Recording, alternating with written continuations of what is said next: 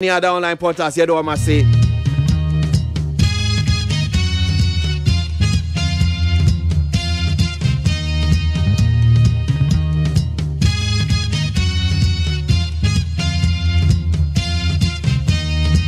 ABOAGYE DC invited for questioning over claims Mahama is planning a coup. Buno Regional Chairman of the New Patriotic Party NPP, Kwame Bafo, popularly known as ABOAGYE DC, has been invited for questioning by the Accra Regional Police Command over claims that former President John Mahama is planning to stage a coup.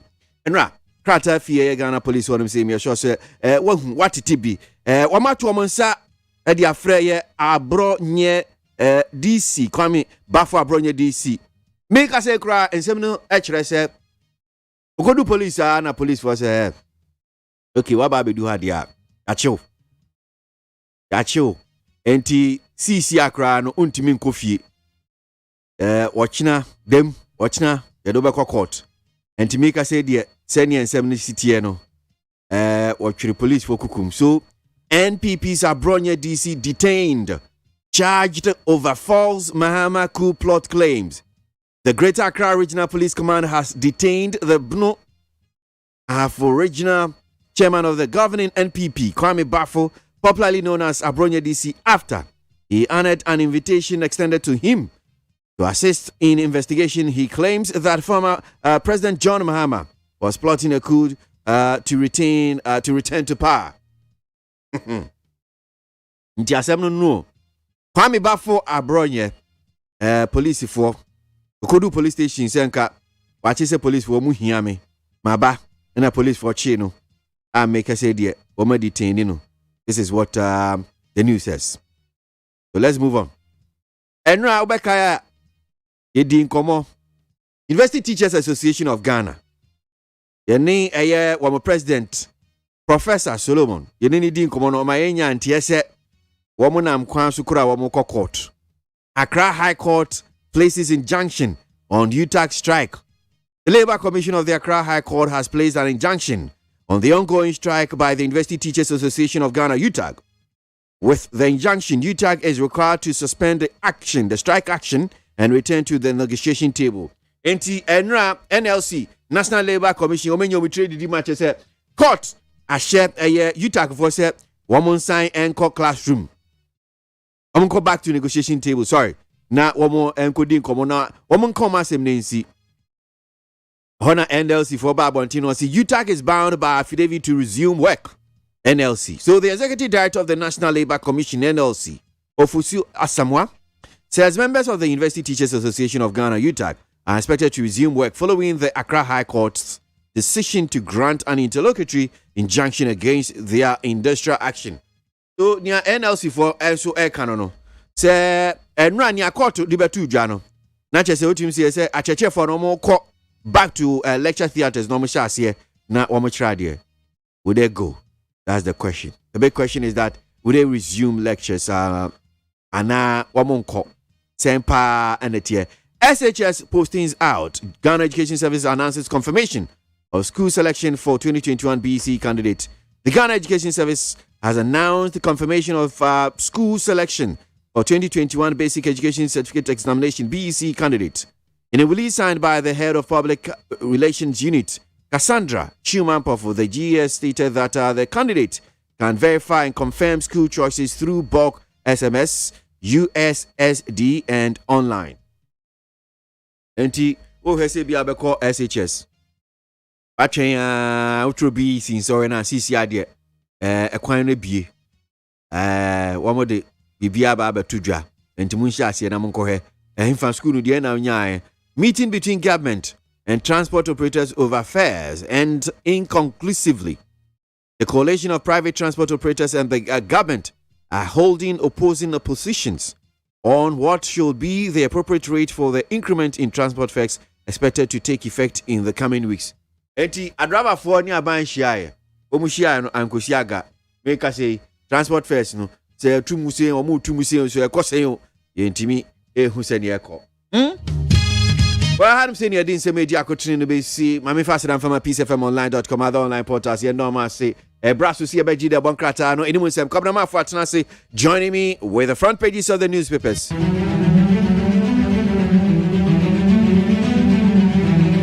Jack.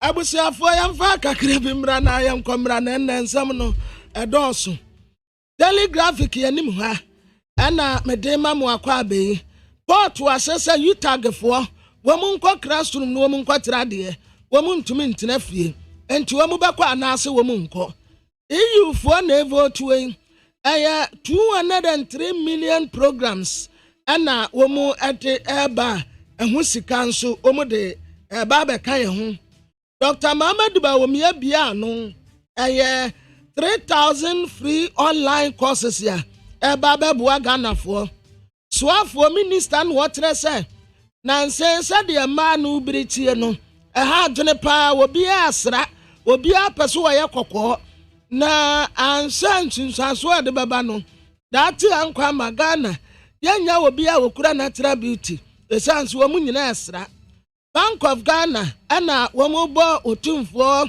ose tutu a wotoso mienu abaso se waboa Ghana mpuntuo pa wei aye telegraphic yanim de na the new publisher de aba and what asa nra Kwame Bafo Abronye oda posifu akati post sales na hopes na doye ne buafu papa se edia post nso ne yewei Mati nipa muma ni beria ma manu bel enti hopes na doye de ne buafu pa nra ade omude ya Abronye no nani anje ho odike anu wata sama mpani na adeda nko akufu ado wonya de kura na memuo no anya mampani na ado Ghana ena guyana anyonkofa no ye ba besem kena adesi a wa asinfosu ena wo mo bo aban na baso say chocolate day celebration a wode ba ho no omani age ho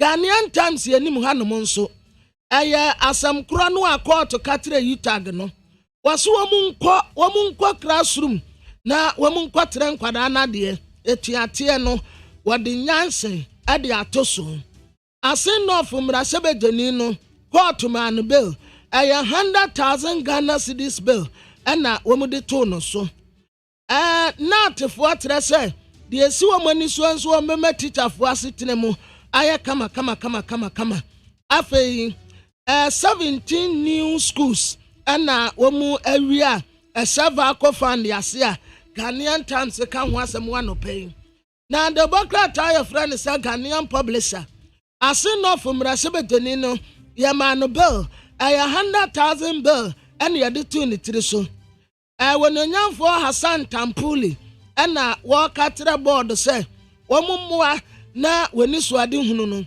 entumi emremu Honorable John Abu Dinapo Debi we Samuel Abu Dinapo what rasa apia tempenifo mudi anim yamwo bu asika no yanya ntese ntitiri kuro ni bio no o ma ya de panti wo bo onum abaso Dr. Mohammed Bawumia ena ministers ne bo na baso se eniama a wo ye no eboa pa Dr. Frank J ena NLA wetua 2 million Ghana cedis Ediama lotto operators ya Ghanaian publisher eka ho asem wa no pay they find anim hanso ade Abronye asem aba and watasa nra Abronya no koyi kama no watasa His Excellency the former president John Dramani Mahama ene nkofo bi ba be yeku ena aposifo so wonfa dance emra na wakoye ne ya man bill enti wada so tirim ena womude no be court afei wasan de utag fuatu ate a womu ate no court waseso womu nsan kɔ classroom na womu nkɔtira de abusiafo yenko peace 104.3 FM so yemra ye ba nsam no bebre wa ha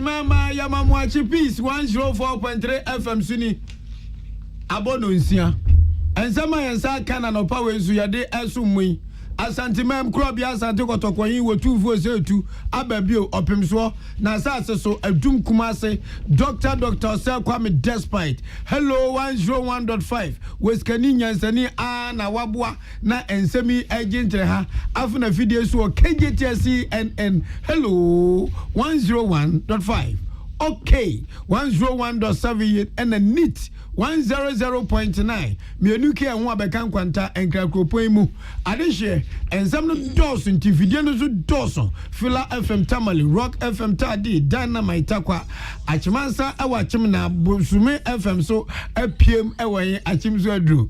Now that better go Jewel FM Dian Quanta after 2 radio bechem and at the beat say we are sound so Liberty FM say we also Enzima FM Enzima and OT radio so better go Beyond FM Star FM also say what table Rich FM ewo asinfo su and hibium babe PM ewo eye Costa FM and no all mankasim Asta FM techimai na peacefmonline.com Ghana-today.com Hot Digital Radio London Ohima Krum Pa Solo and Van Dyke Omakudu Yanku anime and somewhere I did Brahman or Penny Edimo Akote Ebi and say one West Mrashibe Jenny no day atu abine when esse and go for more can buy to go one some near dear yachich woman here.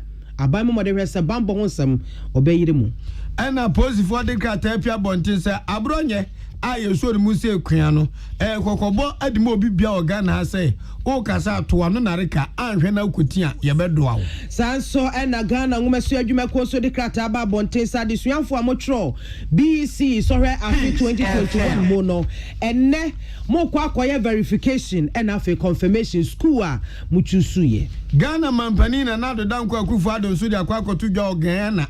The work in an saying was say, baby, I do dear, I was said a baby mind to me, Gina Pintin say, ya no my ya one, young swan bottom and Franco for Nebum, your best answer him, now you see Jessica dear film. I buy an address, sir, or Baba ye bypass a whole draw by ye 9 Baku Sino Baku and Yinam Baku and you see Baku Konongo, Sikawa de Bay a 2 billion Ghana cedis. Or now for a yebi. Na as a Vuvromunsuno. Ya de ba ko biem ewo asoye re apadie ene eye enwuma sem so omo de omompanfo abeda ekona no aba betudwa akone yipa we ne sanka ya hodo na no pe ya bobo ni nyina no asinkonwa ede bremo aseda enkoma KK Pipra Roofing was say de warm 10% discount and chance the board dine so supreme coated roofing sheet and you come for Ediama war the best in Ghana the best in Ghana Ediminia so whoop chance the board dine so say be our dino we see yache upese utun chance no na order for friend ya be for dear eboswa to tumirika kan ho na kojo 10% e wo KK Pipra Roofing ho kwato foforo if I board dine so it's a chance e ka ho asemi a ye ma ho 10% discount you enya nchese ketwa wutimu hu se na husuo no eti hwafebo empa enwe na ache jese enya hwe se de woto no emfiedu aduonu achi still sa ena etie KK Pipra Roofing de wo no sebe won koto pipe da nsuo bi amfa maw wo mo adepa se de be ya wokọ a wo besan ababie ene enema ye de si dan nyinara efriashase ekosi awieye sa wo hwe KK Pipra Roofing na Bomodia for any church motan so kwantempono so one barrier afe wo ko te se esoro no mo ma adenta dodowa epom ho no mo ho so onkrabata bi e wo ho ena okọ kumase a mamponten fa de kwan no so ho so onkrabata ba ko e wo ho friend 0244912100 0244912100 ena 0242662004 yeah, what this way chocolate drink and I paid you here in social no and a bema manpower no to me a power ya juma the money want to break want to come on to any beer this way chocolate drink ye papa ni here pe in social me kwada roma and I no pay obo echi do me de kase bono abrem I can kind for me mame biama kwa for me name odishe konkrom wodi ahenkan kwa me yeboa achenkwana na menum bremu ensam ni nkire mu nie mani musam se opani a oye Ochocho Rodima MPP or Ahafone in Potem eye Ura Kwame Bafu I bottom rane Aboronye DC and they were travel the Susu Kasa JJJ what me Pruman Kasa Nampenfo kan mo say one more fedo beko the Usumans had waba Nanse wokuka nsembi edit ya kane mampani John Dramani Mahama say mampani to awaye din nyina wonya mampani ozabedi no ne mampani wonya opeso wodi ni se woni akaida fo ye plan so mba betu aba we egu pa ne hade ye pi hunom ti bo mi na enzem gaze ze de wuntimi intra video zo nkan free se obekirem ana post photo safre abronya se krachi bekirem abronya se na so nya den o tenkra na pe wa ma post fo anko yire no say ne chinjwa ye ko yire no by force eno no akọ Greater Accra Police Command say maame matese mu hia me say me se o mampenda da be ye ku na mu penchiri mu ntima ba me bekirim eno mu ne kasa kasa de ko wie nyina ne say nyame ya doma enne omde ni ba court akọ kana se ma kire court akọ ma kire court de enti o ka say nyina so wo topa ne guhe bomb etuo eguhe amudi ba betu aban ne gu ne enko sa ne enko hye no na court na be kye se asem no wo kan no odifo ana wonifo enam so mama mi Juliana Oben Deputy Superintendent of Police Public Affairs Unit wo de ka tapia monte ka say abronya titafo ena eye MPP fo ene Ghana fo nyina obi akasa bedwama won hwe na no kasa yi na anya sa asembeto ne daache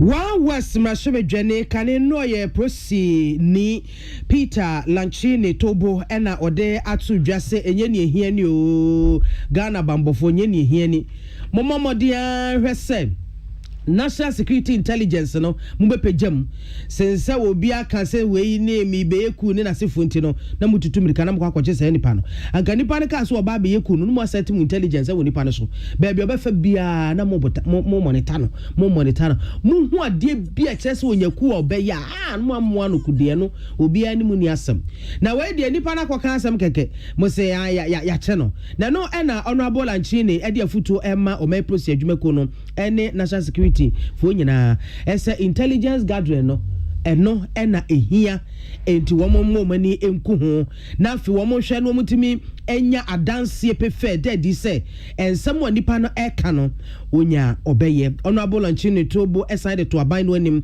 ese womo modia na onwene Ghana fo ne womo ehwehwe ahokyere ne esu ankrofo esu no aban momodia ehwese obetie womo sufre na womo hiade nyina so otimi aye ama womo se ne ebeye a omeyimo ebedwo ensemi yensentwe ni Emmanuel Akoli ene William Ginto ene boa no ebae Ghana mampani na nado danko akufado nso akopi obi man so Ghana na wokwere ne nsem ode akwakoto dwa nyina ne se ampa every tete ene bibiman yade twadi amponkwa menyankopon totobo zoto nso bo awiado yede ase amfusa esa ene ogodu yawo diamond yawo bauxite yawo wayire yawo timber yawo asasebedie yawo banku kese nwoma yesi yawo de nyaminko anenim ene abebifuo ene nyagopo bo wiase amfa de boni anka meye ene o ma nwoma papa nkoa ya ka de cheti koko ya ne aso no botom ne de kwabrane kon ho ye de kwata mahabo adan ya ye de komabro from da nani da emilo e de ayotwo crate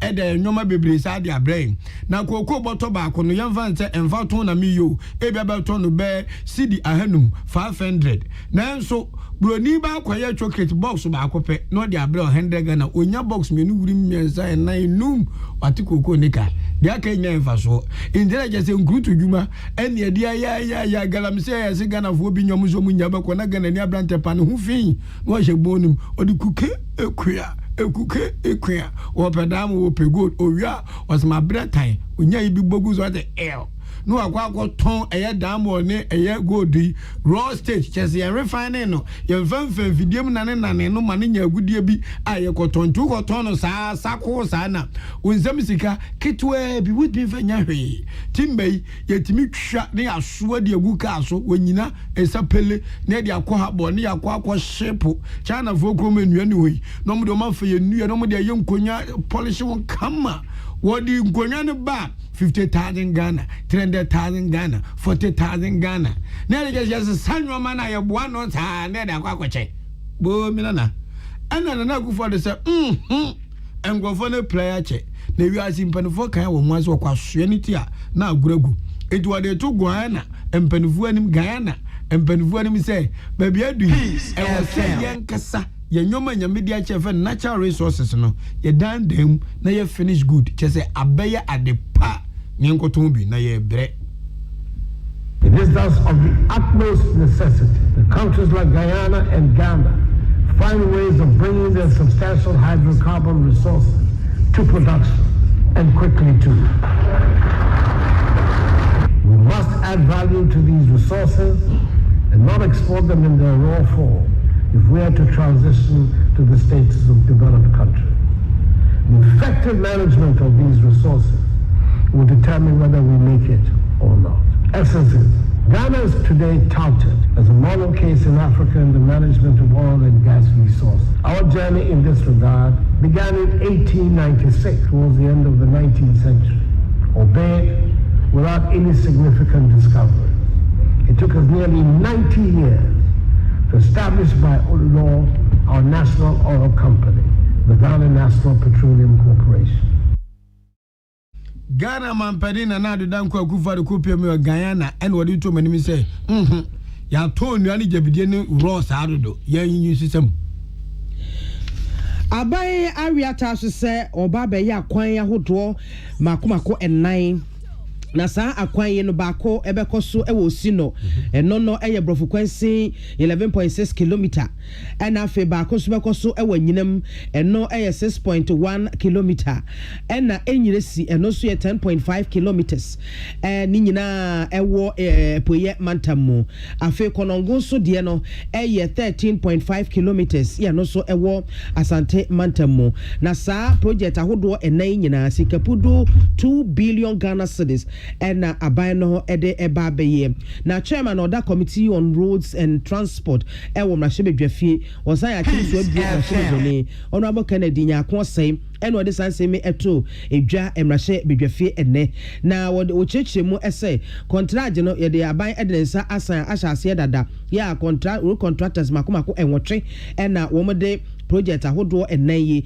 ehye womo ensa eprobo sume no emu na wotwe dika pepepe ena contractor to foni nyina de womu fidie no womu kuku ne nkaka nyina eba kogu ekwan ne so na wo ma hyase aye yame ya domo a emfimpi mienu ene aduonu na 2024 ena wo mbewie ate wo nsa efre ho yenti said the odensam no to dwafae Wadon na ban pipi aban tri bu konse so mo yesa for bypasses yi wi a munim se ebeboa ma accident a AC wo kwan ne so because bebre pese ye overtaking kwan so na ye nya head on collision ya de nyina no eso aye den abrasi na face a traffic build up congestion we si so a ye kwa nka country as se utumi ko bi about 2 hours and say 2.5 hours no you end up making it 5+ hours ni na so abrasi na etumi aboa economic activity because the moment you be reduce traffic on the road a boama economic activities so because when the president Kufu Ado na ban eya esese be de to Ghana for enim na Ghana for obi ahu ye anamo aban no etu ebeboa ye nyina eni a woti ye eye achimso adrum rahebedwane osan so adwemtene oda committee on roads and transport ano ewo rahebedwafie honorable Kennedy nyako say yensen twefo Emmanuel Akole William Gento ne boansem ya no efiri rahebedwam ebae adrum so afọ no eno hwa pa die nsem so wo mamu ha ne nyuma eyo no nyamfo ignition bafo awu a be ma 10 gram na so ne ho dwose na ne onyam de che nkuri ona madini na so adwuma no de ma na simple obebo ne se tew na wasoma adwun se fom ede na asi die asi nyina ne se ena wagya simpio so abomode ama wadan abedwaku a wo be fair wages and salary commission ano won wo mbomba dan no wadan madi tese ka fair wages and salary commission one of them akatuansam ne won totoye na ye ntia ye ka ye nkwa adwuma utakfo adie sei ehase eno no nyamfo ignition bafo awu ase sabri wadan sabedwaku adi adesedi odi to manim ni se momu metra wo emo ha bi meba ansoma kwa akwaso ano fire service approach otwam se tin ewo Yesu din na emom no wasira mo se omumeye adwuma ahohare so no mo we se o ha bi mpon enkwanko ba no so ha ne ba so amuna ne jata wo mo ncho ha no nwe sadia be a adwuma aba adwuma efo ni mu nsensem etimi so ye ho wo mamu ha no ibetimi abre ano ase wori to openi Michael Yaw ousu ni mako won obeda sa bedwaku ya no se Ghana ban gini di ɛno nti ade tumi ne saa adwumadie kɛsɛsɛ ato ne sere soɔ na utakfoɔ egu ɔmate atuate fie ndei nkora wɔ university yɛnim so mbesua de o sɛ a ne ne ba e ne ba bo ne ba ɛne yɛbɛtwerɛ mu sɛ deɛ yo a atia kami ɔmo yɛ so mbesiesie utakfoɔ ne aban ntam fɛfɛfɛfɛfɛ na aboa ma obi akoma atɔ ne yam na akatuasɛm ɛne adwumasɛm so ɛho nsɛm no atia kotom sɛ kadom na obi asoma adwono na yɛtoa nsɛm no so a Ghana Education Service de krata aba abɔnten na krata de aba abɔnten nyina no ɛfa adesuafo a BEC so hwɛ wɔn ɛkɔtwerɛ no afia etwa mu no yɛ 2021 na Ghana Education Service mpanyinfoɔ sɛ yɛmfa kɔnyɛ so ɛmfanto abatan akyerɛkyerɛfoɔ ɛna afei nso 2021 BEC yɛ adesuafoɔ no wɔn ɛkɔtwerɛ so ne nyinaa anim ɛne Ghana man nyinaa anim sɛ ɛhyehyɛ ahodoɔ a wɔn de agu akwan mu sɛnea ɛbɛyɛ a afi placement no ɛyɛ computerized school selection and placement system no ebetumi akɔ yie nti no secretariat no ɛde ɛhyehyɛ ahodoɔ bi aba yɛ a wɔn ɛkyerɛkyerɛ mu ɛsɛ 2021 BEC candidates no Omedi kan asende SMS messages asende SMS ede ama won akọ obi a telephone number bra or fill form a we select schools or de ema won no won de sa SMS nyina akọ akoguso eno nti abatan adesuafo no na akyerɛkyerɛfo yɛmfa nkwanya so emfa ntomonim ɛsɛ sa SMS na onsa ɛka ye no bomodea bie na kenkan mu na ensempa ewum wɔsɛ adesuafo nyinaa ɛkɔ kyɛke na wɔn hunu wɔn musom ɛkɔba sɛ wɔkɔ kyɛke na hu sɛ school a wo select ye no ɛnyɛ no ne ɛde ma wɔ mfumsuo bi aba ho a ɛhɔ a na school no head akɔkɔbɔ na maneɛ na anamo a wɔso mutu fa ho no wɔn atu ayɛ siesie kama ɛde ama afenso wɔn si ɛmfa wɔn fa kwanya so ɛde ato Ghana man nyinaa nim sɛ saa messages a wɔn ɛsɛnde ne bulk no wɔn sɛnde ne bebree tubo mu ɛna wɔn de ɛkɔma abatan no ɛno wobɛtumi abatan na anasɛ candidate no wobɛtumi nso so adial saa code yi na wadi instructions no akyi sɛnea ɛbɛyɛ a wo school a wochu so yɛ no wobɛtumi a verify na afenso wa confirm ede ama won edi code ni nie star 899 star 88 hash star 899 star 88 hash misremo a message subio code no star 899 star 88 hash na eno wadidi instructions na chi ne wasa we na watimi aye na kama na ubetimi nso so akọ csspsverify.com csspsverify.com na ehwo nso so no wakọ akobie na watimi a verify na wa confirm e de ama wo mo wo se sa verification ne confirmation enne wukuo February bosomi da to so edunsia e na e hya ase na nyame ya adom a ebnada February besumi da to so aduonu mienu na ebeba wieye wo say verification ne confirmation no enne wukoi February besumi da to so dunsia na wo mo hya ase na nyame ya adom a ebnada February besumi da to so aduonu mienu na ebeba awieye wo say candidates monkai ehunu say enya saa be na wo kwa select school foforo selection ne de wa ye dada na emom no bia na ukohwemu a na emfumso bi aba ho nti mfumso na abeyi mpanyufo asotire na omatimi ahwe esiesie nti osi abatan ahwefo ene candidates ne Ghana man nyina muntie ne yie na monhye no so na ankofa ohawbi ama kratai Head of Public Relations Unit ewo Ghana Education Service Cassandra Chumampofo ono ena ne nsa hyase Kasebo every peace 104.3 FM so ya omeso ye ba ye bibi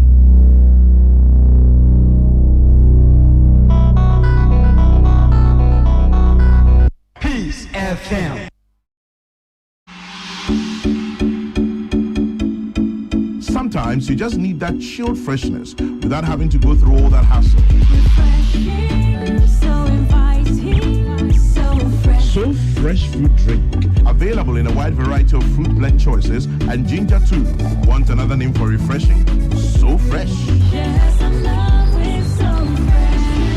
Perfect blend of flavors. Oh yes. Share some love with So Fresh. Best served chill. Available virtually everywhere. Chairman General says so.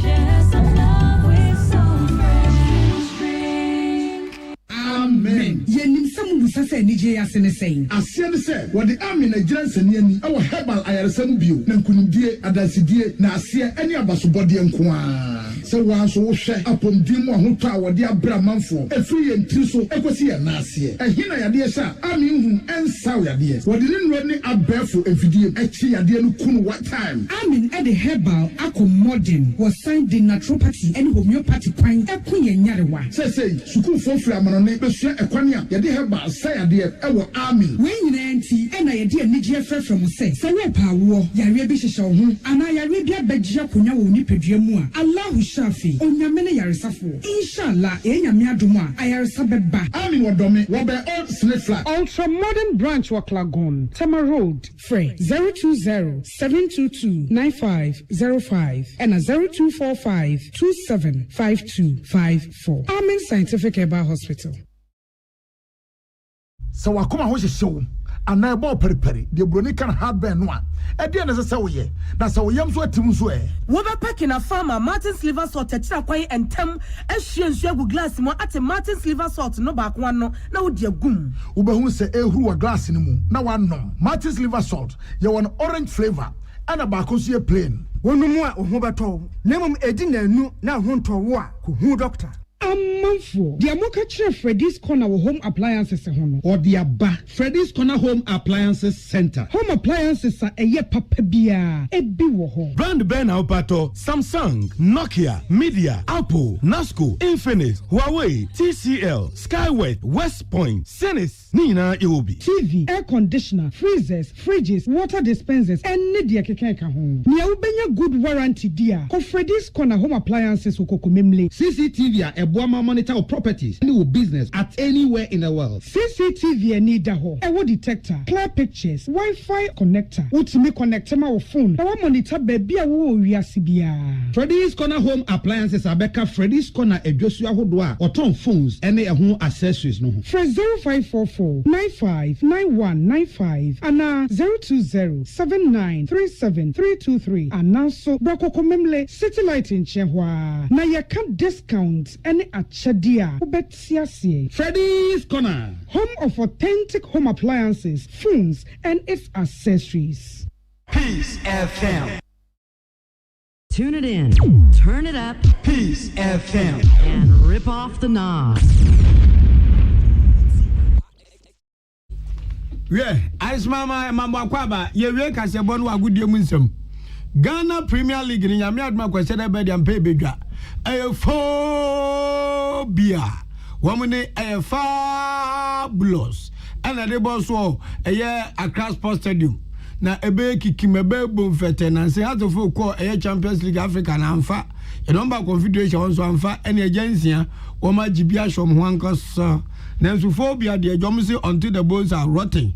And now Ghana Premier League in my team matches and the modern con camp out who say quam aquada table na pempem crop bias and take to cometena and Kumasi Asante Kotoko Oma Bium AJ Agron form Omudin Wuro a grona fankasa cause he bonosi interpositional passes but pa na echo Nyami Adma consider bay a yanom say ewa a year Accra Sports Stadium phobia against Kumasi Asante Kotoko and Pae Bedo what about the Manche Bediagro na ewiasi nyina wese sabo de air classico na yego kandientia National Sports Authority for say Yankopon aduma 25% enemna park amavoza manga adwayedwe ye beji boom ade akọ UK memu a omokra akọ vidi kuom say yi wombo full park na Ghana de ena ngofo bezombu ye nmitiase ye de yenko 25% ye nya beko enti kotoko nyame adom na kwese de be so mutiri ye no mutimi hye house de a point no batwumu makonkron ana house for say odo no do nwere bi ngo ene ye wo form be na mo Kumasi asante kotokone atofo kubo emfa form na ebo yan phobiafo ye be chimo fa abufo agyammo na mo hwa dia mapi ho Champions League nso say NPM wo PSG bomode eto enkra FA Real Madrid na enu agro ne ye de papa asuma sinya penalty Messi obia ni ho amuni panyina agogwa bonten botum keke ne egofie akwagwaja pu ni tugu ba bi ma so ha na ekoto a wo se me na beheme wo beheme me free Spain ne ba akwan wachi boy Mbappe as a man who opposed the Mbappe ni three na ye na case chese what do I pan ana krocha crown what ba ku to ma Real Madrid for no PSG vote me share Real Madrid for e ka ba ko no Mbappe to yen e wa Spain Sporting Lisbon one so there's some go dia grow Champions League mo but na wa ufie ama Manchester City so mumu akukọ de ehwebeku aku eto enum boy shaw magma gunum de ade bodo ogobo ampe na ukuru bugwa na ya show onumi na obe UK de ni ebe show etu inti anura no le Sporting Lisbon eka enum no mjigu matrem Real Madrid so je baako afie we so national cross country no eba be piem e wa kyem dan eno ya gudie mu nsem bosumi ayo omni de to so aduoni nsia e na oman ni nyina akwakwahia wa kyem dan na so da mo da dwede ne de no omoda na di ewo enkran to odafo kura nim say national sports cross country no border Ghana benfo su no mo ba mo de ti o memu no sei ene ho amade tie was advocacy bonus nseme to dwa ne di mu akote ebene se wa wasimrache bedwane kane no e process ne mapa Peter Lanchene Tobo ene ode futu ma process adwumaku no ese wo momodiana na mo national security intelligence no wo mo no enya adwuma no mo nya se wo mo etata eche enkrofo a wo mo ka ku ho asam Sanso na Ghana mampani di atu aye Guyana mampani ni mpanifu anim se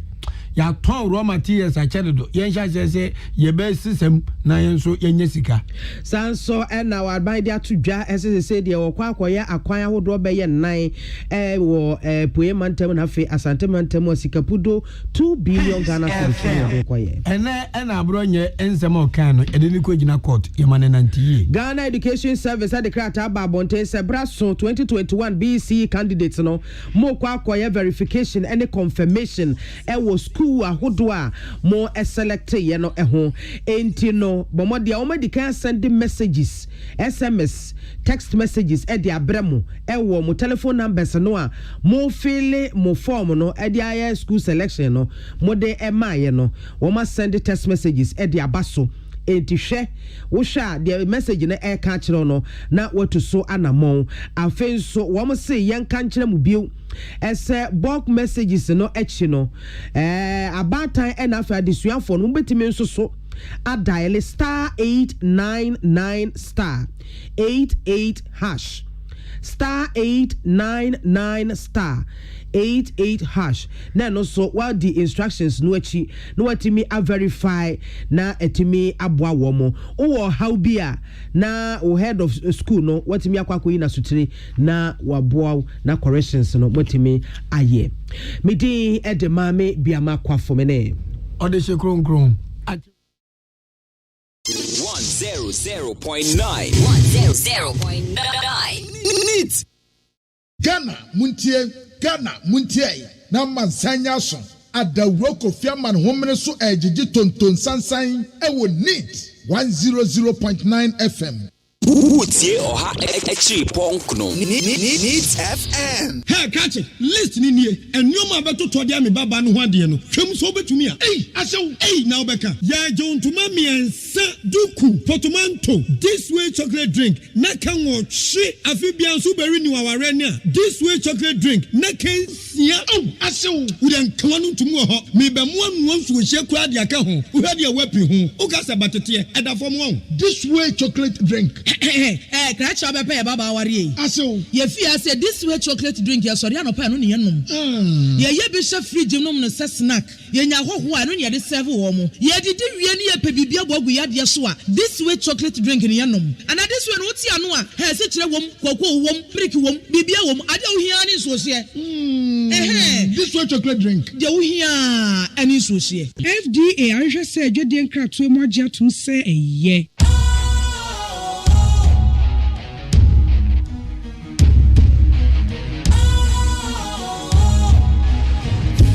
cool, fresh and trendy with a new look. Makes you feel real good, that refreshing vibe. Satisfies you right just the way you like. Do you know? Do you know? Do you know? Ain't gotta do it alone. Specialized makes you flow. Anytime, anywhere. Specialized feel different. Always think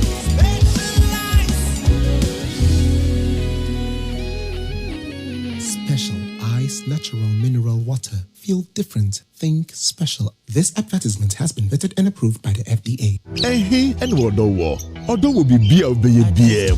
Shani Jenny Fefedian na feel wo HD Plus so. Yes, you do free Nanso entesa wo HD Plus so. Wodo busumi wemu. Ye chere wodo sunkwanka sa wodi weni be hunu se etwegu feel wo crystal clear pictures mu. Eni da hokai. HD Plus ana wodo fi ankasa. Emayen world class TV viewing experience in Zao. Commodity TV dealer and electroland shop BM. Na beka HD Plus ebusiano hu sisia. Shia wodo wo HD Plus so. HD Plus, the feely experience.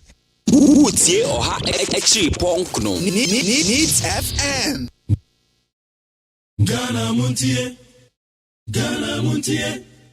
Ghana Montie. Ghana Montie. All this and papa. Kasia bo. Kowakata wansa. Amaya se. Kasia ABOAGYE. Onye yimu. Nukretrodo. Kamadine kamadine bo. Nita fe. Mama yentie. Kasia ABOAGYE 100.9. Kwesi bonkwe. Mese Mahama. Any Al-Qaeda for me now, one. And I'm the afa branches. No branches, no yet. Presidential staffer. Hey, I'm president. Who him say presidential staffer? Who him? Back here actually a presidential staffer. We could just say Ghana Hanu. Mon central for now, Mutikroman. Mon packing, can a mon entry media. Munya Bufonica Koda so, Munya and no, I don't know. Asamaba, and what Sabia information you are perfectly baby. Information say journalism is about investigating. Hot 93. And Timothy, I can't take him anything yet today. 100.9 FM. You can't a we need capacity. Nama be man no say meyeku. Aja ususi say oni capacity. No be man no meyeku. Maami otombo de say oni capacity. Oni no be man no so meyeku a. Again e be see at the end of the day. Ni bisa o say obi abekika bi nyesa. Obi akika kwana dia na be see at the end of the day. Na say akika say you practice what you preach. Exactly the point. Until you need to the only defense of the man is that you don't have the capacity. But the whole capacity, the one capacity and these lawyers in the issue, we also need capacity. Law just said, you see, this one is prohibited. And for you defend yourself, you don't have the capacity. Our capacity, we also on Ponkoya, no, the body to Domaya. Have the capacity to support him. But because of Domama, Asami, right up one for Domama, be a diamond, Kakrabi, no, to and also the Beku. Now, Domama, some way, so we Domama, I am a presidential staffer, and I'm a Domama, Papatin, remember as you say, only presidential staffer. And I said, what not you know, only Domama, woman, yes, you tell me, and I must say, the master catcher and say, oh, try cool, not try cool, never know about the short way. Woman, the Baba, and no, and another mamma and Asman. Correct, sir, they're okay, and evidence way, sir, on the evidence no way. Evidence, evidence, was said, right from day one, Okani Twitter page wa. Every day be obe post cool comment be ano. And this ni doma ama na support. Na no ada oye ku asemi no. Ye chi no doma ama na baba ka say. Ona baka say 100.9 FM. What you say? Now under the first person about Kitty, yes, say, I granted a new quantum of Machinano. I don't demand Mahama. What I say, not just say, Domama, no, because any quantum of Machinano. Domama, the Senate, is on Caton Bay Kuno, but one more Mario Kuno. And to Domama, I can't know some what. Na nimse ku na damfo ni ku o ye de na ka asem a onka ho onfra baka na say okay na mo ko ana mo say branch no mfa metum we ye ascot fm feed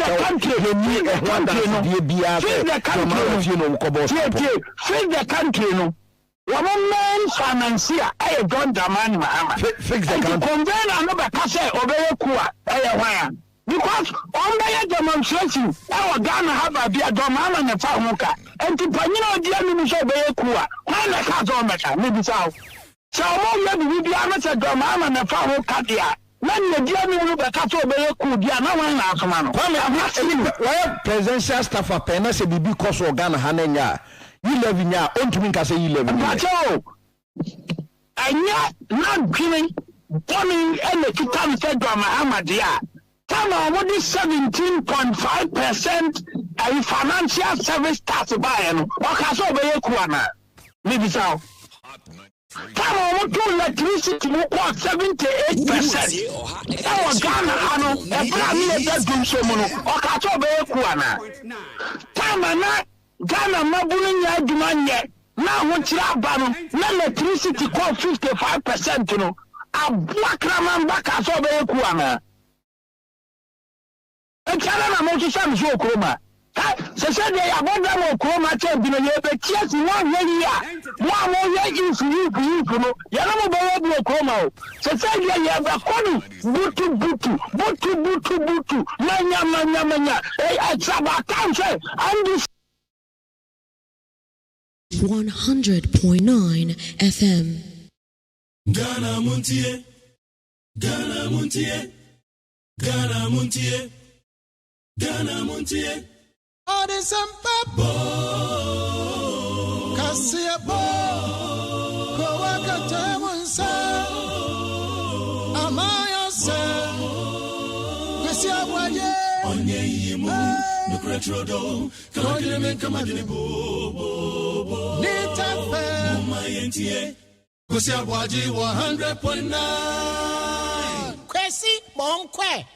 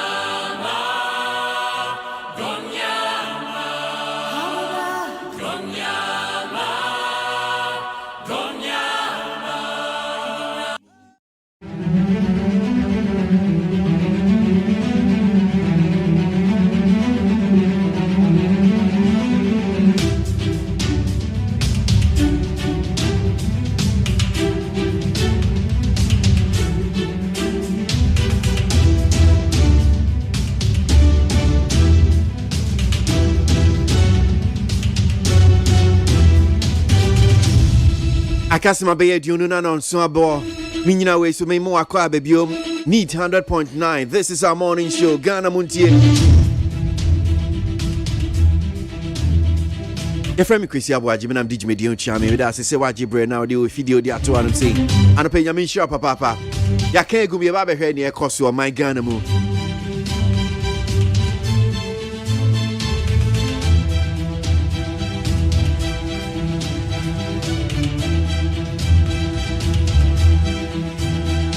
Kabinamaafo nso ka me ho ɔbɛboa kenkan ida bɔ nkrataa no wadwe nkyerɛ nso yɛ WhatsApp line no hɔ no ma bɛtumi de afa so 0503721744 smooth sailing saa ne ɛba bɛkɔ no yɛtena mu kɔpem bɛyɛ no ndu ne akyire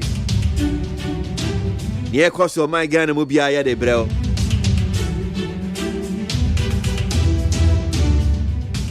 Go back to classrooms.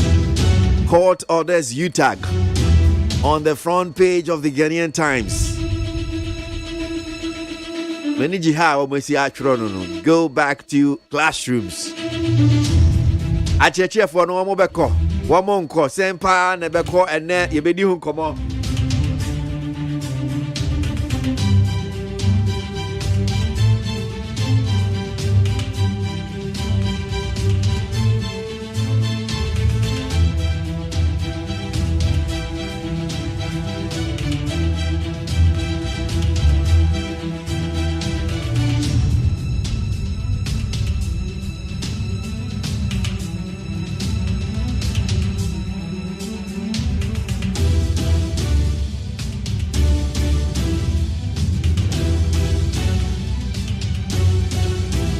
Okay, all right. So yes, here the one krata no.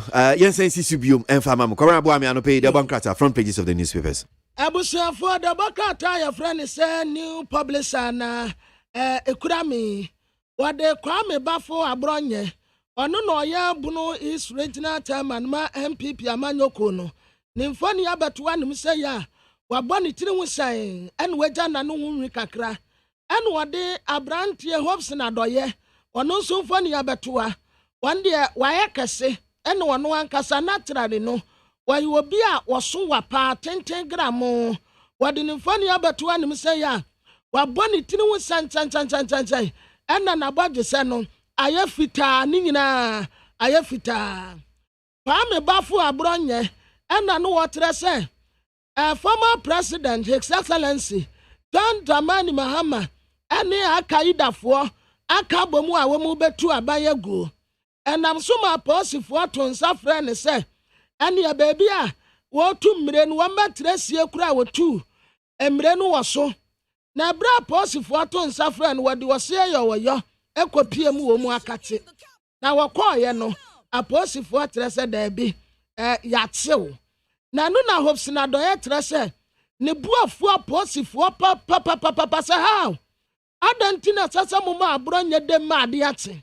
Entini buafu pa wade no wasam ede abaha na esoro ho mampani na na de danko akufuado ebra wo ko gunyana no na wo katere wonum se ye oya resources no wo mu be manage ni yie na abenefete omanfo adese a wo asimfosu enu wo mfimfini mantem na wo mu bo aban yaba so se wa ya ade pa chocolate day celebration no a wade ba asimfosu no womani ade womu bo nsem ade emano abrantie yi ya frano akwasi ade wodike UFP party no wone no okofa ba ye wotra se mampani na na de danko akufu ado amemu a wobue enya se amemu bone keke na eyo wodi amemu bone no kura to nkyanya ama emema bebre womu be mentumi nyina so economic hardship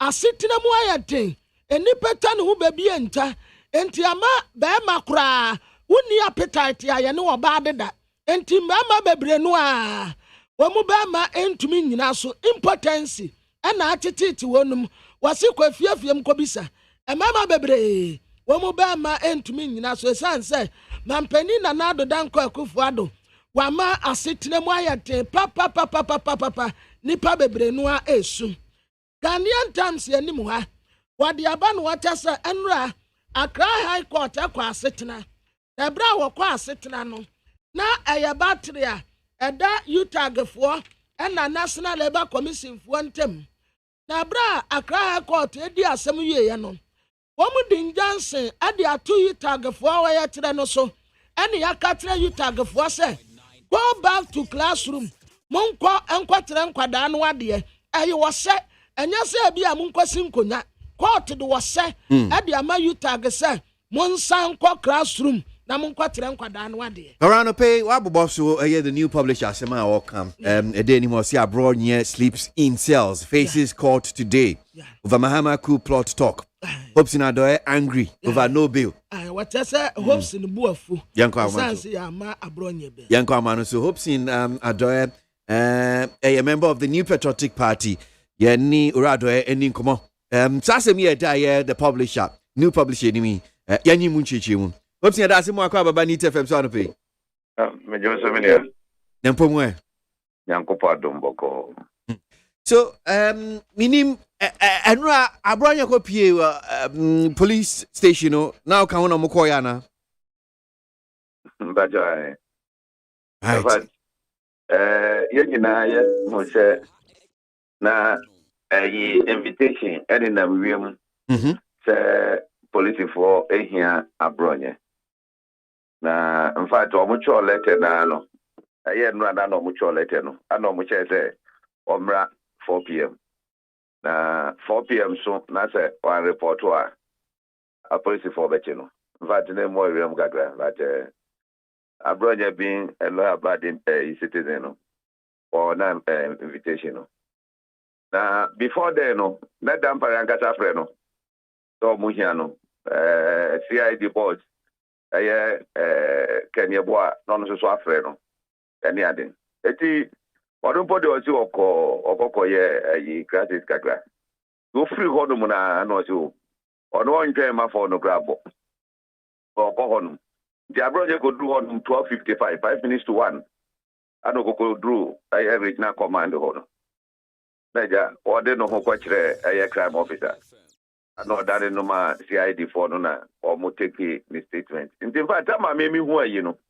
Me frɛ ya Ada me friend police ni ba ko say you be saying about whom I know say ABOAGYE pra wa hadeda the one that me took enti me so me go do hodom be 2:15 the me do hodom na say wa show the statement mpo awie and me be say now the way forward then you be ya you be to me assign bail amano na ya hu ni ebe me say 2:15 na me go do one watch on the statement here no yet why so we dey say commander na obetimi ama ye ka dey say authorization bi say omunye say na say me call commander o me call no ye twen a obaye so dey omo yi kakra ye wo ho obia say this ne IGP akasa well you try to be for IGP. You free ya IGP Emfa the call. And you free commissioners in the whatever for be no me person me bo mo you free o muting. Obi be free bia. Was say money IG nkasa. Obi be free bia. Na edi asemu na ekosu. Sabi o mo si nipa no en report. Ano report here. Look. Previous ones are near detaining woman. Yegina yet yes, a bit more honor, ya more invitation or more chichu or monase, a be a your margins or more background, no more what you a business so or more to share that no more coy any other. Eti, so I don't know more, yeah. Ebia, workers okay, Nipano, why share a buffon dear Mawa, yeah, no problem. We must on 4 p.m. 12:55 no. Watch the statement every. What you want to want? The idea part the bemo detaining no. Me see our hold on na ya hu say o ma kwa kofale ade no e wo court di aba. Say anopay o mo court. Fine. I mean, o granting the bail out anopay be at 7 o'clock. Report to yeah court. Any day. We'll be there. But to deny him complete resano na more yam gagra.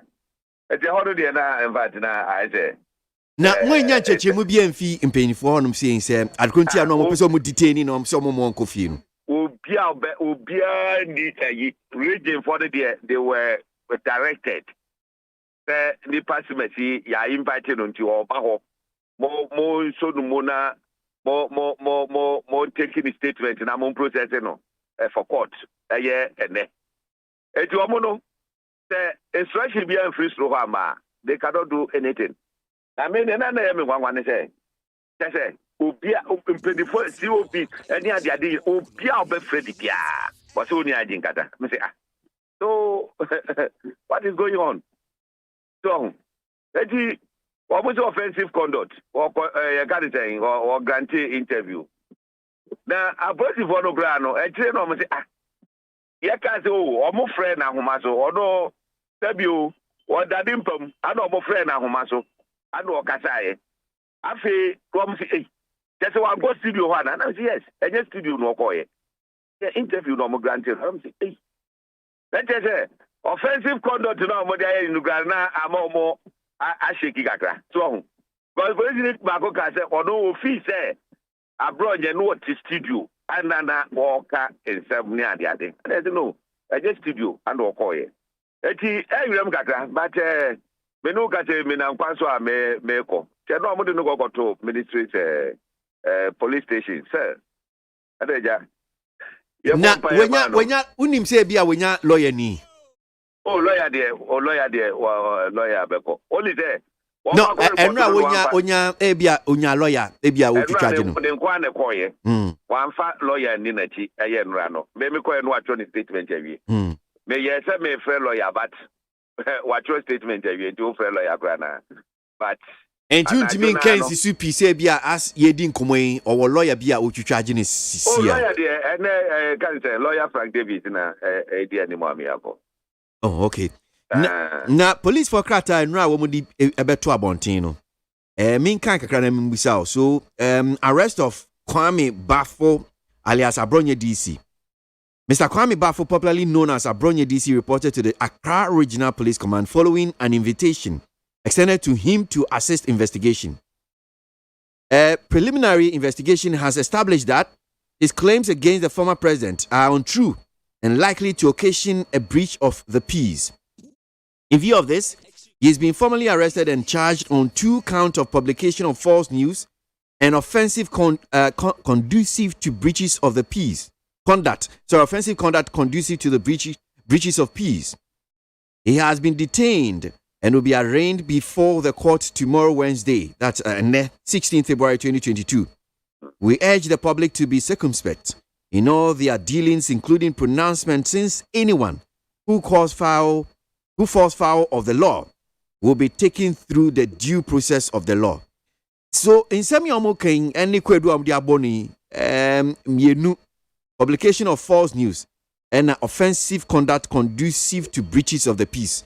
Only police for nyadwin because me share a Democrat new publisher na or see adoye angry just say now buefu and in same be make kind with Democrat there's a trend we should watch. There's a difference between a suspect who himself obeys a police invite and a suspect who gets arrested and sent to the police. Abronya himself walked to the station based on their invitations. So if have been charged, if you have charged him, let him go and prepare for court tomorrow. Why detain him? We and simply be a but baby crab person bisa baby kakra or same way quote. Is the Ghana Police Service looking for equalization? You cannot please everybody. Every offense is now bailable. And after taking a statement and filing everything for court, why still keep him? End of quote. So, dear episode training semi awoken yina hoping. Oh, me nkase bia me police for enya dwene se abronye afomo a omontimi invite na na so omontimi nche no nkasa. Ye nyina no adwuma ye etoda ye nyina ya no timi pa. So na je no. Na utie asema na nkomo ano mudia about Oliver Bakayi ninsem ene sene abroad kata ye say oh or yeah Juma edema former president Mahama. It will be a former president naturally and no communicate any idea just said yes no it be a public in the fee say uncle you we are all woman be Obia betima and Obia no betima pa. What would you know? Yeah, Adibia work on once and yeah consistent from January 24th to can you say 11th February. Now Obidia waka kudita bako 5. Any idea and tisa. But me issue ni say what was afraid the panel are obey wapa. Ababe what taking the statement. Court I don't know say so muko file and banza you I don't know because I'm a draw on me create that cheat to know buy any idea they just who give us I don't know that they are prepared to I don't know so you know why is it more than no court in there why not bail him that is my concern.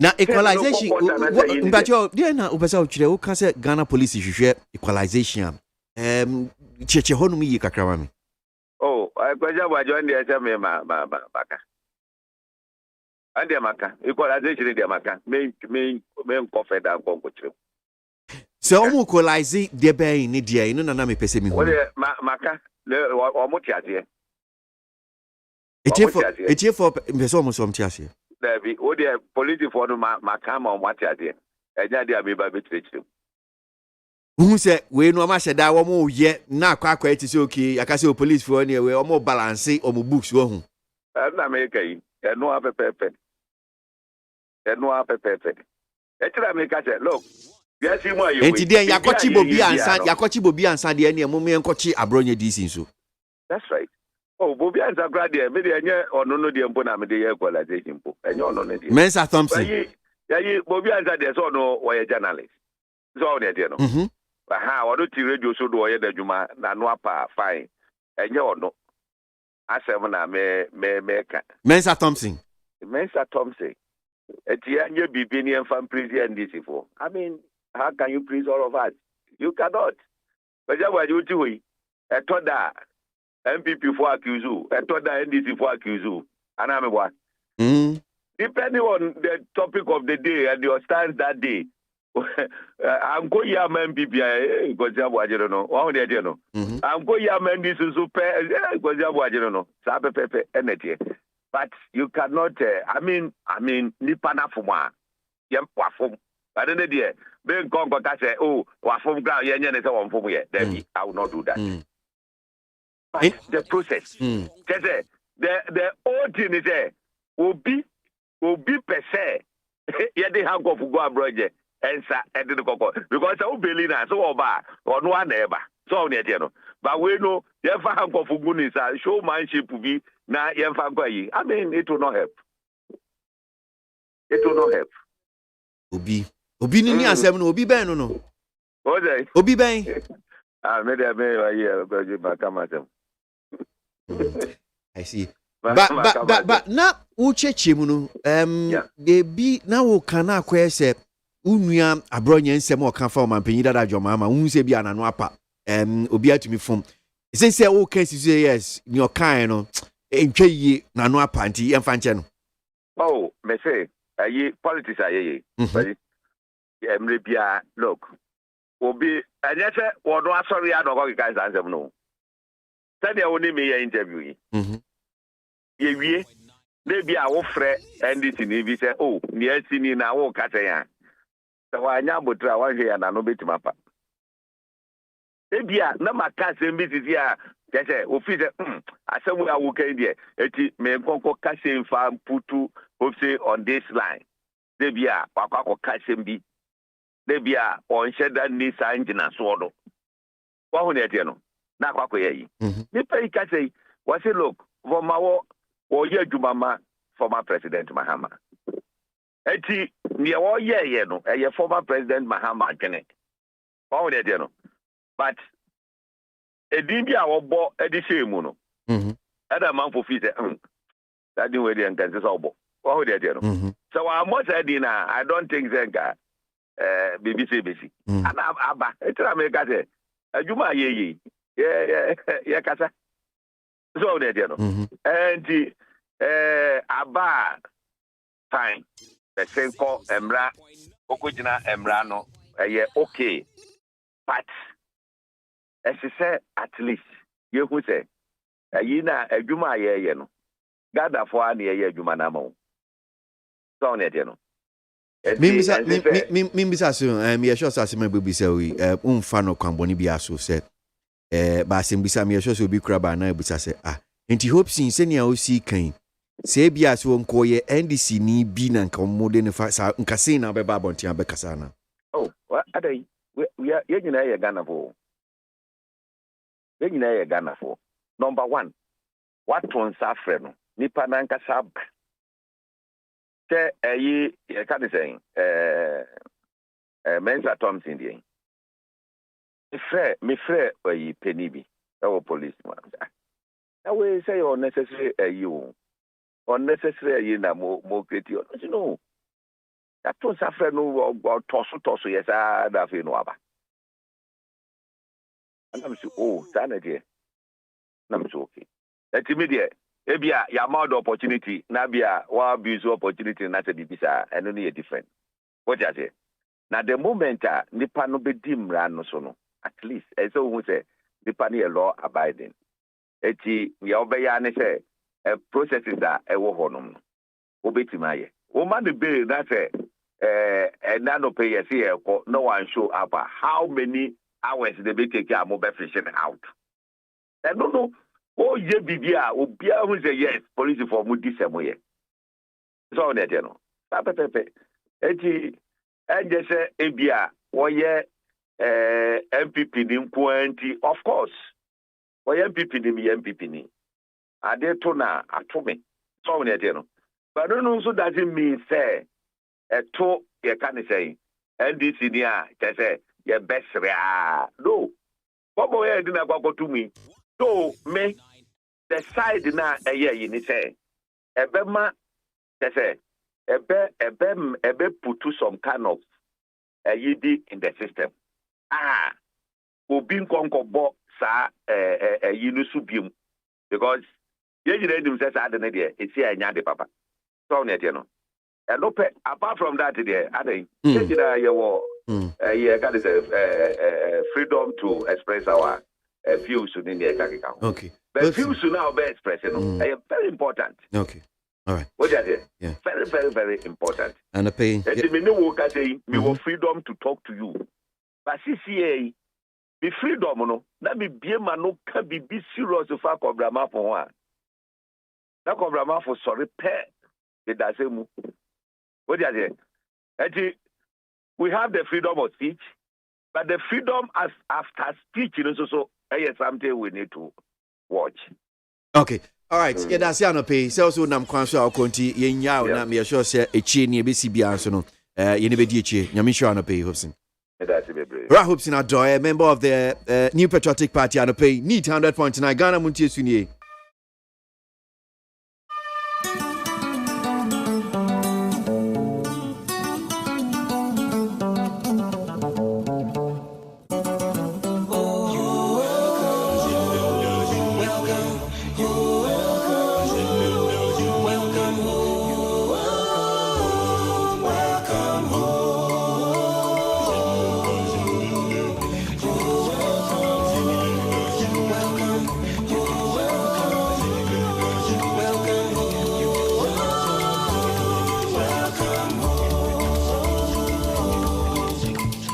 If you know what you may feel now to say, I'm more aquaba, eba a year median is Ghana Montie. Ghana Muntie, Naman Sanyason, at the rock of Yaman Woman so edgy ton sansan, I would need 100.9 FM. Nana Bribuahin, a Deputy General Secretary, my New Patriotic Party, or Sansu ye Emrenimni, a Bronye DC, Nehwako K. James CCA, no fast. Nana that's him aquaba about Neat FM so. Yeah, yes, sir. No problem. Me sure say what I say Kwame Abronye what is Ghana Police Service for to suffer and rap Emma make us say okupie no wo mu detainee no omo de charges be e de abono Nana. Oh yeah, yes. Men wishing but Mattia over consumption of one money. But little them a friend and yano. And actually no. Na banfo ba kono no kwe no ka kire no yasi nyina ti o mabo mama ne Na police for charge omo di abono okopie omo kire no na womo ama wanko fie na womo sande ni two mu na womo dey two counts of publication of false news and offensive conduct conducive to breaches of the peace. Any ninsem bi a womo so dey two dwa radio so asimrenim ni no say na tema. Sometimes we need to be very, very careful. I'm a political animal. I'm also a lawyer. So when Asambana was addressing say, I saw you and the same time the suspect is my nephew. Uma or family relationship no nkosoro ncheni bibia.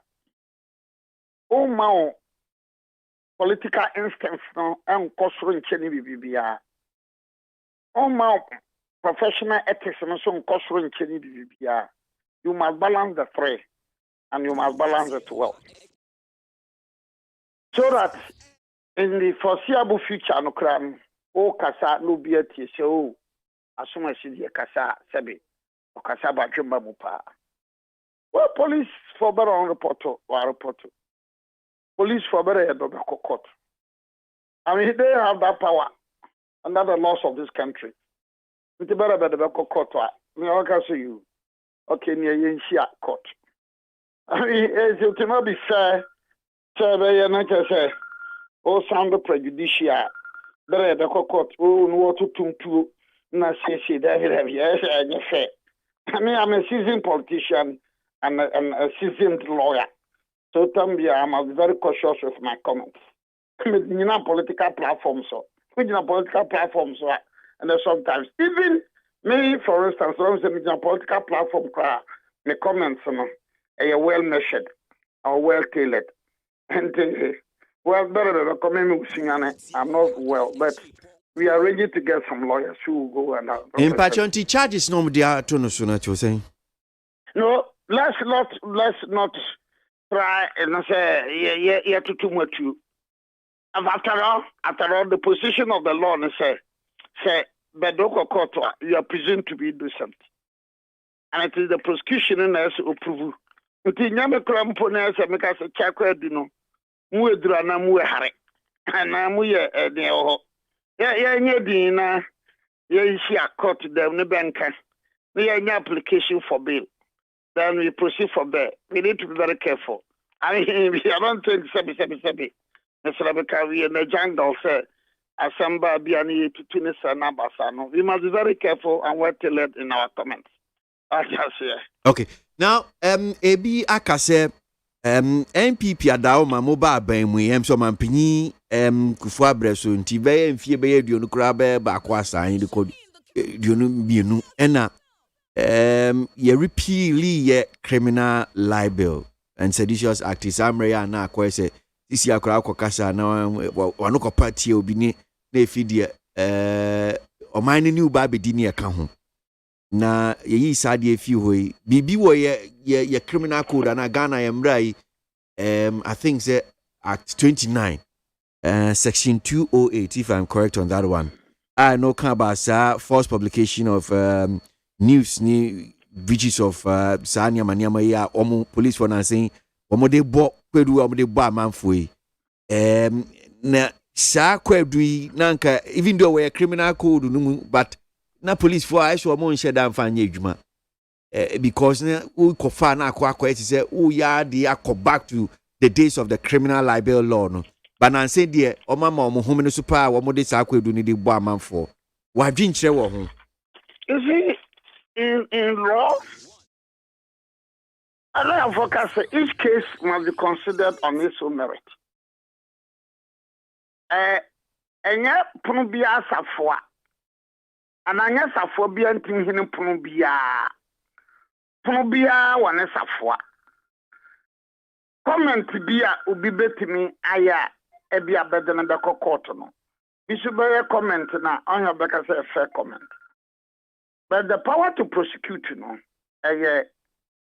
the attorney general the police for power to prosecute no attorney general in case of Abronya DSC, say none of pay that's for any could court or no attorney general the Yaba Nolly prosecute. Ayaka. That is Zelkofi. Got the power to prosecute. Do be make me any wholesale generalization say. Bedo court on cancel bedo court but let's leave the police who are exercising that power. Whether that discretion or the best exercising you, that one also is a different thing.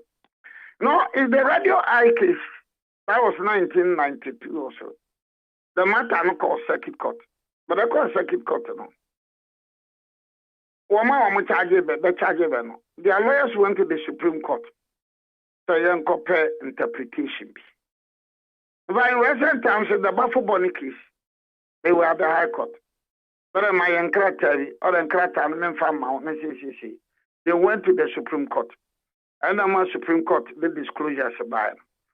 And I said, no, be a best firing, you see. But the bottom line is that process for better the Beco Court. No one about the court because there's the presumption say you are innocent and not guilty. And therefore, it is the burden on the prosecution. A person for Naba Bedwa Quabre, Asamna, Wakana, Wakra Bedwa Kona, Benny be proof. And at a certain stage, the crowd, and some will be Jabakam Kurano. They must make a prima facie case. And some state enough for us also, but a big one. But Timania and the prima facie case. Even at that stage, now we have submission of no case, and I say big Malco. So, I mean, sometimes, yes, we need to be very careful. So, let's monitor it. And we are ready. Nana, answer now, Bekono. What in some no? Shushia by say in some kind radio, to teach you farm and Pinida Mahama and Nuntia and police for Atun Safri. What in some no?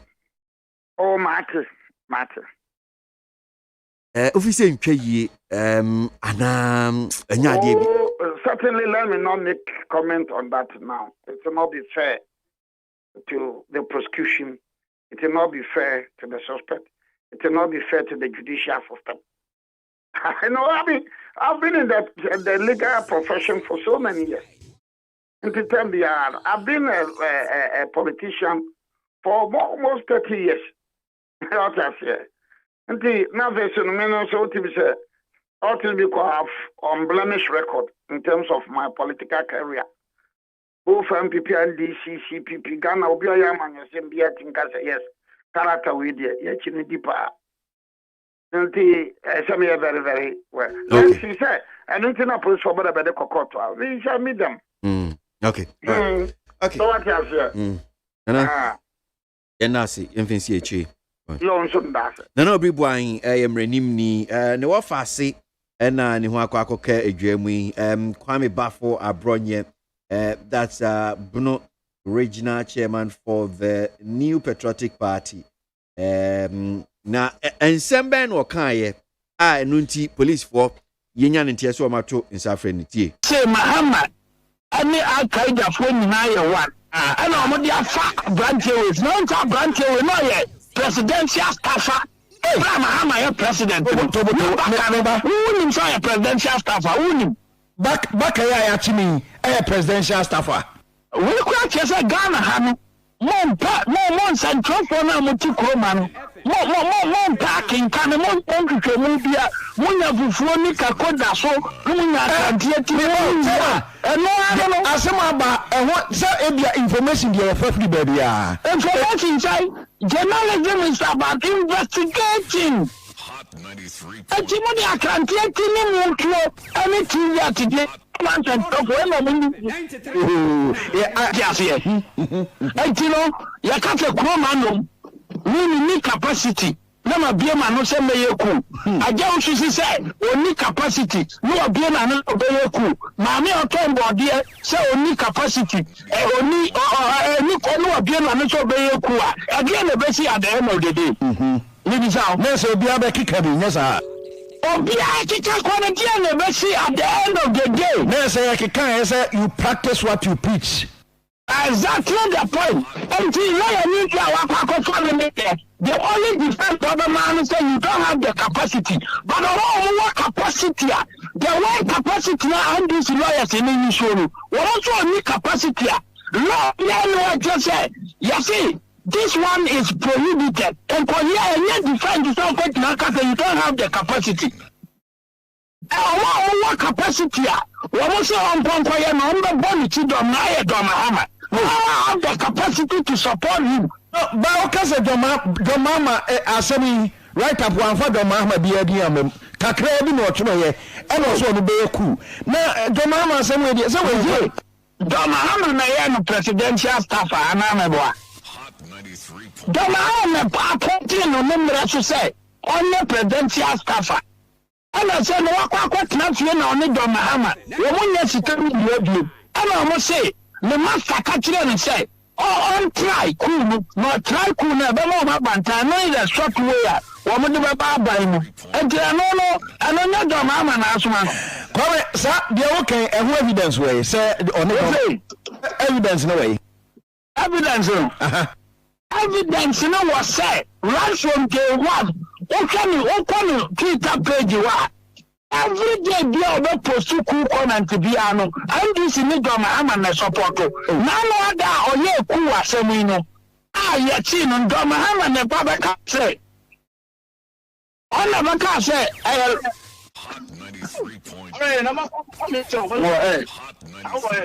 what does it now other the first person of the kitty say a branch and you can't so much in Don Dramani Mahama.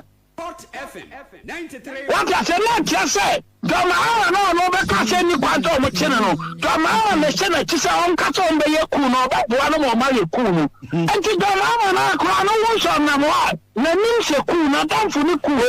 Oh, yeah, the Naka Asema on Kaho Onfra. Okay, you see, now I'm going to and I'm a branch and from the two. We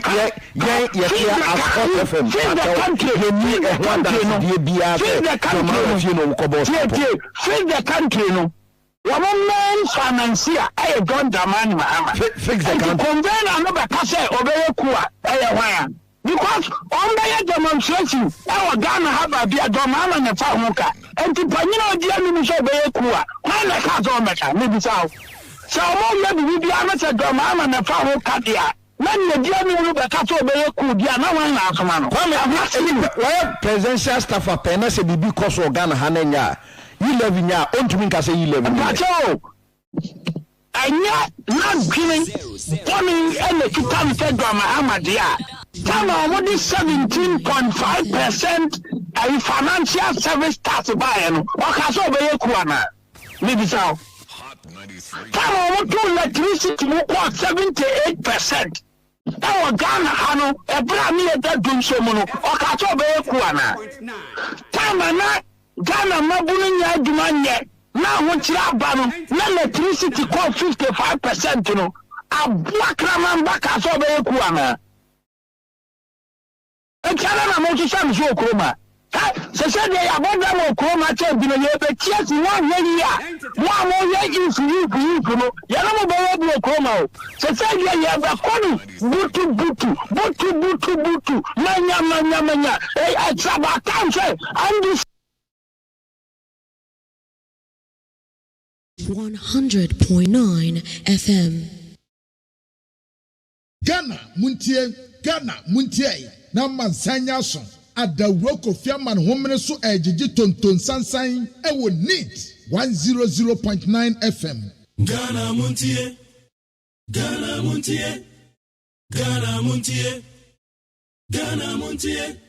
All the sampa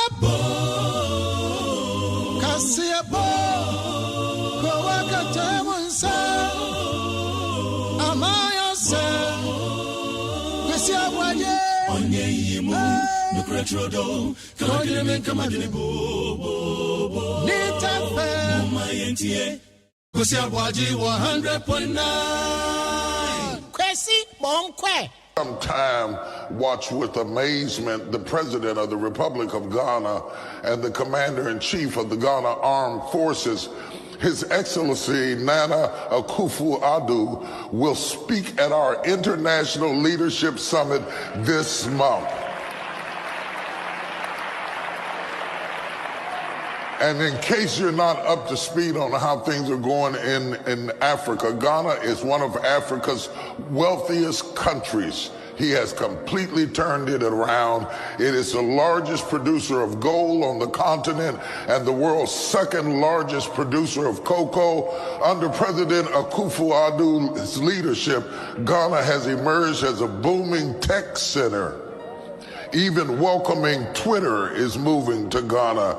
Africa's corporate headquarters of Twitter is going to be there. President Akufo-Addo is also working to transform Ghana into key travel destinations, particularly for Americans, but particularly for African Americans and the African diaspora, and aggressively promoting investment in the country. Over the last couple of years, Ghana's government has set aside 500 acres of land for foreigners looking to resettle there.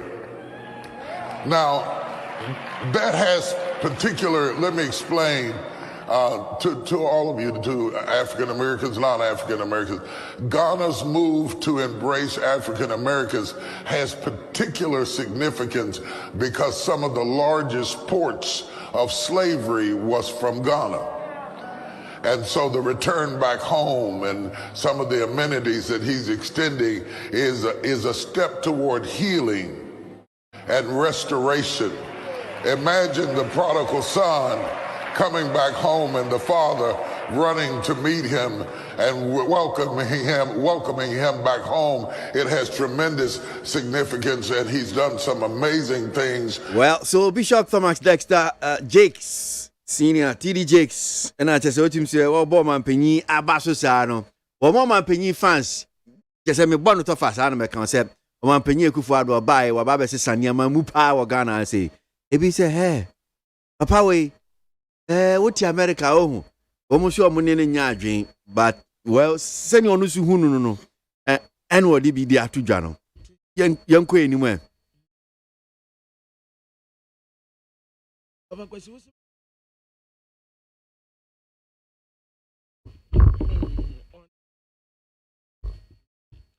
I mean,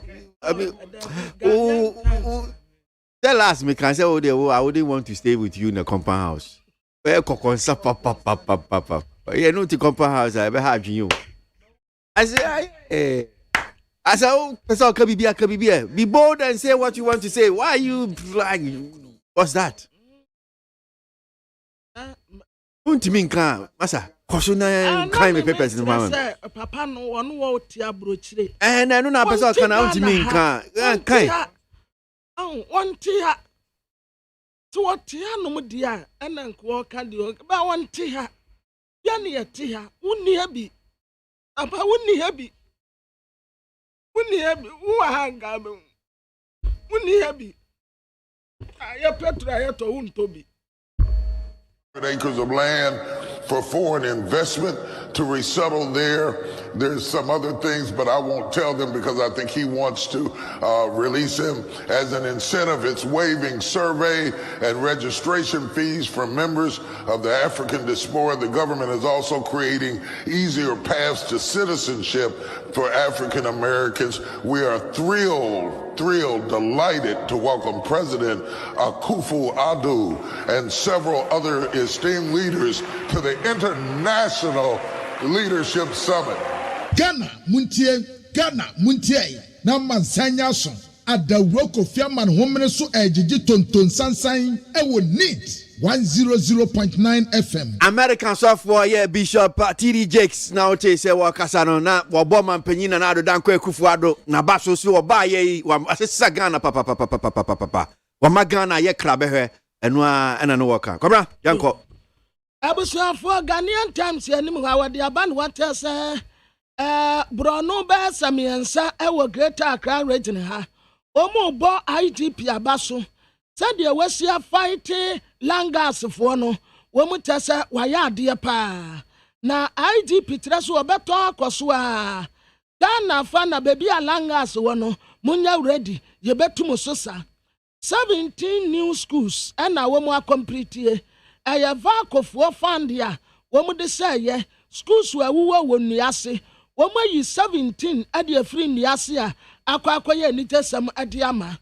Nat womu kwaye womu quadrennial congress ewo asantimantem eni kropon kumasi koyi executives afoforo na sa executives afoforo yi en womu ne New Times Corporation Ghanaian Times ifo kodi nkita ho enti wode womu mfoni abeto anim sey a womu sanatefo ntade en womu katre natefo nyina se womu nko womu akomantu womu yem na nsupa eba beto ede egu natefo eso. Na a delegate Democrat anim ha wadi Dr. Frank Ewuajeyi nimfoni abeto anim sey papa no waya krachi ni pa wosesiuti kama en woseyi na white ya wabota variant ede eguso na NLFo en womanya 2 million Ghana cedis ede free owura Frank J won mu a wobo na baso Democrat ayenim ha de watere nie emra sabedani no a waye boga no boga MP ya de ne kokoto a ya manu bail aye 100,000 Ghana cedis bail ya sa boga MP no aye National Democratic Congress NDC amanyoko emra sabedani a wotina ma de tia wa asin north James Dirty question wano ho asam na meken yase waye boga MP sa wodi anoto nchan a you tag for court enra nanso Accra High Court ade wo se atu you tag for so se National Labour Commission for dibim enti ade injunction ade ato womu atu atie no so ade wo sat se wonum se womu nko back to classroom we na womu nko tre nkwada na de abronye DC Kwame Bafo asam na meken wada process ema ade ate aposifo yanse said na court na asamu a wokoka ye no wade nyina so wade akwa court said ye be ya aposifo betumi agina so aya investigation kasa atoforsen owa and what say attorney general a file atoforsen trial papers ni nyina wie entiante womu de nbe kwa akogina court na kwa dubo bi asafata no womu de abo kasa atoforsen Honorable Member of Parliament ya Otirama Ejumako Enyan Esiam Abrantie wasi akama tesi ya franu wansin wodei na wansin wodei no ana na nkofo kase abrantie no ba besi akandi amagana Black Stars ebra ya ni Nigeria fo akwakoboyi watrasa for now de munya abotre ogusu a wodi nkita ho wenya 21 years pe wodwene Ghana hey sa wo ba bebobo ya betete wo so a wo de akwasa penalty ya betawada pa wono so wonyini ye enti wogusu a wodwene sa wamabo ma Ghana Black Stars ya na se wambo England no wogusu na Chronic Democrat anim ha odi utag fo asamu aba court wa se wo mu se wo mu nkwa letter ho na wo mu nkwa tira nkwada no ade enti wade Professor Ransford Jampo nimfoni abetoa na mpani nanado oni Guyana Prime Minister ya freno Mia Motley na Mia Motley ena mampani ni gina ha gbo nkoma a wakata ne se woni de waya ade pa oya sika no oyusu adesesa Ghana fo asetene mu tobega ena wakata mampani ni na ban se asoja fo no a wo mayi wo mu de free Speaker of Parliament Abambabi Atino, Womusuromano, Entimampeni, Sase, na sojafo no nkobo Abambabe ho ban, Entiampa, wadin infani abatuan miseya, asojafo asoso womu nsem, edieta no ho asia, wabra wono nam womu mfimfini a, wonante kama majestically, ya wokro. Na telegraphic yanim ha, court wase, utag for some classroom na monkwa trade University Teachers Association of Ghana, Woma Tiatia, 36 days. Yeah, woman call classroom. Accra High Court to say, go back to classroom and teach the children. European Union, MIN, 230 million, 3 programs, and Yadisike, Ebabeye. Dr. Mohamed Baumia, ABA free online courses. Now 3,000. Ana nkɔfoɔ bɛtumi participate Emra Sebedeni wasaya swafo ma menhwa swafo kura din na me monkyerɛ minister na wɔka sɛ sisi Ghana ma no sɛde omu si bretie no ɛha tene pa nti yɛnhwɛ na yɛnsia no. Central Regional Minister Mrs. Justina Marigold Asan and wɔka sɛ ɛnna ma no kakra obi abriti kakra obi abriti obi onso a obriti amfata no usa ne na ho a etesa akokɔ a yɛde na to gyam ne na ho baabi ayɛ tum baabi ayɛ kɔ baabi nso wasra ama hu ne ntini no ebi di ayɛ black ɛna ne nam ne ho ebi nso asra ma ne na ho ayɛ sɛ kɔbene ebi asra ma na nso ɛbɛyi ayiwɔ mu stretch marks egugu no ho ebi hu nyanyanyan enye wakatra mu se munya bleaching no na natural color natural skin no eno na yepe leave it like that and stop bleaching. Afei wadi aba no wachasa Bank of Ghana and wo mo bo club ya Asante Kotoko hene otumfo se tutu aba so waya ade na a daily post wanim ha wade His Excellency the former president John Dramani Mahama nimfoni ababatuwa nimseya wani ekuku dam ana tena nimseya womo sere na ekuku dam no Christian Council of Ghana Ghana Pentecostal and Charismatic Council Catholic Bishop Conference ya womutu anamo eko ne naso Most Reverend Paul Kwabena Buafo ene di womu anim ebra wokura ye no wakoto His Excellency John Dramani Mahama the former president Samuel Ofosuampo for NDC National Chairman wanonso wa and running mate Professor Jainan Opokuadima Otia Dr. Kessel Atoforsen Honorable Ahmed Ibrahim womunyina wa ha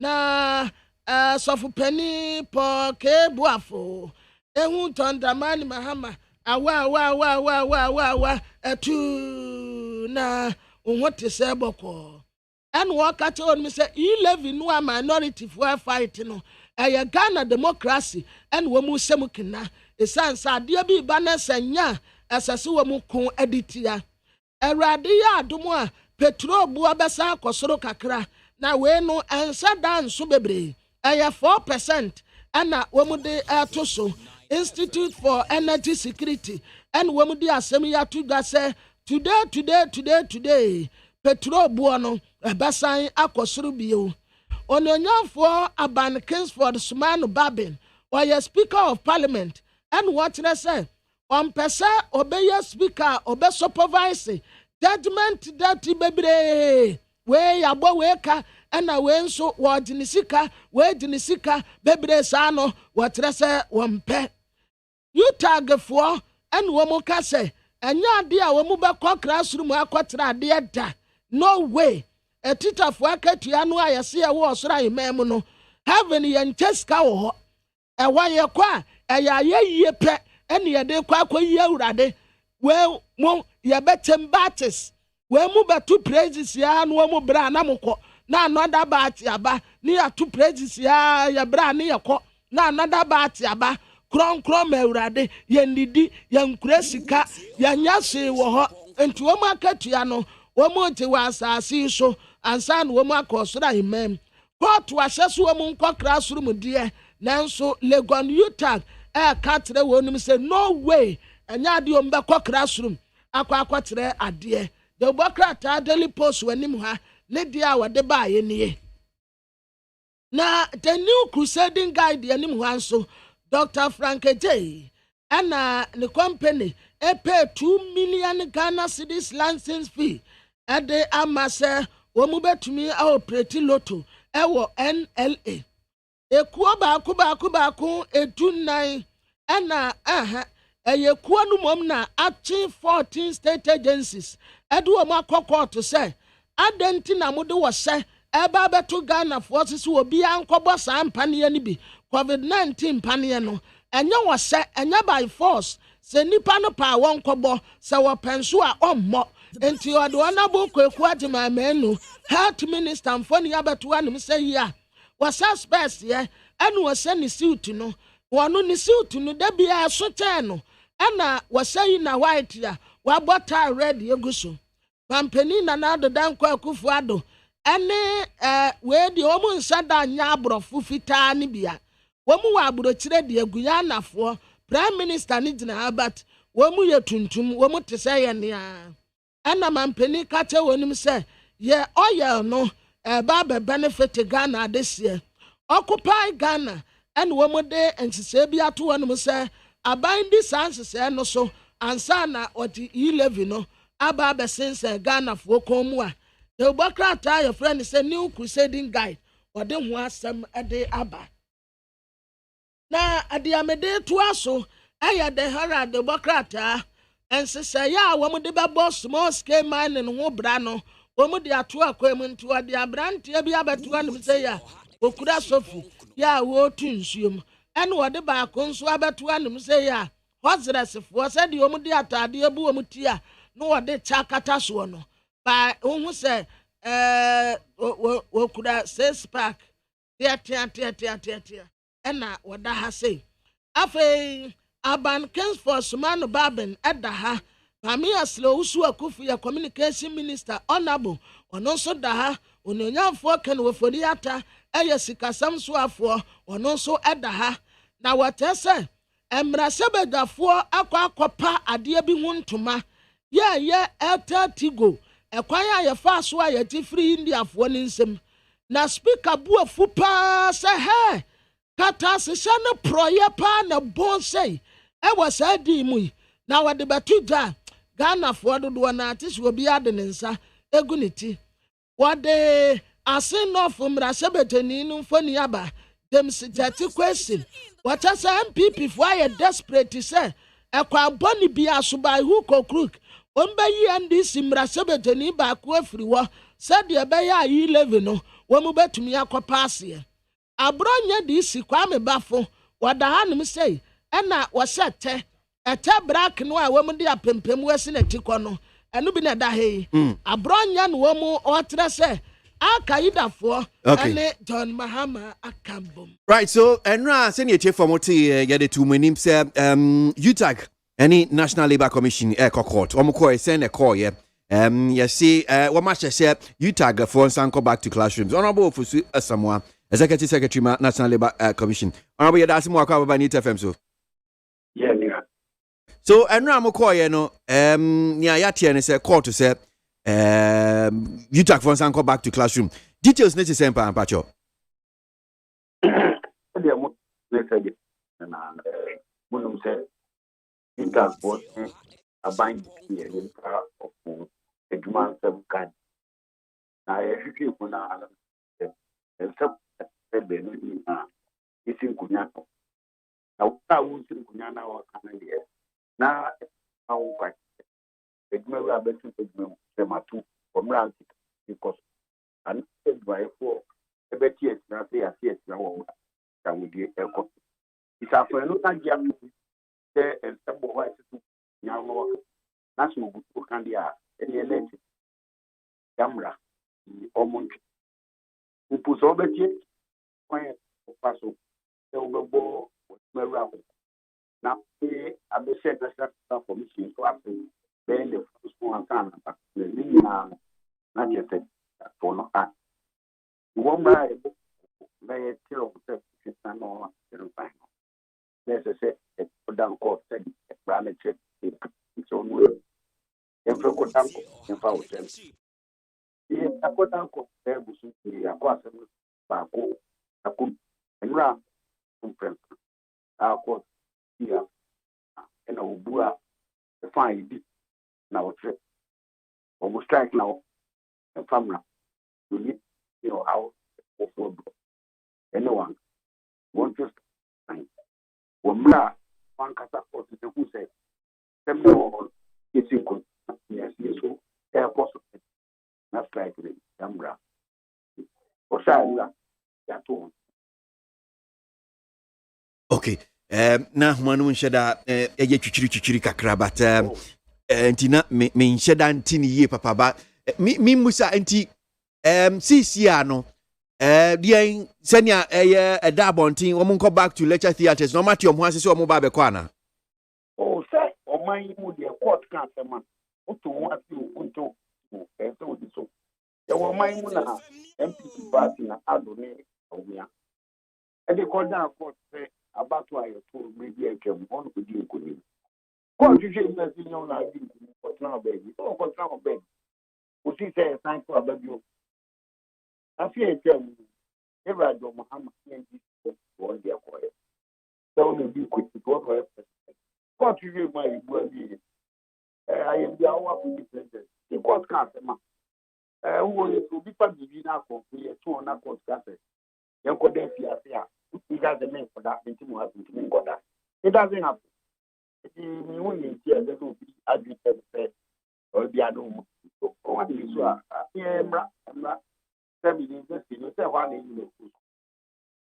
Lectures, professors, law professors, one of them. Any judge not doing idea. Then I don't think it's possible. na what about omudimans no so eno no ye be ya ho de because eno the demands they have demand the court acknowledge labor commission acknowledge yes demand for na yanka se mu fama se eti ona mu kontrade yes mu ko na mu kontrade na wo mra mu kontrade no aban de se empesi kunyane mu peni for na tnafe na niema yanko yi niema yi nya ye bi abuo ene yo yi aba no baye no anke na yi that is what the court said. That is what the labor commission had said. That yes, we know there are issues. The issues must be settled. Lecturers have demands. The demands must be met. However, umra ye I can say, I say more. All I have to be an abu of it. And not just say, Pausako Piasu, and I could to be sure, Graubi, Nakobosi. Only I understand. That's it. We have I want to meet the demands. I want to know. I'm running back on. Yes, be now you get okay. All right. You're not seeing you more hanum see near her senior backup. Honorable. But me from so from Miniaba can our happy birthday or thank you for the cafe. I see, and a happy birthday to her. That's it. Honorable Fusu Asamoah, Executive Secretary, National Labour Commission, here for Umfanchem. Now, man, we kakra. Just hearing it myself here, cry. Nedin kakra, mami. But you better see as I can you tag for so na ye timini omonso edin komo kakra aji and some ana on the side of the story. So if your mom says near ababeto dre CC adie mpa eno mo ya fa ho Ghana Montie Ghana Montie Ghana Montie Ghana Montie all the sampa kasia bo ko wakata monsa amaya se kasia ABOAGYE onye yimu no kretrodo kagele men kamadele bo nita fe mama yentie KWASI ABOAGYE 100.9 KWASI monkwe and me assure say nyina ye hwe nim say enne UTAC for so betie ni akota kan na wo me disu no me dia ye adwuma alright so we san ko back we dia ye ose we ni ye ose ye de ose ato wo mu so enti se no na wo mu anya na tese contempt betu wo mu ye ose se court na say go and teach them unsaka wo mu nso a brofo ka se bi can take the horse to the riverside. To me, I said, "Bonkosu, but I can't force it. But I want to mention as a one." Chom go classroom na so much you na mo chai obey there. Chom go. Babo register.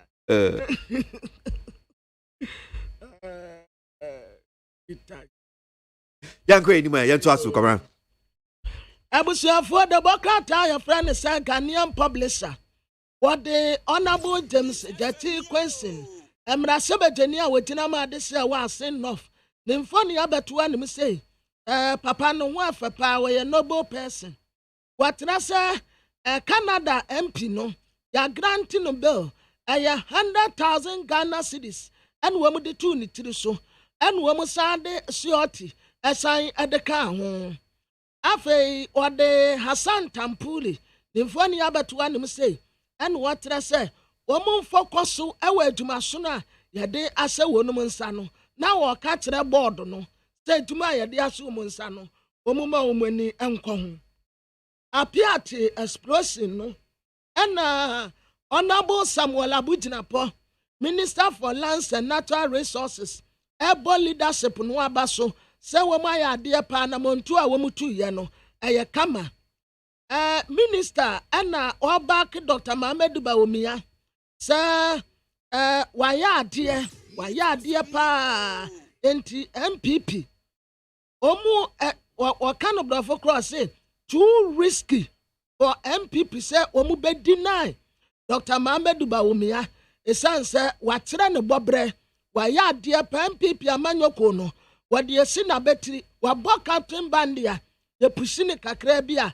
okodie ona wokro no Dr. Frank J etua 2 million Ghana cedis adiama National Lottery Authority a ono so eba be operate afi na nakwaku foriata ana water sentia aban esesu onya centralized database system wa ebetumi aboa ni tumedi a wodie nyina na akonkan kama wade ho asam ede aba de ubokrate yanim onanyamfo Hassan Tampuri ebra wo pa board no ho ntoma no wade wo mu pictures ya efe pa ede aba abrantie Mo Salah na Sadio Mane wo mu court no gbo wonu mu abaso the players abrofo no bi o mu rensa pa enso Mo Salah na Sadio Mane ensa enka wo mu anoda anonti aya nani jepa eseni nkuran ya watra se samrantie mieni wo mu ye moziremifo na wo mu mosrem som na wo mu som no oba ayi England wa baby a wo mu si akan no a what emrantie num cigarette a wo mu num bi wo mu num nsa a wo mu num bi eniema a wo mu ya nyina Sadio Mane na abrantie Mo Salah enya ade a wo mu ayesa nioma ni nyina bia wo bo wonum abaso semrantie no ayade pa the informer the Bokrate yenim wasenso wode abrantie Francis Xavier Sosu emrasebe deni a wetira ma ade se wo Madina infoni aba abetoa ya watampo boafo Esquire ono nso ya GBA4 president ya wode ono nso infoni aba abetoa num sei asem ni yetiawa wo mutra se abrantie no aka asem bia de eti agedefo a enya asem pakura wo mani nyo afei Media Foundation boss na wo wurabufuo yi civil society organizations ya wo Ghana wo mutra se aban tietie nipa fa ahodie so a quarter of silence no wo sign dia babio entimampeni nyai na nsamtrafo ahunto wo mu NDC amanyo koresi a wo mu beko akwakoyi flag bearership no obisa se Dontamani Mahama nimfoni daha Stephen Asiteje onenso mfoni daha aya hwan ne hwan na wo mu ekro Daily Satellite animu ha watra se enipa 13 na ewu ye ewo apiate na no na ex-minister bi defending Mazam for se se kanu kura ye bo wonum no kanu wasondodo ede na mutina so amode bo wonum ka Honorable Nusaf Hussein former Lands and Natural Resources Minister one worker asem ode wonanyamfo Samuel Abujinapo wono nso mfoni aba abetua NDC yentua demo and what say ye hypocritical ye wura Stephen Ntim and ade asem ya tuda Dr. Mohammed Bawumia lante online programs here ebe offer 3,000 free courses ediama Ghana this year be what the ho asam aba betua appear tea disaster no the insight the Bokrata na ekase watra se abrantia Dr. Solomon Owusu oye Ghana ni de se kron so United States of America ehwanum na watia odi ni pan kakra wase saa 6 million no a omuse mazamfo ntua ema Ghana no wase kai saa sika ketua fia we ana womude yade wakose kuromu na yam nkwaji sika yamfa yi a wakwaji $6 million $6 million die na betumi aye adese a wobote man womu a wa atrenga no ene mmia bi a wo Greater Accra region ha womu bo ITP abaso ekwan a wofa so a wo two langouts fo so sa no aya ni tesempa enti womu nyina ma standing innovation ade ama ITP womu a wobote ma atrenga no na manjo omsu womu aya ade kopekefo ena ne da womu de betu dwase ena petrol bu obesa akosoro kakra enti se wo pie na unim se obekọ akoto petrol na we increase usika no anya sa obeka se petrol tenant no ena bia wobu mframa e de egu ka no wo ka akase nso na wo sa na enum fuada park na peka ketua bia enu se no fuel consumption no e wo fom pa 1.1 for no emu amu yusu 2.5 na 3.5 for the corner there and the mu petrol no mu beto bebre na I tell you that party animu ha or the vice president His Excellency Dr. Alhaji Mohammed Bawumia nimfoni abeto anum say na ho ayefa pa na waye kase eno wo dempo first na nko wo dempo ewa na funum wo ntokuro no amaya no emaya na wo masisi so foforo ba no a wo mu fefefefe no ya no wo mu wo bi wo mu afunum ntokuro mu no wono nso wo bi but Dr. Mohammed Bawumia de no waye kasinti akata ana osan space ye ena wada hanum say data 3 more state institution ya belink wo mu edi wo mu akogana card eno ho asem so ewa ha Lotto and Lotteries Company ena womatua 2 million Ghana cedis ediama NLA ya womu so eba beye adwuma Samuel Abujinapo ena water say enipa hande apiati expression no asase ebo wonu mu abaso pa womu aya ade afi yase said ye wodame wudidie no tamu ana wo 13 years said ye na wudidie no obro 13 anu asesa no na wadi enuane a eye nnuaba vegetables a bit say cabbages and when you ba kunum boy friends green no attend spring onions na mo de green pepper e de aka ho na carrot ta nio mese na sese mudie bedi fufu a tanu moto aguso no wa kiso kew no wa siwo wa ya teko tumi nyare ya so obro 13 years de kwa sesa waduane na fe fruit mo nwi egwabe sei betumi awi egwabe ebe mo ahoden mango monnom akutuo monnom aniama sei no ena sese mudi wei aye de bokata ya friend say daily despatch dia wode baaye abronya disi wada hanum sei ya sinipa ya moba wono anu onim anra ebra wo kopie mu oposifu akate omde ne tu oposifu asase wo ama ade ate anope ahe ne yade ne kɔ omde ne kɔ kɔɔto akɔbɔ no kɔ edo esanse asɛm a wɔka ye no esese okoyi ano ade tere kɔɔto no daily statement anim hanso ɔde abronye ne mfoni asa ba beto anum bio abronye nne ɔsontakrate wode bokrata ahodo ne nyinaa mu ɛyɛ asɛmbai wɔse abrantie ya yate no a wɔkɔtrɔto Facebook sɛ so wɔn paase yi levia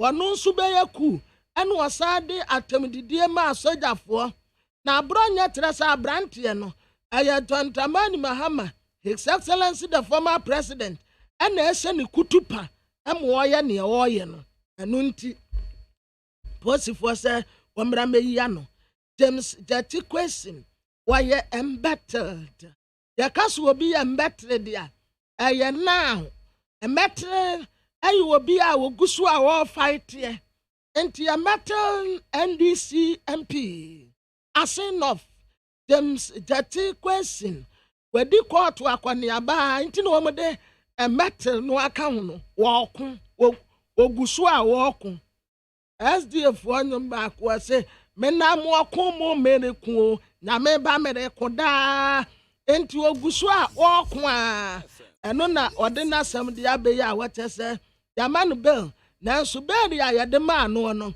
ɛyɛ 100,000 afei nkɔɔfoɔ srɛ sɛ adɛnti na highways ahodoɔ no yɛnyɛ no abɔnta dualization cars mmienu nam ha fɛfɛɛfɛ na wɔn ɛde korɔ ebetumi aboa paa na nkwansia etu etwa nti wɔn gu so a wɔn bɛyɛ ho adwuma Minister for Works and Housing ɔsan yɛ mmarahyɛbɛtani mu adehyɛ wɔ bantama wɔsan kora akɔbio yɛfrɛ no Francis Asenso Boate honorable ɛna wɔkɔ aprobo yi ɛyɛ working tour ɛna wɔde kɔ Tamale Northern Region ɛkɔ inspect project ahodoɔ a wɔn gu so a wɔn yɛ adwuma ɛhyɛ sɛ project no ɛkɔ sɛn ɛnyɛ ade a wɔbɛtena nkran hanom sɛ ɛsɛ so otu anamɔ kɔ aprɔbɔ wɔ amantam no nyinaa ɛkɔ sɛ project ahodoɔ a ɛkɔ so a wɔatwa ne picture ɛde aba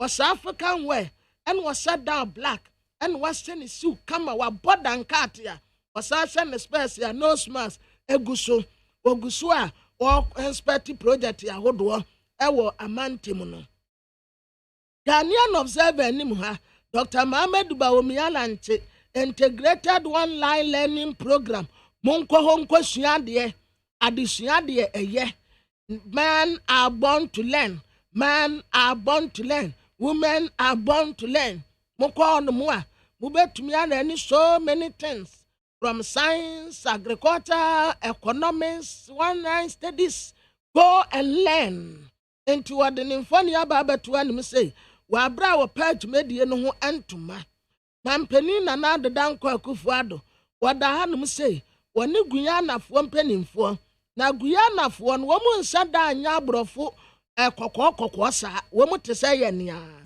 na mampani akache wonum say ye oil resources production no wo mu besem kena na abenefit Ghana desie minister yi Madam Owusu Banahene ɛna ɔno nso ɛka kyerɛ ne nkɔɔfo a wɔne wɔn si ha sɛ yi levi no ba bɛboa Ghana paa nti wɔn nyinaa anya baako na yɛnye ntum yɛbɛtumi aboa na ɛde adwuma bebree abrɛ yɛn the find that the Democrat anim ha abrɔnyɛ DC Kwame Bafo ɔkɔfɛsi court ɛnɛ wɔkyɛ sɛ asɛm no a wɔde tu dwa no ɛyɛ false news ɛna ɛsan yɛ asɛm a ano ɛden paa sɛ wɔde asɛm kakraka sɛ ɛbɛto dwa otumi de adanseɛ ba deɛ a no problem wɔntumi amfa adanseɛ ama asɛm no so kanadi wɔsɛ nya akonya mmarahyɛbɛgyani wɔda hanom sɛ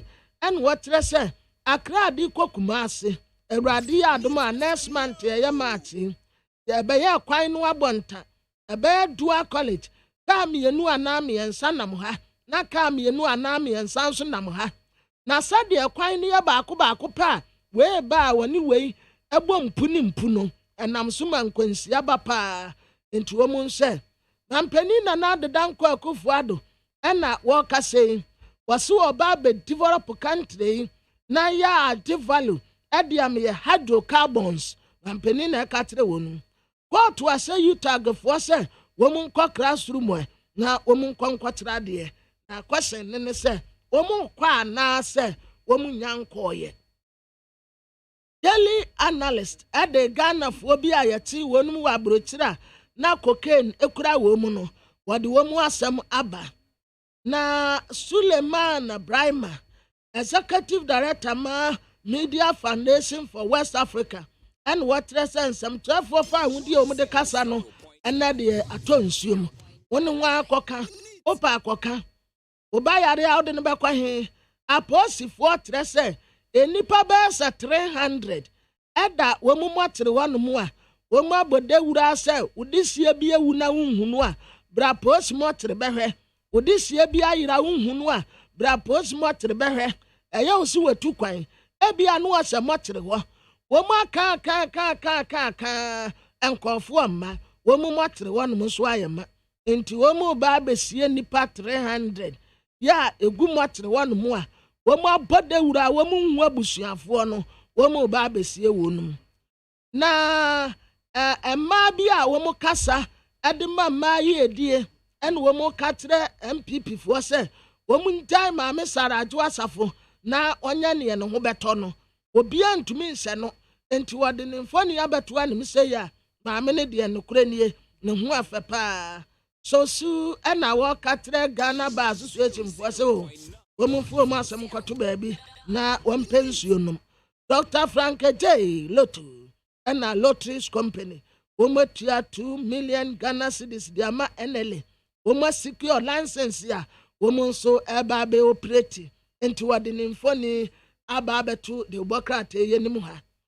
Kora mami nkodi sa nkomo yi anope sɛ ɔte sɛ nsɛm no bi a mede to dwa edi akotin online portals no driver coalition of driver union si ekohia bem sa ban na ni nyina has to do with the transport fares yi ɛne ne ɛkɔ so na yendi hu nkomo kakra no pay ora David Agboado kasama former concerned drivers association David ya da asimu akwa baba NIT FM so anope minua aboagye meje so anope yi so sɛ ne nya ne ntie sɛ sɛ enra nhyiemu bi kɔ so various drivers union si ɔman mu hanom sei moni mpanyifo esi nkonwa ni nyinaa yɛ sɛ ne petrol boy costro ne sɛ ne nneɛma si ɛkɔ sɛ first no mo ba betumo mu ntumo ɛne ne ka ho sɛ na na tie pa nsɛm no nkyekye mu minua me chat yɛn free ha sɛ yɛkɔhyia mu no antentam ɛnadwa ɛdadwa da na yɛkɔhyia mu nti yɛne minister kɔhyia mu no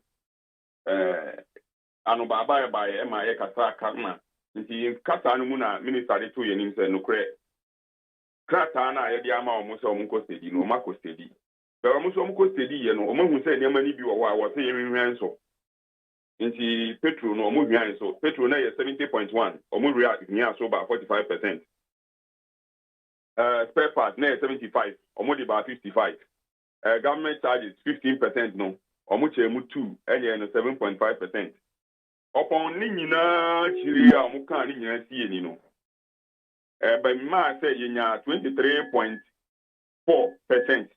nti yenya 23.4% no na yɛn driver for yɛ sɛ saa deɛ a ɛne yɛbɛ run ne app ne ayɛ no 25% sɛ deɛ ɛbɛyɛ a yɛbɛgye sika no a na ayɛ sika ɛbɔ ano no mu na minister sɛ de bi ɔno so ɔmpene ma yɛngye 25% no na emom ɔno deɛ ɔbɛpene ɛne sɛ yɛbɛgye 10%. nti ɛbɛdane kasakasa ma ɛma yɛwu ɛwɔ meeting n'ase na yɛka kan nyinaa no ɛna yɛmu baako ayɛ one of the national chairmen no ɛkɔka sɛ dɛbi ba ne saa anyɛ yie nti sɛ aban sɛ 10% a na yɛn nso yɛsi 25% na anyɛ yie a ɔno deɛ ɔgyina coalition na mu ɛwɔ mu sɛ yɛnyɛ saa ne yɛka no deɛ but ne yie mu na yɛpɛ nti no yɛngye 20%. nti ɛbɛdane kasakasa ma till a minister da so gyina baabi ogyina sɛ ɔno saa 10% na wanya ka ne deɛ waka ɛhɔ a ne wɔ sɛ yɛgyeɛ ɛna yɛbaa sɛ daabi sɛdeɛ ɔmo a mo ka no ɔmo parliamentary dealings mu sɛ the minority will have their say and majority will have their way no sɛ saa na ɛteɛ deɛ ɛne yɛn nso yɛmfa mbra hɔ no ne yɛnka sɛ aban ɛwɔ nkurɔfoɔ a ɔne ɔmo bɔ te sɛ ayalolo ne STC nti sɛ ɔka saa deɛ ɛne ɔmo fa 10% no ɛnkɔma ɔmo na emom yɛn yɛbɛkɔ yɛkyi ɛne coalition na other unions ne nyinaa pa abɛtena ase a yɛ ɛnɛ a mene wo kasa yi ɛnɛ okuada yi around 3 o'clock no mu ye nyina ebeba be hyiemu se ye hyiemu a na saa 20% na alaji tanko suggest ye na ye de beba be tudwa e na minister said there be se saa dia ye nko na edafiada ye mbra na ye nsan beto aso nti se wote ya sei na nsem ni nyina ekoba so wo ye ne ministers no mu hyiemu enti o se da be na mbesan si nkonye biom no yen commercial transport operators ni de be si nkonwa nne na ye ne aban nkonwa sie no so efeda edafiada eda ye nimi enti so CCI anything 20% 30% dia na kwa tassel no pa no ebiom se tassel na nkasa ko gina se ye be ba bonten abeka se ye 20% because ye nkasa ye mu ba ko akoka se ye be dwin ti mamu fo ho esan se ye nuanu mo froka ye de hye froka ye busuanfo nyina froka enti no ye ngi 20% no ye no hu na ye commercial transport operators ye kwa kodwen wene na ye dia betu bia se finally we have agreed on 20% no na emom aban 10% na wakane de say de ye di kan kai no ayalolo or STC or yes they should cope with that because more tax holidays any tax exemptions they bring you know that's so Tony amano aboarding say the eton na into 20% near budget you know ni asema ye in coalition of commercial transport ye ba bedwin wene okay all right enti mu de mu gina 20 sa ban pese 10% dia oma ono ne de no owo no omo ngi sa 10% no sa pepe minimum. All right. I'm sure say enkopim be Friday dear. Na ebia yetimi ati bibi meboa. Yes, pepe. Okay. But me fa wakunya iso. Na maka tre mi nuanom driver fo omo nyina omo ya agitated say empire ebedwa no omo nya botre. Omo si empire ebedwa aden. I want me I say free that time since October yeah that's so petrol need diesel any engine oil ni nyina boarding spare parts ni nyina turn boarding I must say e ka amene yen asenkafo ku ni nyina ana asenkafo nyina ka amene yen because you running your cars no on bank loans if you amene wo ka say me ampo amene wo ka say bra no make ka amene me no enye ka ketwa enti na me twa kwanya so aka tell me nuanu say yes can force achia nso embuye ewo mu se yeguso ebro kadie pero mo nya botra ankopem edafiada any minister ko hie pepepe ye ba bonten at the press abetum se ebia edadwo ada sey na ye kono nti omunnum nsio entwen ope. Okay, all right. David, I'm sure on pay. I'm sure won so. David Agbuado Kasama Concerned Drivers Association on pay need 100.9 Ghana Montie Sunu Asiogwe Mibo. Ghana Montie.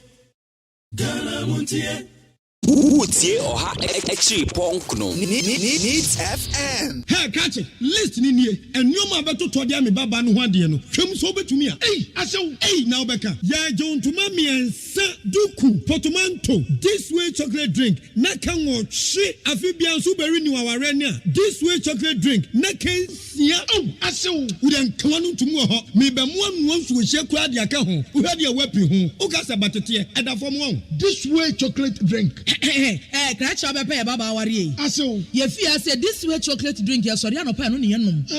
Ye bishop free genome no snack. Ye naho one on the serve woman. Ye did any a pebibia bogu yad yasua. This way chocolate drink in yanum. And at this one, what's yanua? Has such a woman, cocoa wom, pricky wom, bibia wom, I don't hear any social. This way chocolate drink. You hear any social. FDA, I just said you didn't crack too much to say a ye.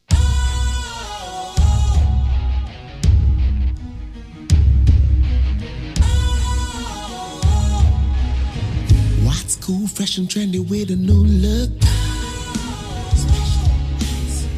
Makes you feel real good, that refreshing vibe.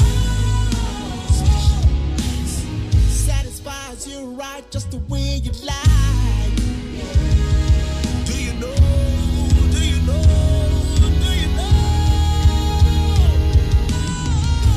Ain't gotta do it alone. Specialized makes you flow. Anytime.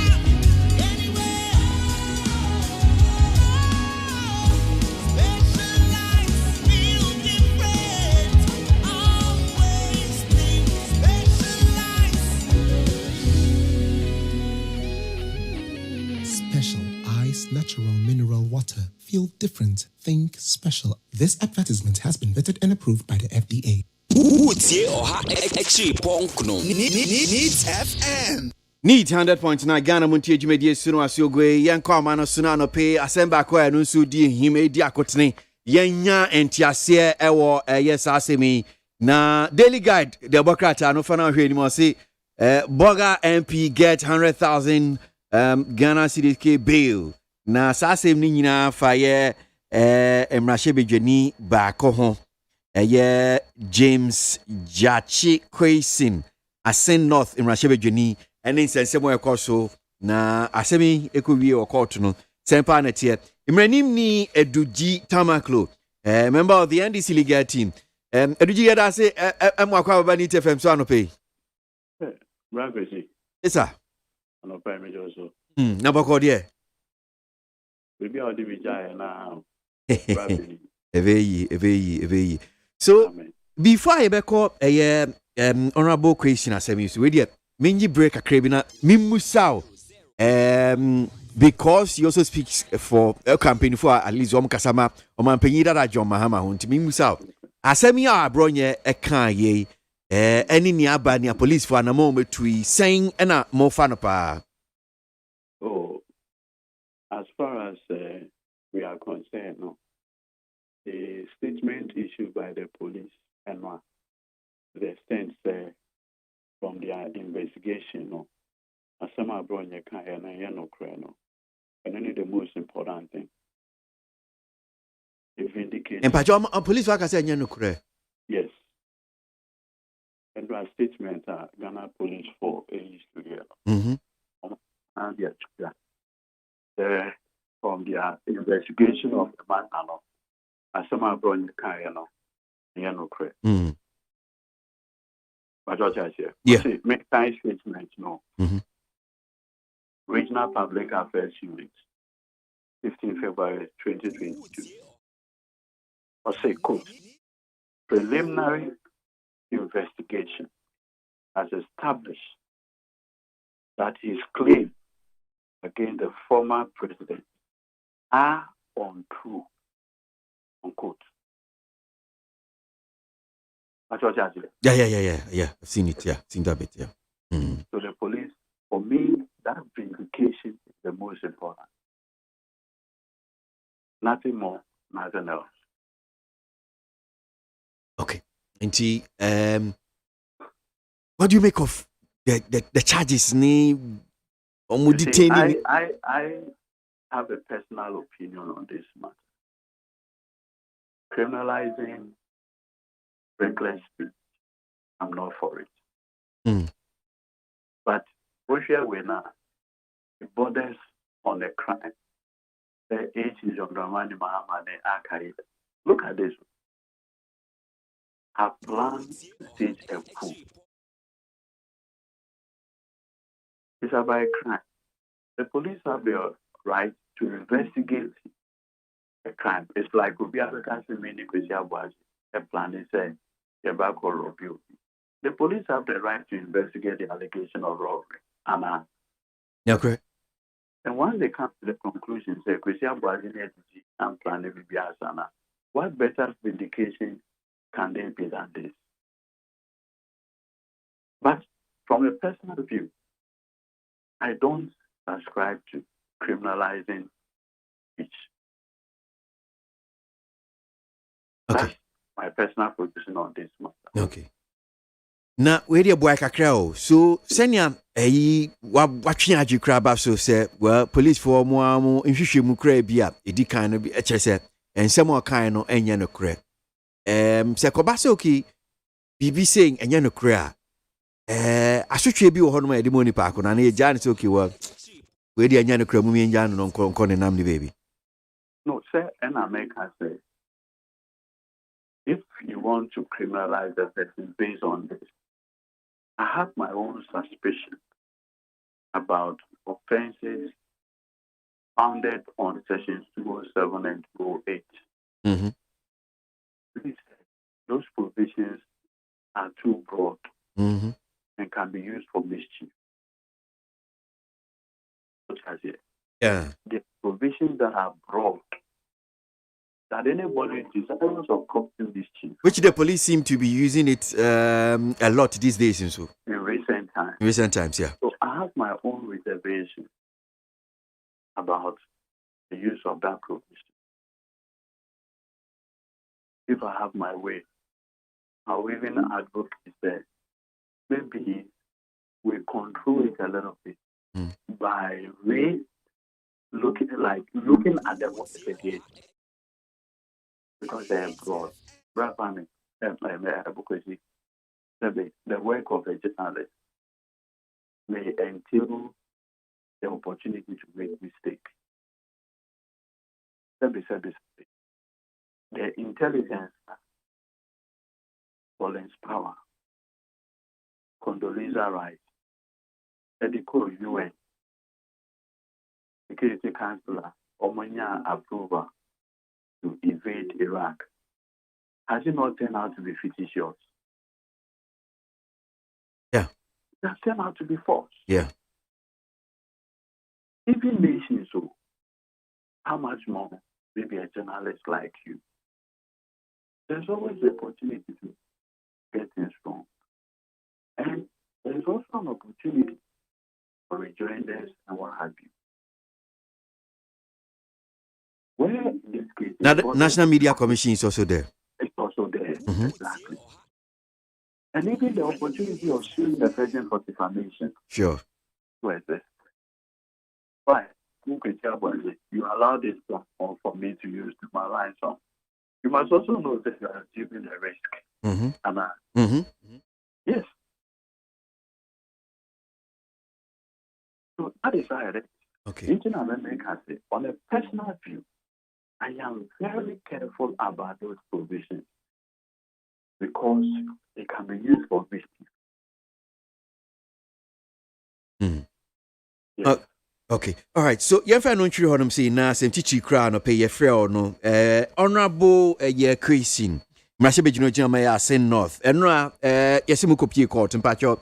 Ensem no enchie mu ne ntiase a ye pe entina no pay your friend no. Ma enti nsem no ase pa. Ne ekusi ye. Once again, I say, someone say, the idea, Honorable Christine, about court in respect of the eligibility to be a member of parliament. Now, as I say, look for High Court or Cape Coast. Court now make a decision. My filing notice of appeal. And my filing the FNSD of execution. Aspect of acceptance could be a Supreme Court. Now, it's upon this same fact, now MPP Regional Secretary for Central Region. So I hear criminal complaint at the Akoma CID.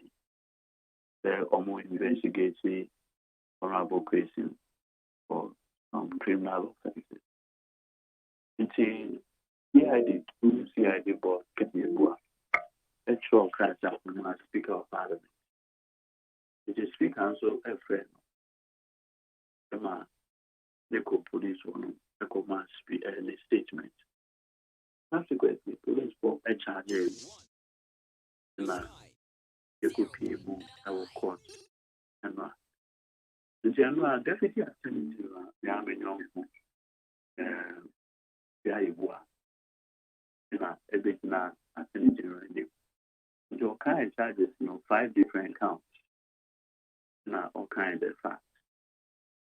And the association in a big name representing the accused person, Honorable James Basin. It's almost taking the FN and the plea, whether guilty or not guilty. I will plead not guilty to all the counts. One kind of fact. At the end of the day, the judge admitted him to bail in the sum of 100,000 with one surety to be justified. It's even the registry of the court. And now, surety, the execute the executive bail, and now, also if you will go back to parliament. so far continue the representation of the people of Asino.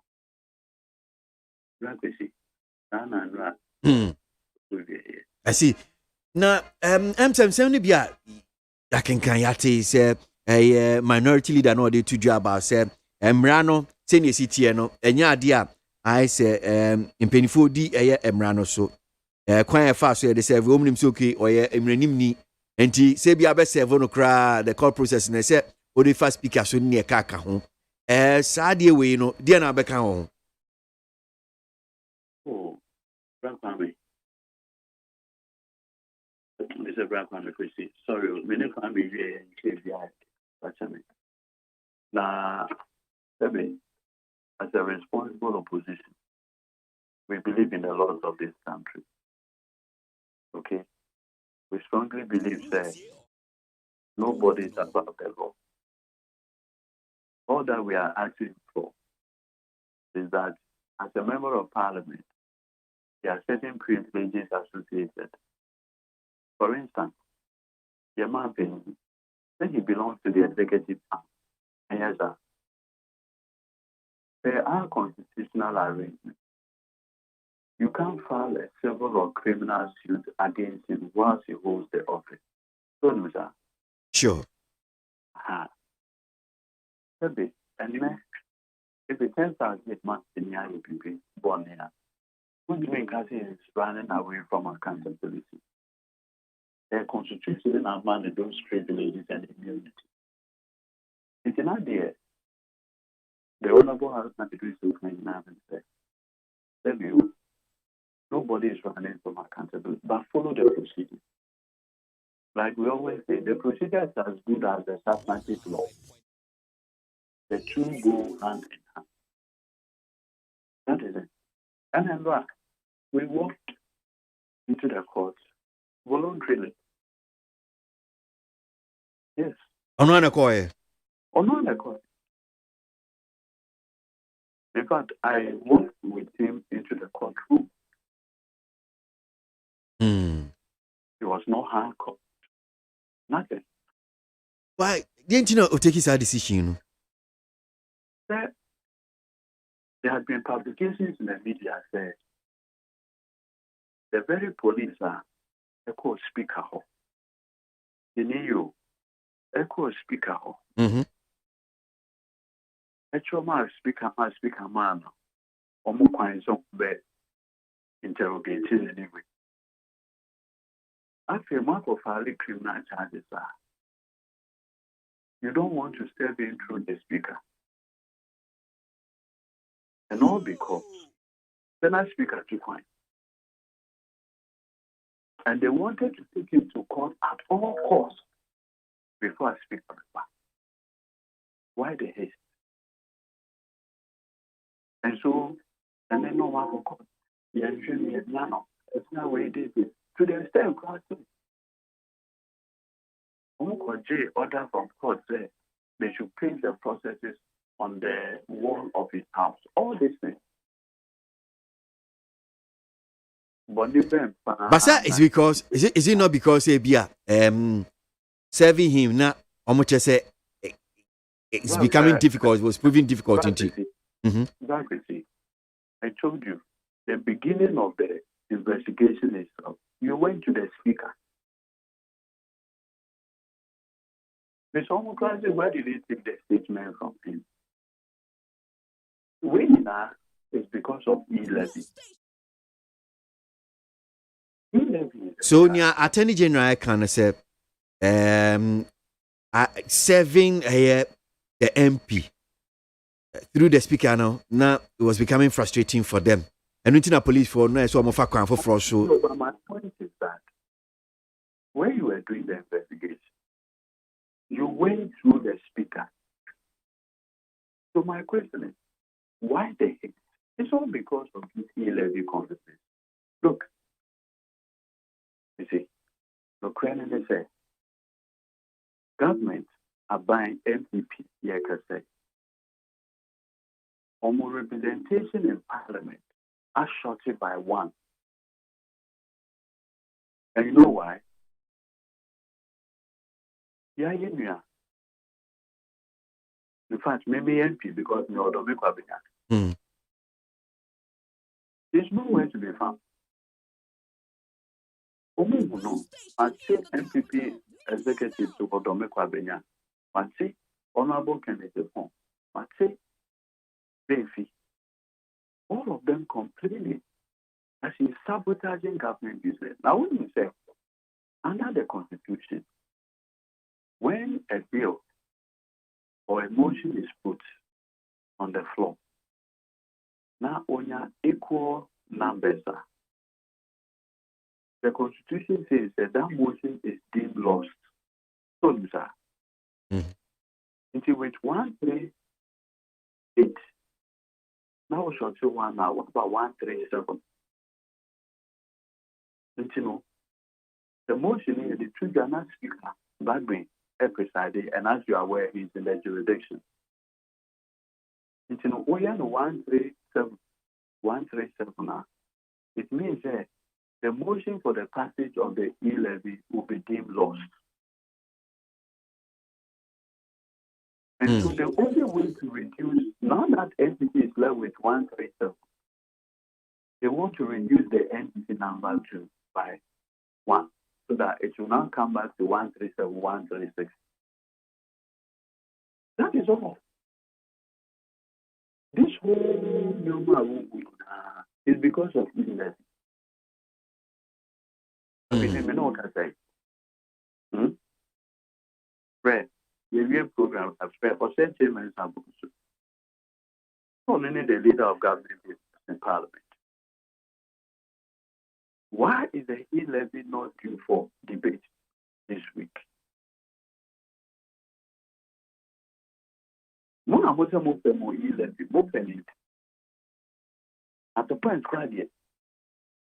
Now, more friends speak about being said, or you're obstructionist. I don't know that all obstructing government business. The man is in. Why can't they put the e-levy bill to Parliament for approval? Because they don't have the number. Even something unfortunate that didn't happen, as at yesterday, which may have the tendency of possibly reducing even the number for a few more days. Tennessee. Oh, we means with the end disclosure a bit more personal. Okay. What that? In terms of affecting majority numbers, no? Yes. What that? Yeah. Some matters. So, you see, you can't continue doing this. Look, I believe, look at our constitutional history. Oman Benin, the second team, ended up having a comfortable majority for his second term. Oman Benin, Awanya, the second team, had a good parliament to carry on with this business. What is happening with that group and in the second term? This is a time for sober reflection. This is a time to build consensus. Now, Bible says, look at this scenario. A man, another man. Second term, 2021. What are the ministers called parliament? And yeah. Those ministers were approved. And good. The 2021 budget, who incidents, it was approved. Right? Yes. Now, on my opinion, minority MPs are approving for politics programs and what have you. And also, now the MP went to across the court. And also, now the MP went to the court. And also, now the entire interest is the Attorney General Crown MPC, they are approving the nomination as Attorney General Crown. I mean, they issue these criminal processes against these MPs. government considers these MPs, as fools. So, yeah, now after the E-levy, no master line, no master approval. When you find yourself in such an uncomfortable situation, you build bridges. Look, in the U.S., President Joe Biden, for this infrastructure bill that they passed, so for building the infrastructure in America, it will create jobs, it will stimulate growth among other countries. But this bill is not called Congress. When you saw the Democrat, Bernie Sanders, Ocasio-Cortez, almost already died. He sat them down, convinced them, and then he reached out to Republicans. When you say he had 13 Republicans supporting the bill, that is why it got passed. That is what a president does. Now, and that's why I said you, would they prison and their court over this issue? Now, he should come and approve your e-levy for you because you believe or really impossible. You don't do that. When you have this kind of legislature, a hang parliament of this nature, you build bridges. What they are two forces, court. What they call another, and others. We say these same people should come and support your policies and programs. Would they do it? Will be the one for court. So my idea in ya, my inform family council. Accountability. Go and look at some of the charges. Because I'm counsel involved in some of the matter, I don't want to go discussing the merits. Okay? Look, we are building a nation. I'll be the last person to say that someone should not be held to account for the stewardship. I'll be the last person. When you are looking at our Bible, or say, you are there, a fata. Here, what is here? Ama. Yes. When you have this kind of parliament, where you are only reading by a clear majority of one, what we say, because of this parliamentary arrangement, ministers we look for better opportunities for this country. Ministers who are supposed to go out there, look for opportunities, because they are also MPs. That means some call. Now there's an agent business. They can't go ahead. Because of e-levy. E-levy. Look, my honorable MP for Asin Central in the Joanna Japan. Yeah, they know. Look, for Korea surgery, they should come back for review. If you're not by November, no, you so or by approval, you can go back for the review.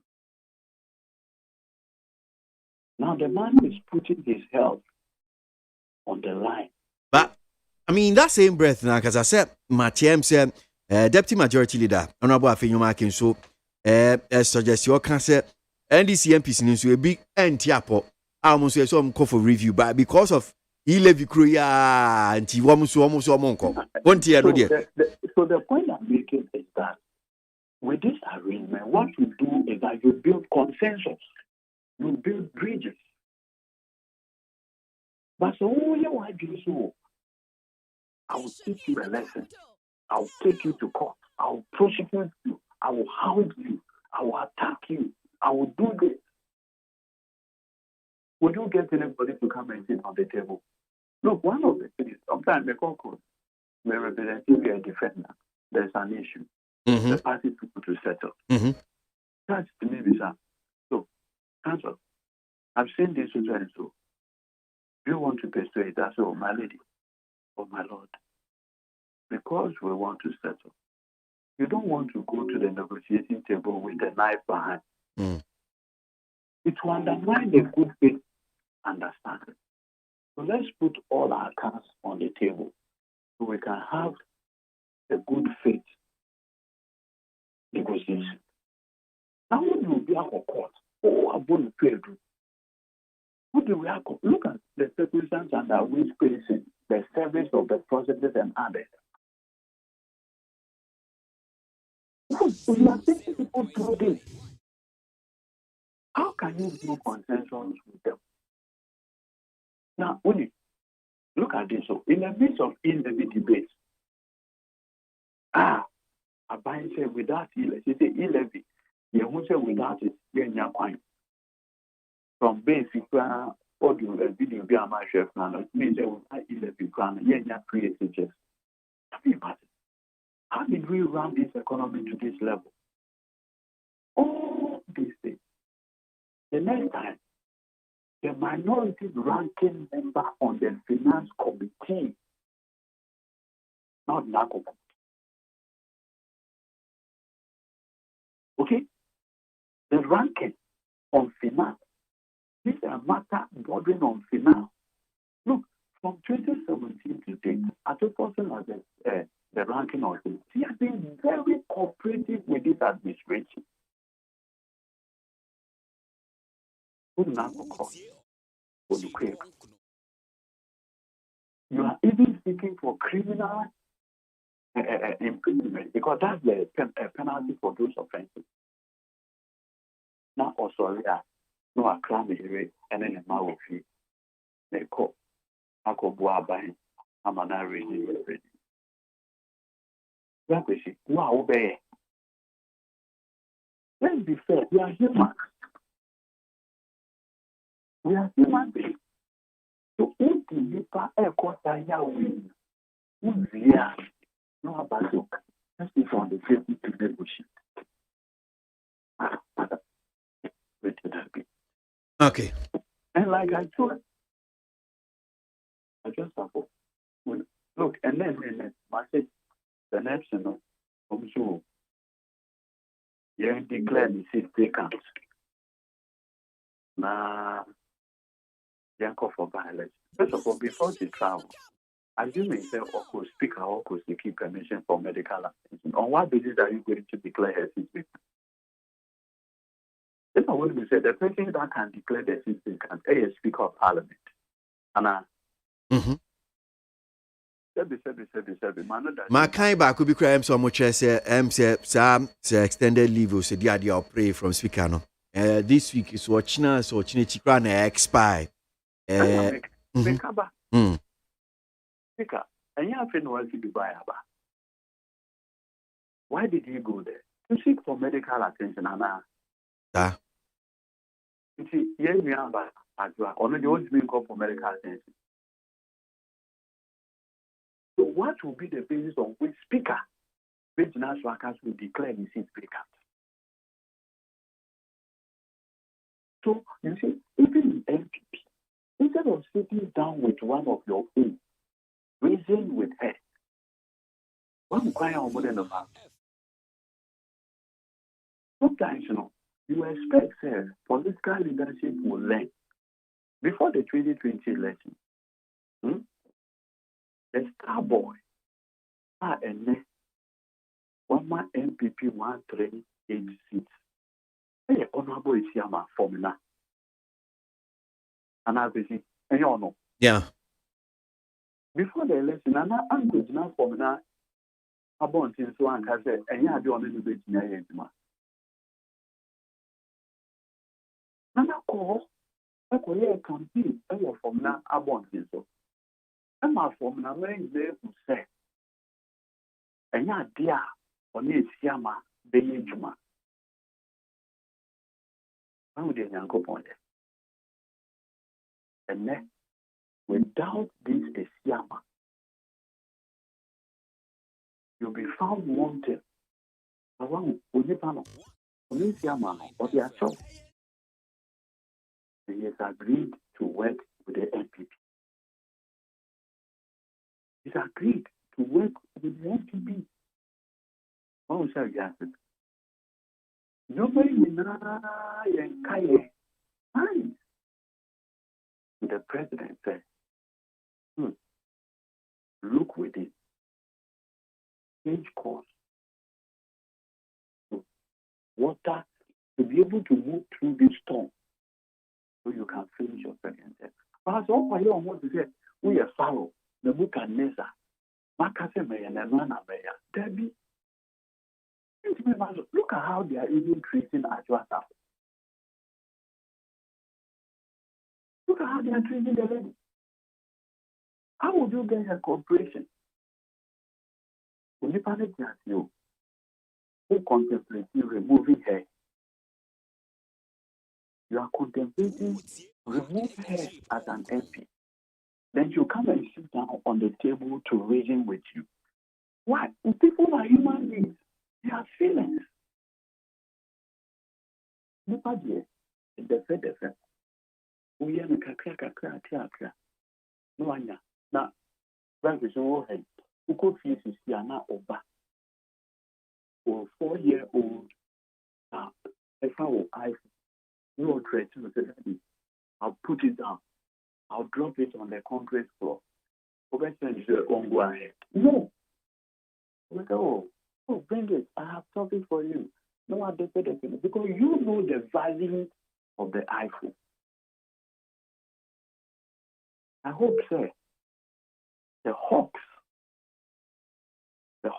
around another young people who knows that we are not in normal times. And then, Moody's are downgrading it. But for the first time in the economic history of this country, Moody's are downgrading it to CAAA1. For the first time, $1 is going for almost 7 Ghana cedis. For the first time, after 9 cedis. Anybody who tells you that we are in normal times cannot discern the times. This is a time of sober reflection to bring the nation together. They must be here. I'm sure that they. Well, let's see how it goes. Okay, all right. You better see. You better see. I'm sure no paper. Nika crowd, ya boy. Right. Okay. Edwigi Tamaklo, a member of the NDC legal team, and a pay on your come on, need 100.9 Ghana Muntie so no as you go na. Main kind comments kakra na kwabna. Embra na yentie de bankrata and munso and 70B. So this one here says, how does Nana get chiefs and pastors to negotiate for him when he clearly has been so wasteful?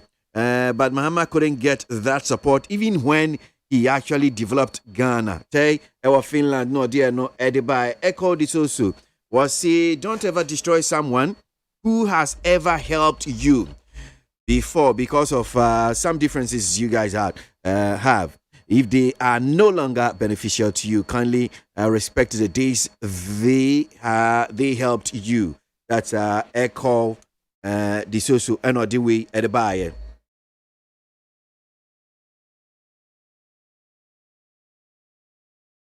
Fidel Takrade Kwesimin team or see, in fact, journalists in Ghana are the most difficult persons to deal with. They think they know it all and everything coming from them is right.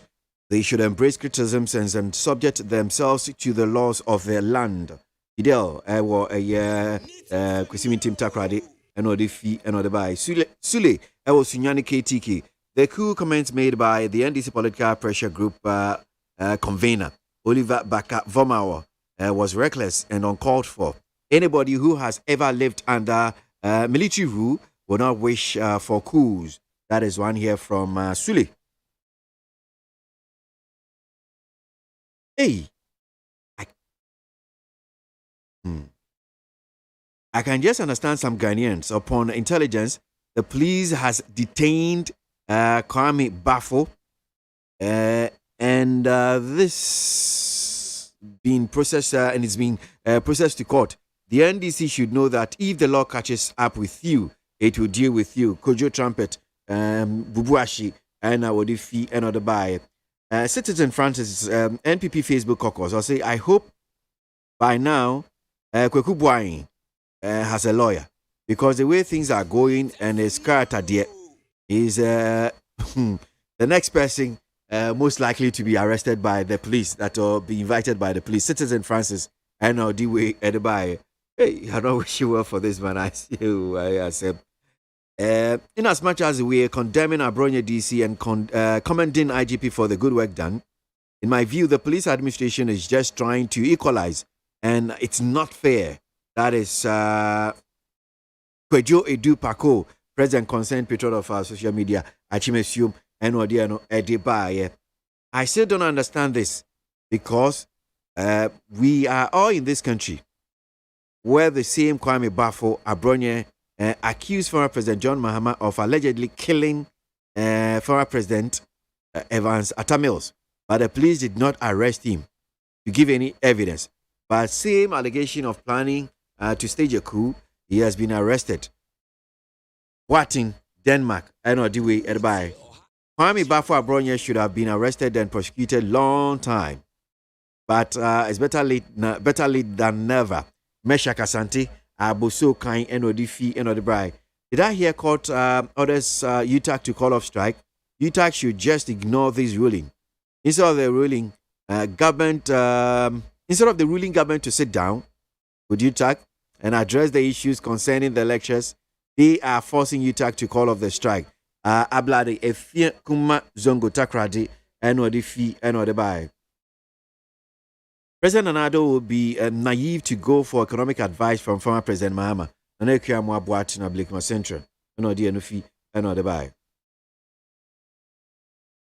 Free Abronye campaign is on. I'm highly disappointed in the NPP party, because the NPP party is gradually becoming a party not worth dying for. Yao Sankide Ewa Taifa Enodi Eno Edibai. Amra, remember. Abusiafo amamendo de Obokrata animu asikwe. Pampeni Nana de Danko Akufo-Addo woni ha. Watu kwan wa abroche. Wa kokọ kwamiamia hudo bi. Akwa yedi abre Ghana. Na woye keynote address made in International Energy Conference Expo. Ewo Georgetown, Guyana. Pampeni na kasai.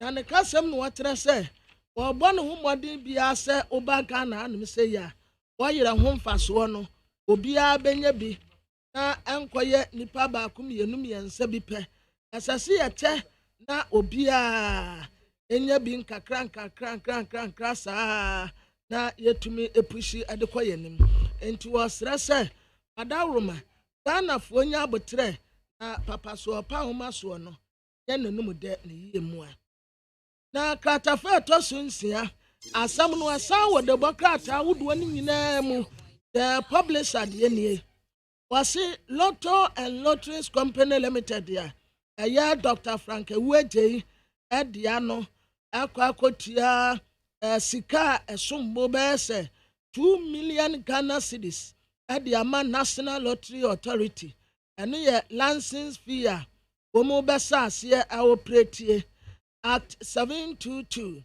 and Act 844 Lotto and Lotteries Company Limited. Omu etuano fully 1.5 million at the ama NLA and omu ati omu nonsense ya. Act 722 asia omu be operate. Lotto and Lotteries Company Limited no. Omu tia 500,000 Ghana cedis fully. Yeah NLA fonse say ya omu dia tu onimu nyina no. Omu etua ade ama wonum enti womu ba be operate as private sector lotto National Lottery Authority ana womu ni womu edi sankita hun empenimfo agitum board ni nyina agitum so okay santi say aye papa Dr. Frank Eweje ana wo se ada lotto operators ya wo Ghana fa na nyina se womu nkwaso ndi nkita hun ɛnyɛ adwuma pa ɛmfa mmoa ɔman no yɛdie na aberanteɛ Samia Wuku ɔno na ɔyɛ Director General ɛma NLA wɔtase n'ani ante saa nkyesɛ no ho paa na ɛbɛba abɛboa sɛbi Ghana ni afuru dua pa ɛsɛ sɛ yɛpia no na ɛtumi kɔ kama. Alright, the bankrata no me na mpinfo mbetena se. Yo. Wɔde aba kratafa ɛtɔ so nsia no wɔtrɛ sɛ petro buo no ɛbɛkɔ soro sɛ deɛ medi nkan akakyerɛ mo no. Executive Secretary Chamber of Petroleum Consumers Ghana Dankana Moa ɛna wɔtrɛ sɛ yɛse adeɛ bi yɛfrɛ no FOB price no ɛyɛ $880.79 ya. Womu project to a pumps ya wodo no. Into definitely that will set price the racing recovery levy and a National Petroleum Commission for a unibomua. Asaba bese 6 pesos per liter on petrol, 14 pesos per liter on diesel, 14 pesos per kilogram on LPG. It means Sanyo men in Abo Quasro. Abronya Quaco to and painting. The best no Bema etie for us. Meda see the bankrata kwabena no pay yeda see say waken kan edi amaye so ye wie the bankrata no sa na chese otimi see yes penifo so ba be transe studio no mo ye nya penifo mienu Honorable Samuel Ipe former member of parliament INCO no ena anope nsu no Honorable Daniel Kwesi Ashaima former member of parliament for Buem. So today as a case of former members of parliament and caucus no yeni omoshia no pay ayeba be di and come on. Before they join me though, my main king can comments ni bi na yanko enim. One here says Ghana is a peaceful country, so anyone who attempts to stage a coup must face the laws to serve as a deterrent to others. Amiskus Pelele ewo kaswano diano by. I am not sure Utah can be taken to the river and compelled to drink the water. Although the court has directed them to go back to classroom, my difficulty is how the lectures will obey this. Okay, all right. That's Alaji Willie P. Or if you feel command or dear no buy. Now, my main kind way, if Yauza, I'll say I plead with the University Teachers Association of Ghana to soften their stance and return to the classroom. All right, Yauza, Suame, NOD, NOBI. I will beg August lectures in our various public universities that they have fought a good fight and the students' body are with them. But I'll plead with them to please help the students by returning to classrooms, to the classroom. That's one here from Alex Kofi Yarani or Adenta Commandos Research, NOD, NODBI. President Kufuor and his people can't misappropriate or steal $5.5 billion and 12 billion Ghana cedis of poor taxpayers' money in 4 years and turn around to tax the same poor taxpayers. That's a positive change. Medina, NOD fee, NOD buy. The NPP should grow because the moment the police directed Abronye to report to the police by 4 p.m., the party should have allowed a lawyer to accompany him to the police station. That's Mr. Tay, our Golf Estate, Tema, NOD fee, NOD buy. OPK, gosh, so clueless and super incompetent Mahama and the NDC have started their usual lies and propaganda as they did in 2008 to reign power. So Ghanaians should not listen to them. OPK, gosh, so.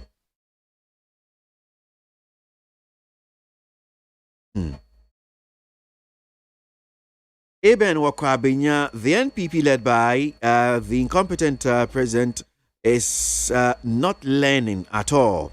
Honorable Befi, if I were you, I would tell the finance minister to stop wasting thousands of cedis on the town hall meetings and also tell President Akufo-Addo to stop wasting our money on those luxurious travels that he's embarking on. That's Eben Wakwabenya and Odia and Obaye. Gradually, this Nana Baumia-led government keeps on messing up this country by worsening the burden of the ordinary Ghanaian. Enoch Asaman Kese eno die no fi eno de bae.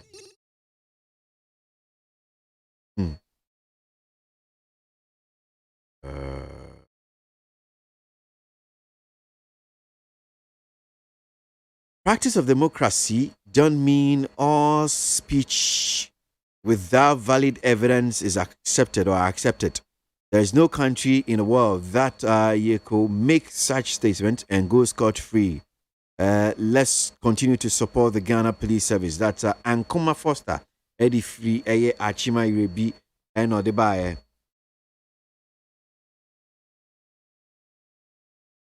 Mamin kan we na min home so kakra na mpeni for ensha asie enfan teacher could you tepa nyine susu was say how does the NDC compare the management of the economy to the NPP considering the devastating impact of pandemic and the most sacking money initiative of free SHS as well as public sector recruitment.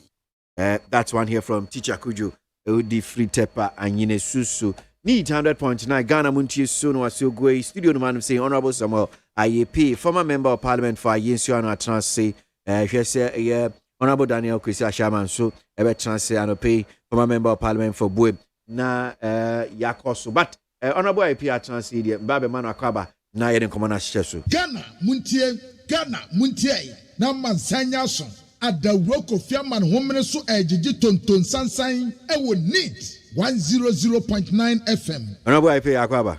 Minua. Seven safi yenhia me bo. So ko shemu. Na oba no woni my shen say. Yes, emo. Hey, Afrishapa. I think comment honorable. I think say near tiase. That's all. Amen. Okay, enjoy. Oh. Ulo nya na tin say.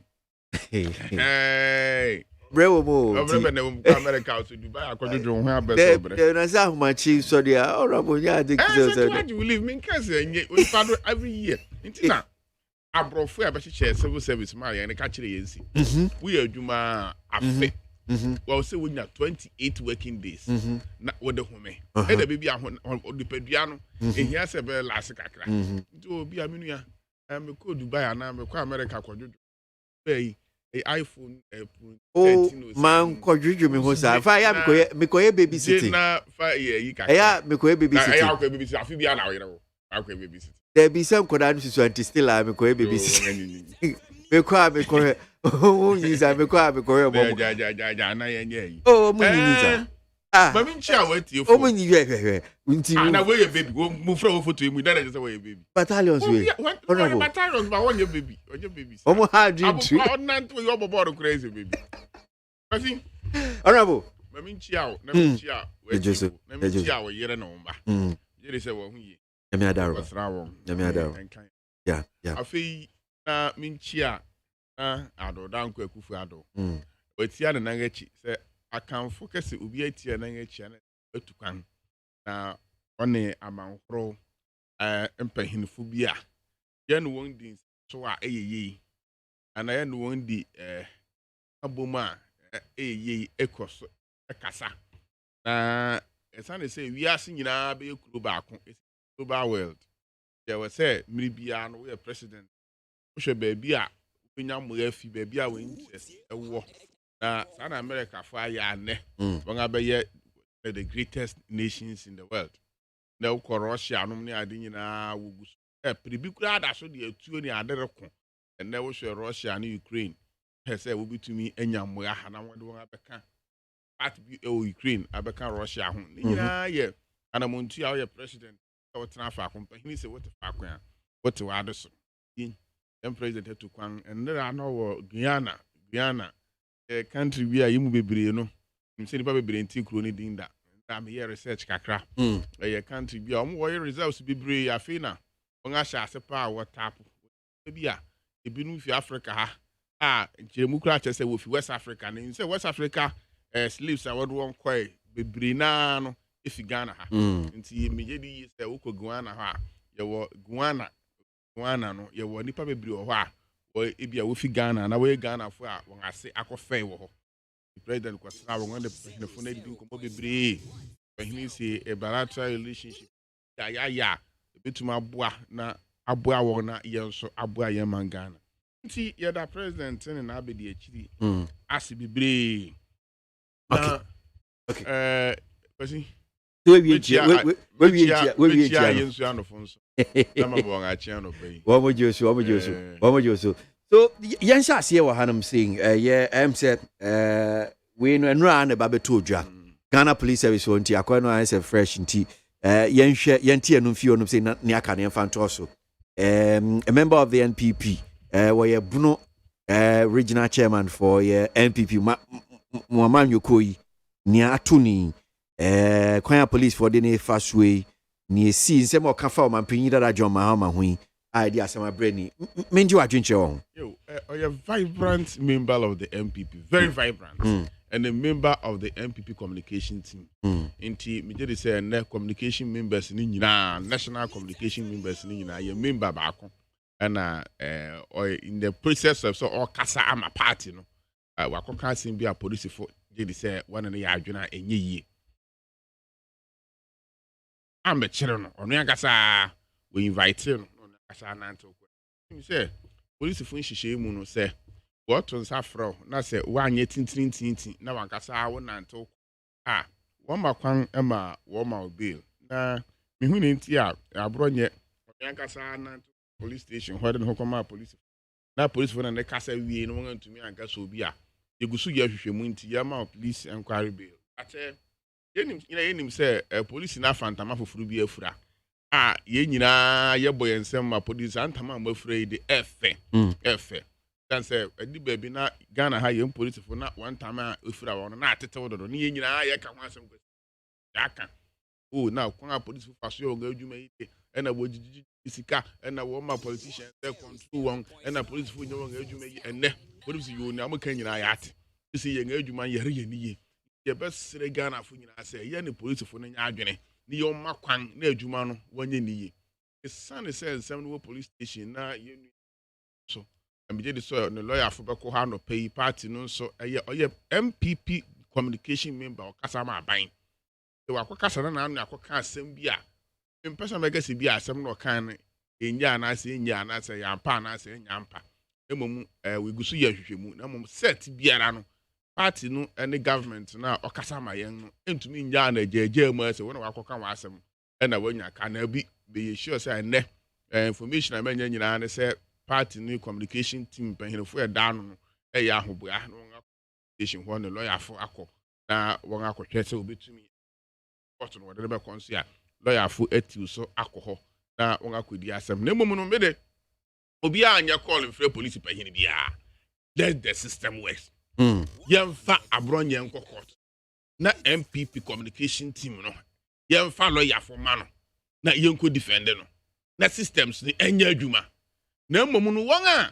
etwa ni fa etwa benkum dia no koto de ne bodwe yenhwe ne won so wo beye ni aye can say the police must work, our institutions must work and work well. Kasi me be buyer obie to me ebetena radio so say social media say radio say TV no abeka samsa tra say no kware say nya no kware no aka ne tra sa noko edu achi ne ye penepene say na me ka dia apere to me nti me je say ye pese ye democracy ye nyin na etumi gira ne nanso yi a saa ne ma na osi etu ho sa na saa sa no na police sa hina obey yi wafi ase otuma yen ye twa yen ani kohwe yen achia 2008 me kai pa odura fifi kote ani nipa bi atenga ni tadi so num ni ade bi band appointing be kan sama kasi pe osi Dr.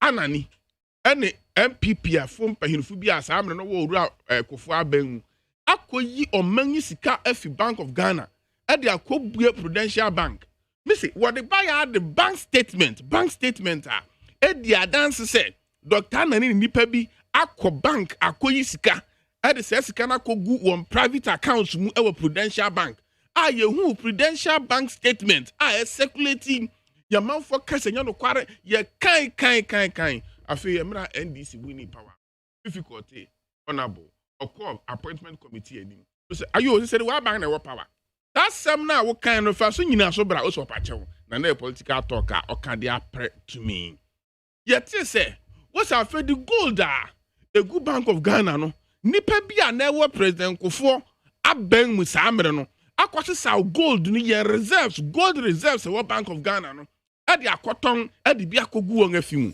ɛno nso edu so yɛ kɔ appointment committee no nipa na ɛka saa nsɛm no ɛso ne yɛ ka political talk yɛ petumi nti ne yɛ ka afei unya petumi ne wie a nsɛm a wɔka kyerɛ nipa ansa na wɔto abama wɔn na afei ɛnyɛ saa net na afei enyina so no wɔn nti many police for ne yɛ adwene pa we should sanitize our democracy yɛn system wei ɛwɔ si yɛ bɔ ho ban obi a bɛka kyerɛ si democracy enye no the best system of government so far that system of governance and our government yɛwɔ so far no democracy is the best wɔsi sɛ ne yɛ sɔ ne kɛse police sojafo afɛtu etu abangagu a wo aha baabi a wɔti kɔnso yɛ akyi wo ntena ho biem me baabi a meti me ntena ho biem adanti because yɛbɛka se no press freedom wonni ho kwan sɛ wo ka ne nti private radio and TV stations nyinaa the private media houses ni nyinaa even the print media yɛn close ni nyinaa nka abang den ko ya abang dia military juntas no betumi a control nti saa wɔn a wɔbɔ da huru ɛyɛ nneɛma kansɛm a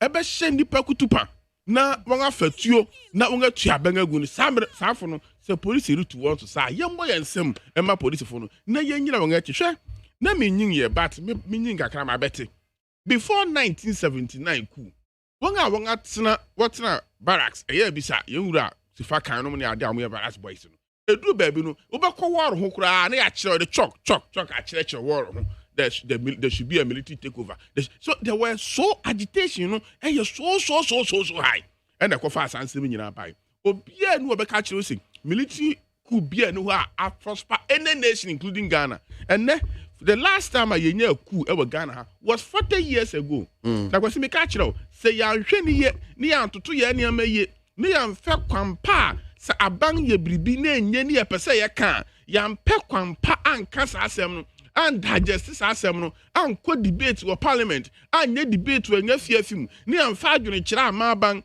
na ne yebetumi aka ne sɛ nneɛma bi ɛkɔso no ye ne nya hunti ye ntu abanwu a ɛde ye bɛkɔ nya chi more than 40 years baby ye fi bae no sase baby anu aku adu a aya emra military junta ne be hand over no ye bɛbɔ ye sema mani so wa ya de ɛde atutura asɛm na ɛba ɛnɛ yes one district one factory because we be able to catch 1979, 1981. Near were private individuals, be a entrepreneur, Tata Brewery, and again is Ghana. I would dini pebinsem.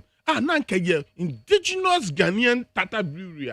Nanka, Emma Ghana for ye Ghana in India. Your investors be you collapse wrong, appear min canum. Look at Cannery in some Cannery. It was a local manufacturing fruit processing company. I make constituency more. Nani pa nefia yensuano. Ebe ye dwan on some Cannery. Those from a buri in some near the other. And then after 40 years no. Yes, nya ko back say yen ko hwena sa institutions and sign your dwuma bi. It made me say. Ni dimara. Mumma wanga wati radio echi ekese ekansema ebehye ni pekutupa. So what they say ye do sojafo na ye de abang now state jet akoja sojafo won hwe so. Na so kwotena radio station na kwotena social media so ekokati sa hyen na yumu hyen na ye de ama sojafo ni se won hwe so no. Sojafo ne de hyen no ama president ene ne yire ne ma mo de akwa won private business akwa na akwa shopping. Ni abetumi aka ne se enya no kware na ye gya wo sa. Na when the lawyer be kasa no ya me hu ayi abang epe to a parliament ya kwaje $500 to $200 million here they could see 5,000 affordable housing ye wie no ya ye di kura yes kura na it's something less than 1,500 you can obedi approve ani wie no onu akwasa akwotira na office eye changes wo e ma ne adan ne go pro na ye do obi kokota a wa ba begina radio so akese e say abang ne pe vote or parliament nti say ni pa na ye nya no nkwa na ye discuss ma wo se ko na kokoto na kokoto ambulances na kokoto car ba ambulance ni bi nim state ni to me use na ambulance ni esisi won na say a eno ne abeje won ya kase abang pe vote or parliament nti me ka ho hwe nti misraw niam bi koso ya many seasoned lawyers no many lawyer ni na so akwesi simple common sense will tell you say e would see police for ni dinya when you lawyer for akuku damfo both pro MPP pro NDC what can say akwesi sanka na me wa ha anka me we be lawyer na sem bi Sasa wo hwe police for arrest a wo ma ye nyina. Any statement what they about bontin nyina. One kase obi akokasa. Nti ye take civil suit against the person. What's obi akoka asem bi a edi hoye fear and panic. Ebetumi de abantugu aba. Ntema enya no kwara waka ebetumi de otan onua de ade aboni nua no ho asem ne yeka. See there's a difference between say intwato so. Say obi ka asem to so na enya no kwara. Wobetumi de nipa na court. Na wako siu na ne civil suit. Ene ye wo say waka asem bi a ebetumi atu abanagu. Asem a edi hoye betumi aboman mu. Asem a obi betumi afa so di dua ana tuo aboni nua akumu no. Eno na police for no ka ho asem. In some of your try criminal court, it had nothing to do. The criminal court, you criminal court. No, Nasi ye who say no. Ya try, ya jail, but nipa na can who has some no. Or no person file civil suit against. Why is possible? It let us draw a line between this civil suit thing now. Ya can and then police for the can. You read the statements now. Police for the Bible and thing. Medasi,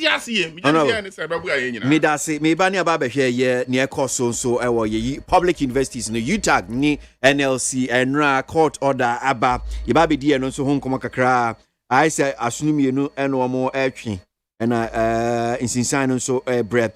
Let's get through with some of the comments aba na yensan Emra studio no biom kwesi. This UTAG strike has protracted because these lecturers continue to draw on their salaries. It does not happen in any civilized countries where people are paid for no work done. In the UK, when we teachers go on strike, our unions pay us for the number of days we go on strike because the state will not pay for no work done. Kwesi Obri Kansa, UK, and Odi Enofi and Odebayo. Ghanaians shouldn't make any mistake to vote for the NDC and John Mahama again because they don't have any alternative or better plans. We need to get that in our minds. Okay, that in Shaba and Nelka, Ashaman constituency, and Odianofi and Odebaye. The insensitive, incompetent Nana Bawumia-led government is in a state of confusion. Ghana is in a reverse gear. The educational system is crumbling. No textbooks for our basic schools. Cost of living is unbelievably high. Mystic wonder. A year in Soma Dredri. No Eddie Abba. No Land Cruiser carrying president's share. No NAPCO. No teachers. And nurses allowance to drastic reduction of our presidential staffers. Etc. will save us a huge sums of money because they are all waste and IMF will cut the waste for us. That's one here from Alai Baba Wadi Free Medina. Leadership under President Nana and Dr. Bawumia is the best, so Ghanaians shouldn't listen to the NDC and their propaganda. That's one here from Bosheba Amisti Gosu Zongo and Odifi and Odibai. After the NDC collapsed the economy and sent us to the IMF, GM wants to advise this NPP government on the economy. These NDC guys are interestingly surprising. That's Shipman, Body Free, Atonsu, and Odebai. Ghana is working. No matter your political affiliation, when you break the law, the long hand of the law will deal with you. Opening 80, Eddie Free Kaswa. I mean, home so mean Sambra Studio Hanum say na many Honorable Samuel IEP, former member of Parliament for IESO and Yan Twaso. Say medical dia too many say Honorable Daniel Kwesi Ashaman, former member of Parliament for Buem and DC member. So on so ebe kan say but timi be dri but Honorable IEP wo han kwan dia ye koso ye Twaso. Honorable yan hwe UTAG National Labour Commission any near air koso so far. It was saying almost about, I think, 5 or 6 weeks here. Between 2002 and 2003 to 2005, thereabouts. Now, I'm a national union chairman for Metro Mass Transit. National. Okay. I was very young, 30. But now the whole Ghana Metro Mass. Now I'm a secretary, chairman, resign, call another company, chairman. Into your union, Sama. Media chikakra. Me preside I had me represent Metro Mass workers on the collective bargaining agreement. I bang a year, the first one, and I bang ye. Now I was part of the ministerial committee. You on some media chica cra. Now, let's say, hey, National Media Commission. They make a sama bang, baby, say, not yet per se, yet chere ya adwene, near maybe a bang ya ebe buayen. Then be a make a National Media Commission, I work to make a court in Temdo. Don't say, because ya can't court. You mean National Labour Commission? National Labour Commission. Okay. Sorry. Right. National Labour Commission. Okay. I work pro court in Temdo. I say court is the last resort. It is a one Jojo and check a cra. Now to make a court now copima now wapimu. This year, remember this scenario near National Labour Commission court. UTAC akodifo. UTAC D4 no. Yes, omonko school ko chirade. UTAC executives ni sana UTAC say onko school. Say you have to contempt. How many people in contempt? The leadership of UTAC. Contempt. The yaman fan say you have to contempt. Yaman 3 weeks, 1 year, so onko the prison. You're jailing for contempt of court, not the prisoner. Do you think say UTAC members never classroom ko chirade? Well, that will be the end of our university education because say make me a UTAC member. That's a what me president or Kasama meno. Say we're jailing no 2 years because of contempt of court. Okay. And then court we mustn't watch that. Yes, many labor commissions penny on the Kasa and the Yadwini. Say you were university for no year. So your phone phone ya didn't womb into what the Marabe Juma. But in Pempino, na me per se. You be sinking a checkakra. Say, you do baby, yes, in Kuna lecture, say, Chinchinia, one go classroom, and they was say, and say, I was say, yes, Pahinofubi, a woman. Maybe not in region, the church of my and you go 4 for 1 penny, if you been one Casa, you were Christian Council or your National House of Chiefs or your institutions, baby, able to me intervene. Now, one lecturers, Yakasa. I said, what should near my lecturers near now? Maybe I'm only one in your papa. Oh, Musa, money our bankers are in see. Munko classroom. Na munko chirade. Emra muguso ni bankers ano. Na aban so emma no honye hare. Ni anhwe na asomdwe mra. Musa munko classroom munko chirade. Chinchini a. Baby amugina na amugina. Ye be sere se UTAC fo no en soften one stand kakra. Na won hia aban halfway. Na aban so soften the stand kakra. Na court ne de no kware ni. Ya hwe ni ye ni yakopem wo court na ebe ha wadwene nti ni ameme sira de se won de kan akọ court in the daw court amoda ye ntumi nkase ye mfa court asem nya adwuma na mum next time no ya ye susu pepere ye ho enko court na ye nsre na lecturers no wo me ye nkodu pempensu bi a contempt of court bi abebam na ye sre won ya de sre na ban yi de sre ene me ready ebi wo social media me rekora ho say aban esre na oka kire communicators nyina say yensre na lecturers yi enye ntomo no won kwa kire yamofra ademan mesre MPP communicators national communicators in district regions ya okasa ma aban say baby ayadu no enye tintiman man kwa kire ade ebe jelimu man kwa kire ade ayem chebo contempt in unionism no it doesn't help. And I made the caricature on my union, my Metro Mass. Yakwa strike 3 days. Bass be into. Now, because my main cancer story in Chino.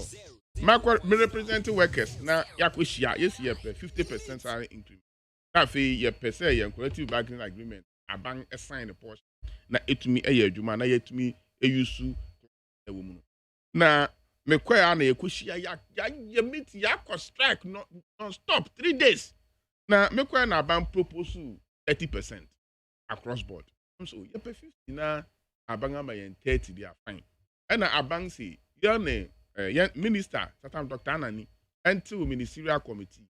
Na your family and the 2 other union members. Kenya train represent your committee.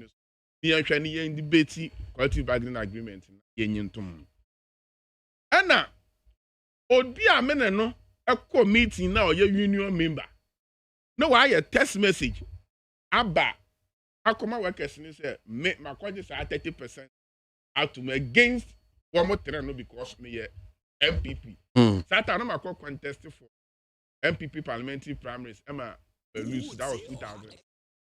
Inti me MPP for convince me ena makwaji adenatom.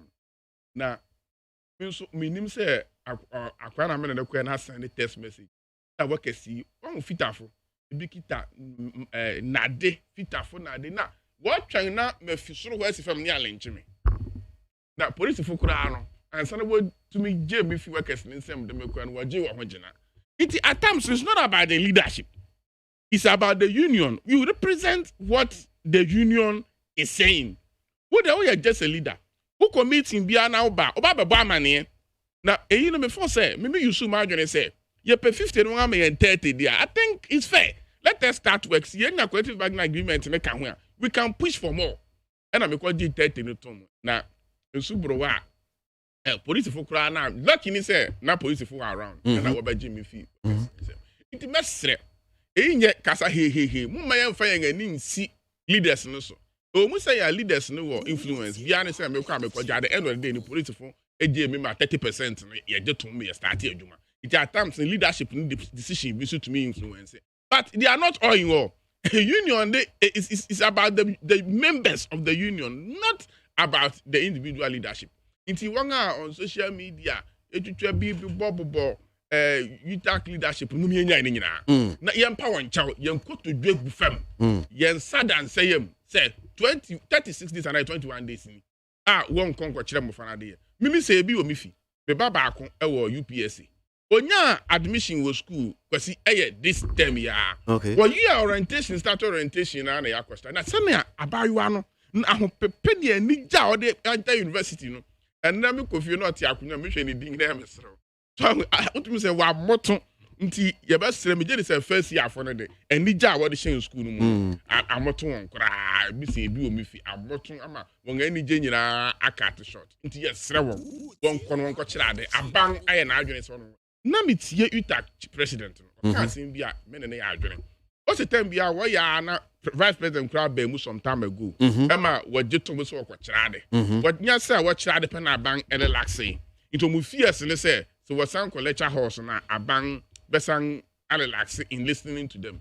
Yes, abang say a feed in the niabre into obesha no one atrase. Na asem bia we say work na afi one into say a ho kire kakra wo ho epic awo ho a ho kire kakra wo ho economy no enya na nanso into one soften when demands no kwase woman say demands ya wo ye 2015 no anya abang we ku apenso into one soften when demands na kakra na ntumi mu a na yentumi emwa won na won kwakire ya mara de maye me da say honorable IEP and watch na dream wo UTAC ni National Labour Commission ne ekoso na honorable Ashaman so atena say enti we de me ma no akwa ba na menyin onu nso na dwenche UTAC ne ekoso public universities honorable akwa ba ya ja openyi na empomwe eye pa na so yugusunga krankra na nse ma ho ache ko live kakra bi de nyamiase afisha panso bi na mami WhatsApp message ndra say wa revitalize ntimi nim so uzu wa revitalize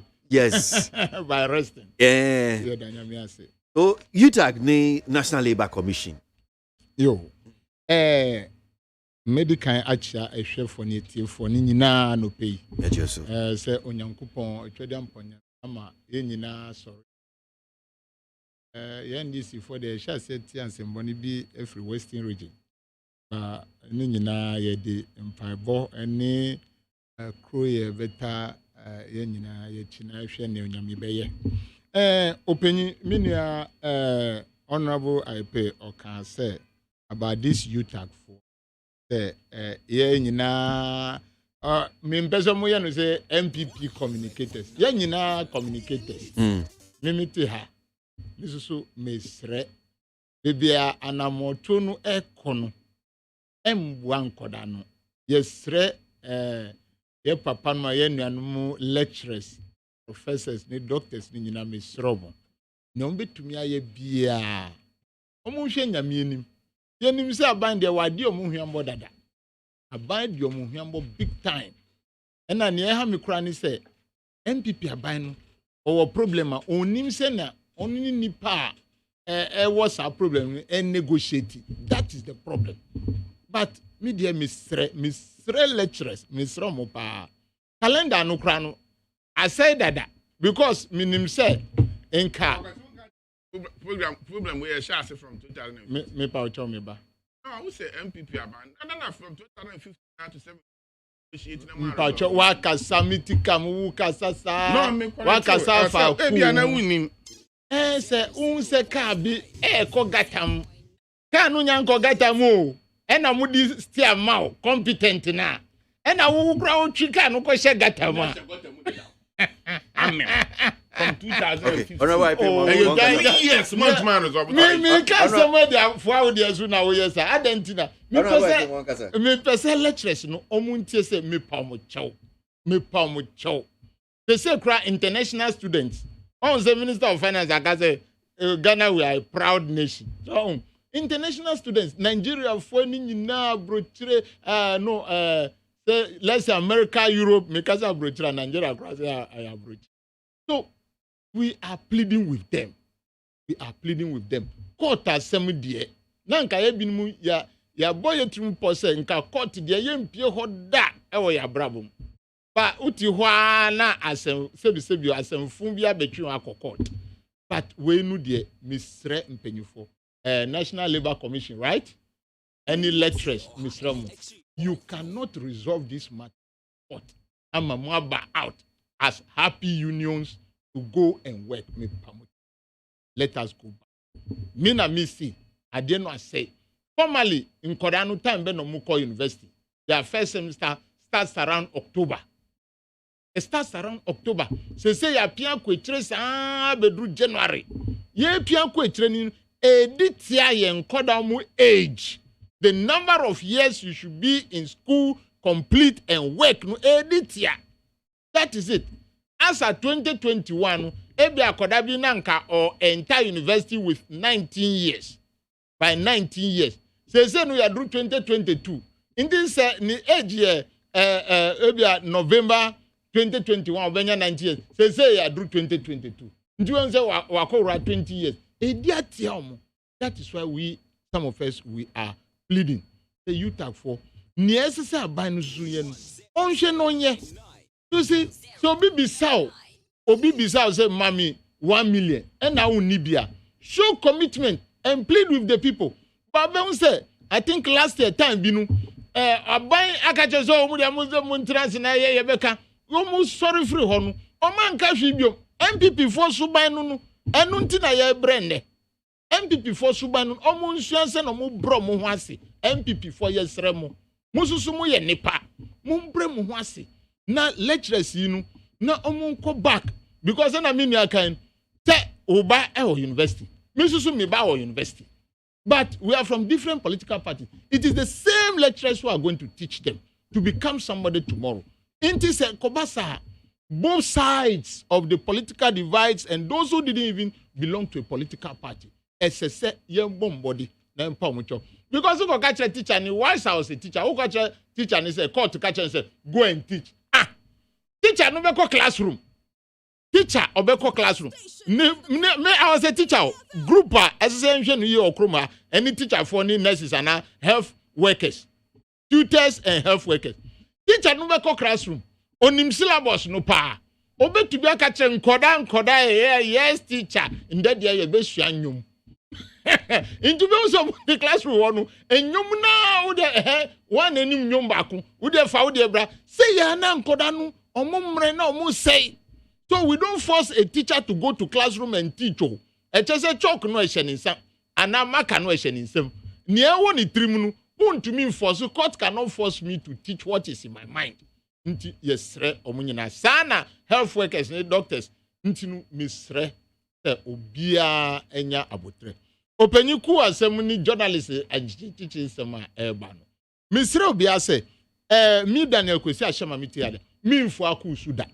No, I will not, and I'm pleading with everybody, every citizen of this country say manye ntra ho enka ku ensem embua obia but utu adramoafo no esese ye ntu momoni susufo e kire se ansa na obi betumi aka saa asɛm no ɛwɔ ne ɛhyehye no ɛna sɛ ne adeɛ no hyehye no fa but that is what I'm pleading say adeɛ no hyehye no kra don't go cool way because the economic conditions in this country is very bad very very bad ɛmboa adwumayɛfoɔ ɛmboa wɔn a wɔwɔ business so ɛmboa wɔn bibi akɔsoro anhwɛ ndɛ kora na ɔkyena yɛsa betu petrum ɛna ɛti hɔ wokɔ kan so MPP fo bɛyɛ ɔmo anu dede aka kyerɛw sɛ bibi ayɛ fine yɛ vice president a MPP fo adwɔre no akyerɛ sɛ ɔyɛ economic measure no sɛ yɛ hunu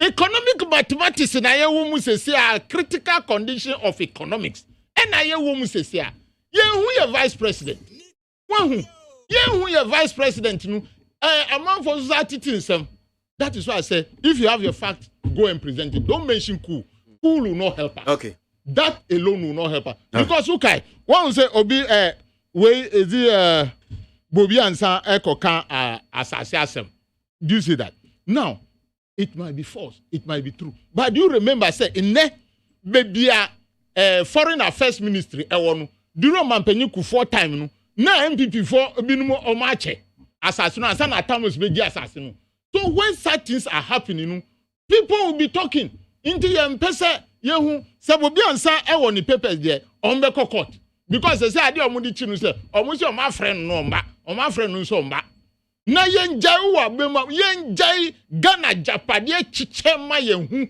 yendi no because we are in power put this in chairman no de no mu de ombenya biadi that is the problem that I have with MPP people the nyama munya betra konja so ena we ya say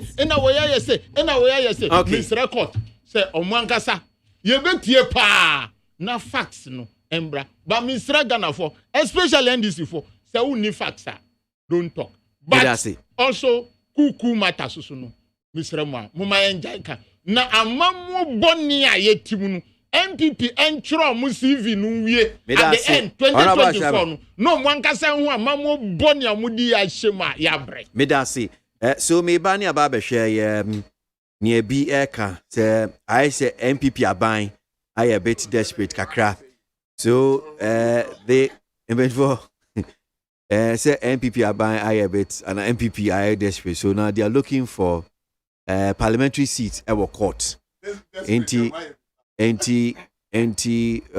omafa MPs ni bi edi omakwa akogina court ye bi nso ebisa ne say well so say mrahye bedwani na say waye bibia ene mra ne nkwa enya no na ye enhwe ne din enti mi ka say sisi e de onim say honorable ato forcing ewo court Judge Kwesi ewo court Jomro MP Tofi enso court and the host of other MPs umina ejina court ye bani aba hwe edie no ko ono wa sha ma min kan me comment ne ja say ni awsre no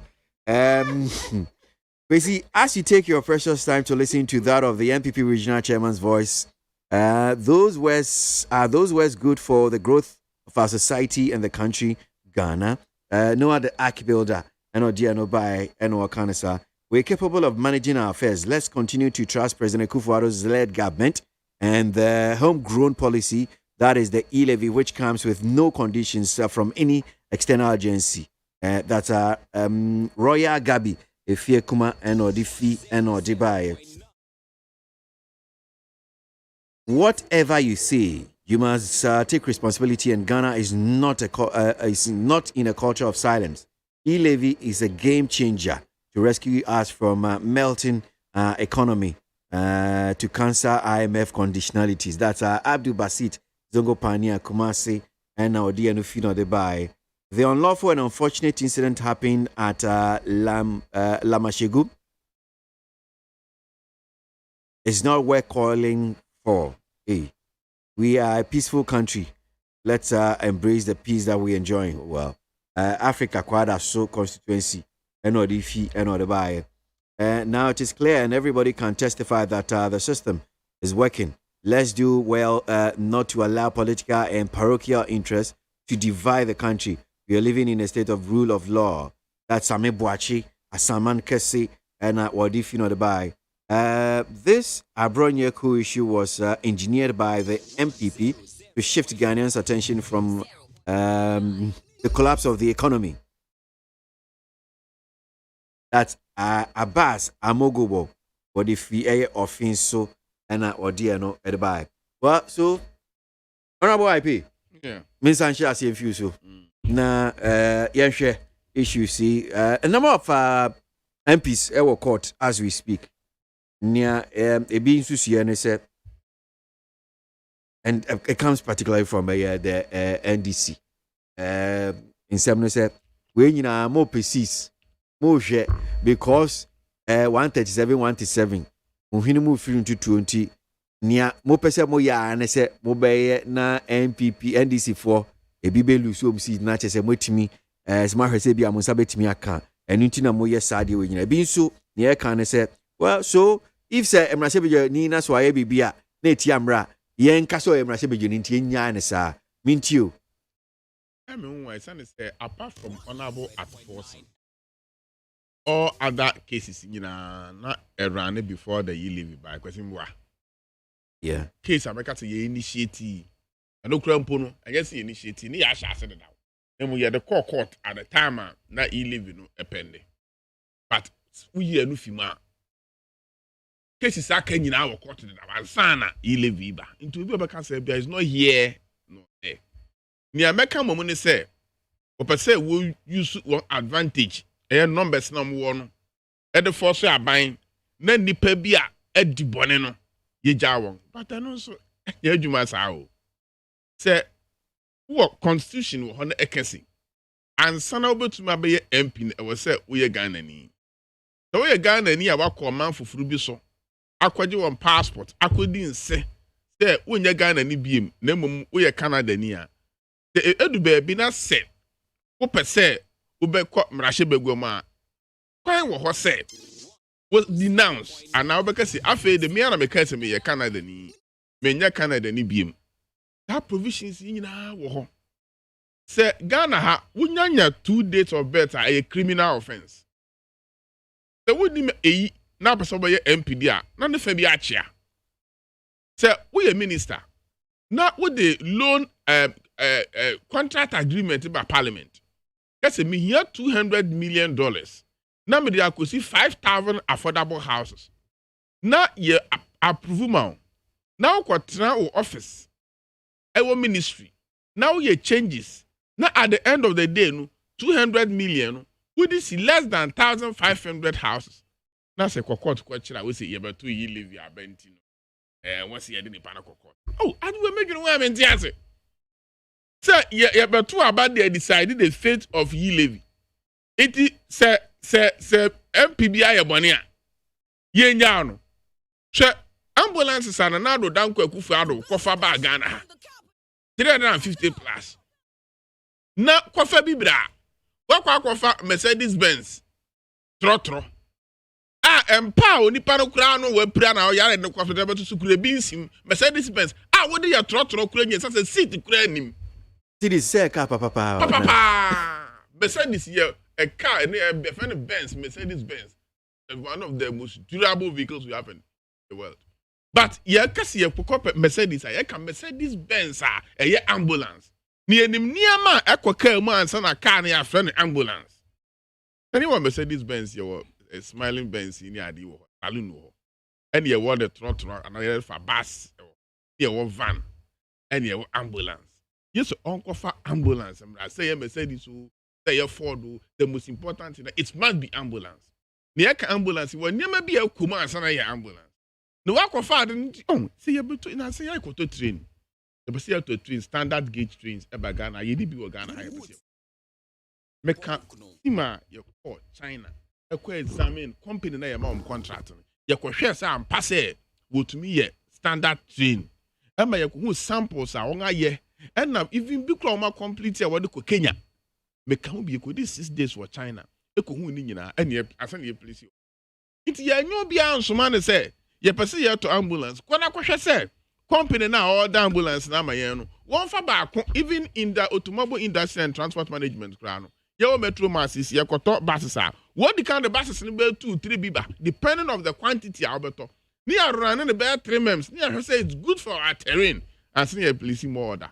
Nti ekwane den and yet me for ambulance a yep trotra seat kura nim a wode ye trotra ebeye na sadi pemra court no o chire ni to sa na mo na si ye beye yi living ti then the pan and what say ye ne court me ne saafo no ya adwena enye yie yenga ne yesu ne ye ka se democracy de ye pese ye beye a e wo se mra e ye adwuma Ghana ha ye motonze se freedom and justice the mra wo freedom no na mra nso eye adwuma atentene ne nso eye adwuma nti court na de obia no ebeka se yi living ti ye gya no no akoso ye di bone the court fra wa wonko na ye chill for contempt and now concern with date of birth na ye chill for contempt e se ye yi living ti no ma obi beka se ye pese ye witch hunting na ye reduce NDC numbers and obetumi aka but mra no so de ebe ye adwuma ba wo kan no na mra no nso eye adwuma nti mesire ye judicial system no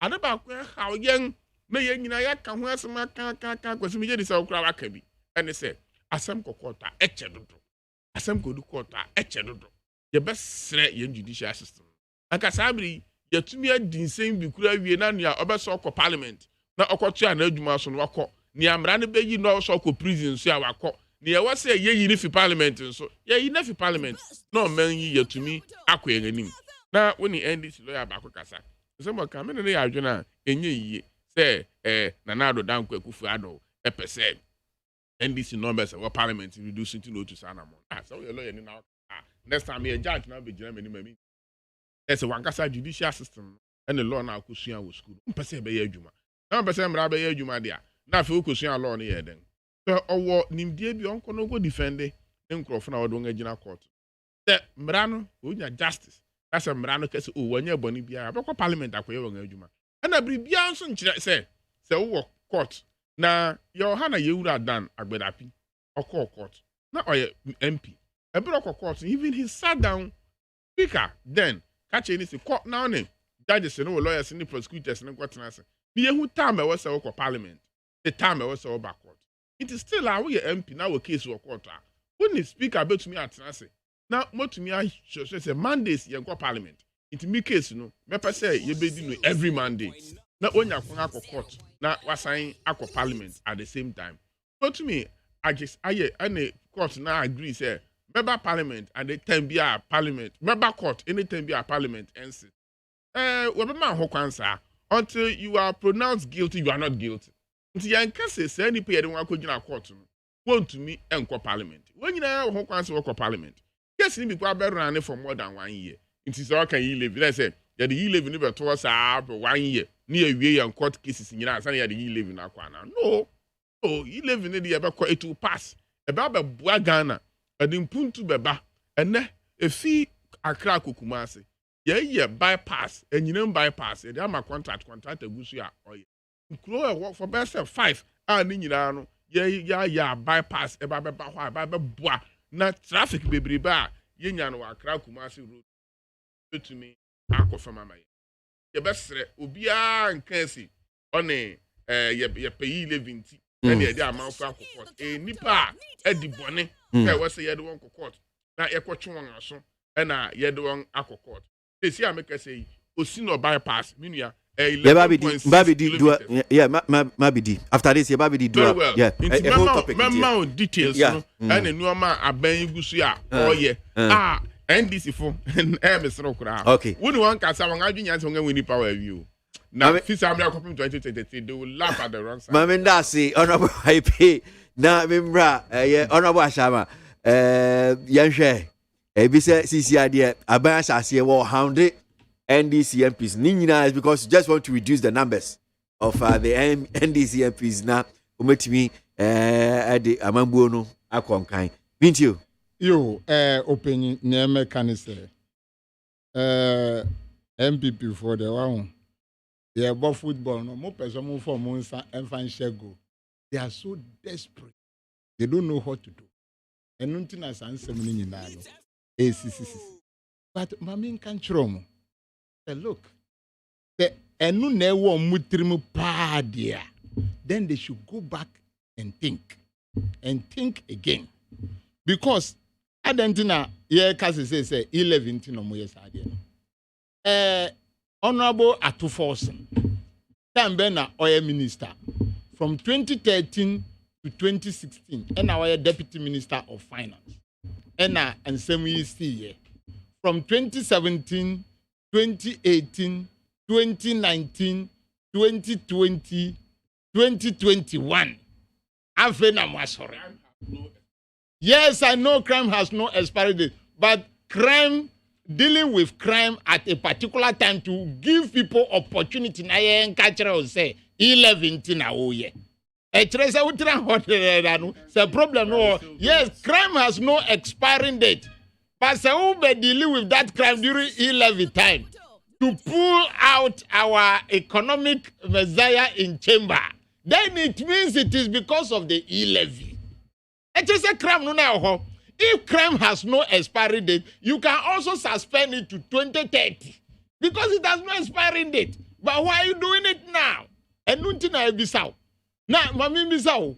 Inti ambulance. Hi, mami ye MP. I want ambulance service. Omo my zone area ambulance. Now, ambulance NDC cry no ebi amenye djuma okrom ha. That is what we should ask ourselves. And now who come who be one say we catch say nyanu na yeka. Ambulance ma be ye djuma. That was it. That was Muhammad ambulance ebi mu. And who some na yeka. Mun kire Ghana for dodo se na eba. And na dodo se na enye. Because we use some. The nation use some. Prosecute. Who go say yeah akoto Mercedes Benz trotro. Ka mudi ba say ambulance no enye Mercedes Benz. MPP for any Mercedes Benz. They told me so confused. I'm not talking about Mercedes. Somebody's brand. No, you can't say that. Mercedes is somebody's brand. No. You said Benz. And no my waka say trotro. And I mean this I say. Ni na do koto eno enye Mercedes Benz ana. But papa. MPP for Mercedes. Sana moye sama. Wa vice president abed dada kro ha ni nyina besinde enu na wusa gusu ye akoye ti se mu moja ihye mu tambia mu ti ho na mu dada manfo mu twantro in them economic messiah say aye wo economic mathematics no wo he enu na musa di ko hye hawo enu na musa di ko hye ene court ni we senko ba ma mi bisa question bi o na MPP for no say e wo mpa say o mutrim say 11 no mo ye no o mu nim say speaker no oye bagbiana omunim say speaker and there udi ade no betu ni table so no obetumi aka say we can't handle this today now munje sa agro no na yenhwe game no. Your problem is that your leadership in parliament is weak and it doesn't know how to negotiate and it doesn't know how to talk like a simple person who brown hwase nkakabia homaso ayemum ma enu na ekwan MPP kumusa sa be kungana.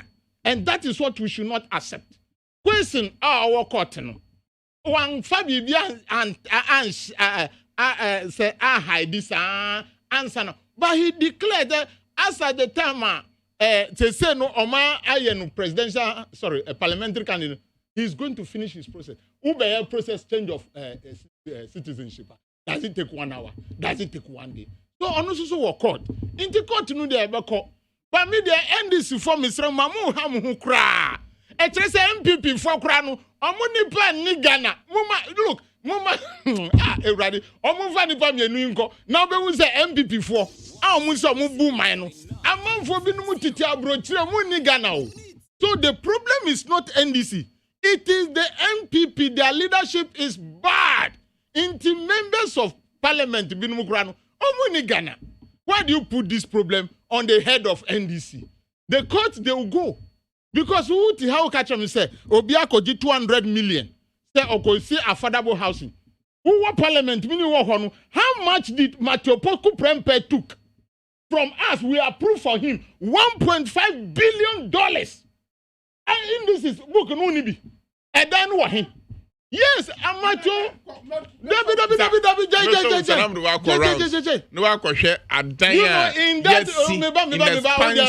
Of existing senior high school, the completion of the mess that you left behind. Honorable I pay honorable ayope mami nkasa mami nkamasa inti sese nu Matthew Poku Prempe, then the Minister of Education. Yeah, man, 1.5 billion, 200 million, no kasemo. Inti, udi 200, Eddie share 1.5 billion, ma. Oh, comprehension. Do you get it right? And nuna honorable Matthew Poku Prempe aji. So, basic squad down, sa squad down, so basinu. E-block a woman, Miami cross-check here, 30 dormitories, basic classrooms, one na sasika wesusunu or the document no by parliament in 2017-2018 and ya approve man he intimu de agrunu ninshasiane wentina ombiaka se bebia MPP akonja MPP eteso no te bi kafra tie for one ne agusu nti sori na ye asem e kire se o man say akonja no. We are going to deal with this issue because they are national issue. That is what we are talking about here. Until at the end of the omun chase omun twasu omama question bail. So at the point in time, obeko court, let me say Accra High Court na obeko aba Indra madam for be catch so mako and say nanka me free kra nanka makobi. So we'll continue, but they should know that we don't use desperation to lead a nation. You don't use desperation to lead a nation. You need cool heads. Then you able to me jaw together. So that you should say, send a yama on mine, be betumpo, yankoda beko school, a jadifobeko market, a hospital, doctor for a yarifobeko hospital, a shenka from Benyakwan, Petroboa beba from. Petroboa beba from. Honorable. Send a Petroboa beba from Edia Maye. Intin Yomuyani Nanu. They are missing the point. They should go back and bring their own people. They say, I just have no one. No, I didn't say NDC. I just have no NDC. Mwana muka masemu. Mwana muka masemu. Inti munja NDC for. But whatever you are doing, yes, we believe in the rule of law. Honorable atufosi. Obeko court. Na onkonko chere. Honorable question. Onu susube court. Na onko chere. Mudi susubeba. Say this is not payback. Among your still worship, ye be share senya enyama esi akosu. In there muti ha. The Electoral Commission of this country, auditing one who report. One who report home. Then you know what you're buying because among ya bunu ye. Wentina the leadership of the Christian faith cry Uncle Mahaman Chenano. I didn't know the calling chain. Say, oh, yes, Crono Emundo, Yena Yama Gromayeshi, Obi Wu or mine, or to me to V8, Edia Conjasim, Uko Mahaman Cheso Quayedi. Konako catcher Mampeni said, or Brow Bono and Boa mine. Medasi, honorable Ashama Medasi. I mean, can't comment, I mean, Brian, Daily Statesman, sorry. Very quick. Quick idea. Oh, may invite IG. May invite IG. No more NDC. On extended in the whip, Emma young politicians, they are inviting as a panel members. Now, on the whip, so online. That's what I was saying. Because what's a parliament? Near the loan, mother facility, 1.5 billion. And yes, you approve mother facility. Mother facility, $1.5 billion. And you approve mother facility, and you approve the release of first tranche, which is 600 million. But now 600 million, but me on any district, the region, voter region. And nothing else is done by expansion. When did I see done by can and you know correct. Okay, but that's it. Honorable, let me can't comment. Otherwise, for lying, I agree. Okay. 1.5 million has been used. I agree that the money has been used. It is a one tier parliament. Musa wants to in parliament so that you can go.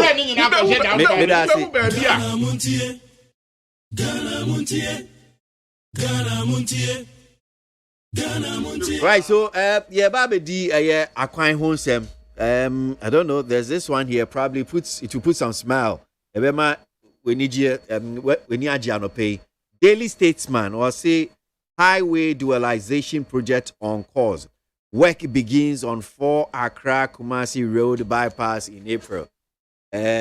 So, say Kumasi nkran kwan no aka fie petete je pepe a chese o man mi yesi mu yenye da mampanyi kufuo be ye kakra emse iti nsawom to so. Well, my main kind comments in visionary and competent NATO and NPP government have developed Ghana's education than any other government with huge sums of money spent on free SHS, other massive infrastructure facilities in our schools. That's Erikweku Bwedi, Patriotic Voices, Bechim, and or the fee and or the buy. President Akufo-Addo and the NPP sees themselves as more human than others. Today, President Akufo-Addo said Ghanaians shouldn't talk. Today, Akufo-Addo has forgotten the kind of things he said when he was in opposition. It's a very lengthy one, Mr. Kwati. I'll leave it here. Musa Batu Kumasi, detaining Abronya is a step in the right direction. We want to see what will what pans out in court. Because his comments have the tendency to destabilize this country. Musa Abato Kumasi and Odifino the Baye. John Mahama, who in 8 years brought hardships on Ghanaians, is today talking about against the e-levy that will bring the country's economy back on good track. Well, I'm not surprised. That is Master Red, Eki Hawafat, no, or the way at the Baye from Kaswa. Okay, all right. Honorable, I shall say you now because say if you, I say, I'm shall say if you because you have had to bite starting, but we are quite who say with you, I mean, shall say you Honorable IP, and interestingly, say position at one time you were holding, and no amount of this I say about to that's the chairman of the Transport and Roads Committee. We depend, Brana Wambra Shibijim. Unia Kennedy Osenya ko na wobobro nsem so se enche in fact aban gu mo so in fact omo ekwa akosha ase kra bypass ewo Kumasi Accra no Accra Kumasi road na pese no ye dua pese no mienu ufi enkran kwa unam so yo ufi Kumasi ntina che ye nam so ne ekọ no sa mintio yo minia dualization of Accra Kumasi road. The person here say if he Accra copying Kumasi, not so young, but says here no concentration, you know, Accra to Kumasi. You know, just to say the capital city of Ghana, Accra, the second most populous and the biggest city. Inti the you say yeshena Ghana, yet me link yen two cities together. Now nipa actually one kwan. That was how when you saw familiar. You be a queen to my your pepe. Nina say, ye to me and share Emma, Lord of Quan car moon sound. I war a year, sir, 2 cities. Debbie, baby, and wa, Oka, and we are bar, and Rhoda adjoining 2 bigger cities, a yet single lane. A buying President Kufa buying the chassis say, Bedwalize road no, as I say, if you are cry, Kumasia. Ofa ebien enam ha ebien so enam ha se na be ya car emu nsan ho akwanhia ebeba fam akwanhia ba fam a ebema traffic nso beba fam na ebeboa ama nipa ehu ahan no e was akwanhia nti president Kufuor Charles fi achimota a edekopem ofanko ana yesan eye ofanko ede ekokopem sawam ana ohye nsawam aye kwafu some so kopem some bypass ekopem kwafu kurom ana ohye kwafu kurom ai na masuboi amanase akopem apegya junction na ohye se adwuma na se 2008 na fofie anto ata na MPP yefi abem 8 years twam a NDC fo ye that lot of kwan a efi apegya eye kwafu kurom kopem apegya junction wo ntuma wie da kopem se 8 years ni du na wo fi abem edu baby na ka akura ntumi mfa so na ukona edu anwumire na nsu ato na driver fo a won aka won atintim e was saa asuboy stretch of kwafu kuruba pagya junction na ya tete nti MPP ya samba aban mu no ene si da bi set bia no the NDC fo anwene nipa e wo enkran ene Kumasi and beyond because akwan ekwa akwa chat ɛkɔ Niger ɛkɔ Mali ɛkɔ Burkina Faso international road it is a Kumasi for kura na se bitafrache ɛhɔ dɛ yɛ amuntai enwini wɔ ho ntɛmɔ nwene wɔn ho a nipa na go tamale ni ade na mo stronghold sanka bi a modwene wɔn ho afei ɔsɛ modwene ɔman transit goods a yɛde fa ɛkɔ saa nkuro nyina NDC fo anya wɔn adwenwene ɛmiri bi put in parliamentary question because saa stretch no ɛyɛ kwafo kuro ma Pagya junction no na ne kɛse pa da me constituency na saa mre no na Honorable Setekpe akwaje Eurobond $250 million na wose wo hu adekodi a wofa se sika ne ye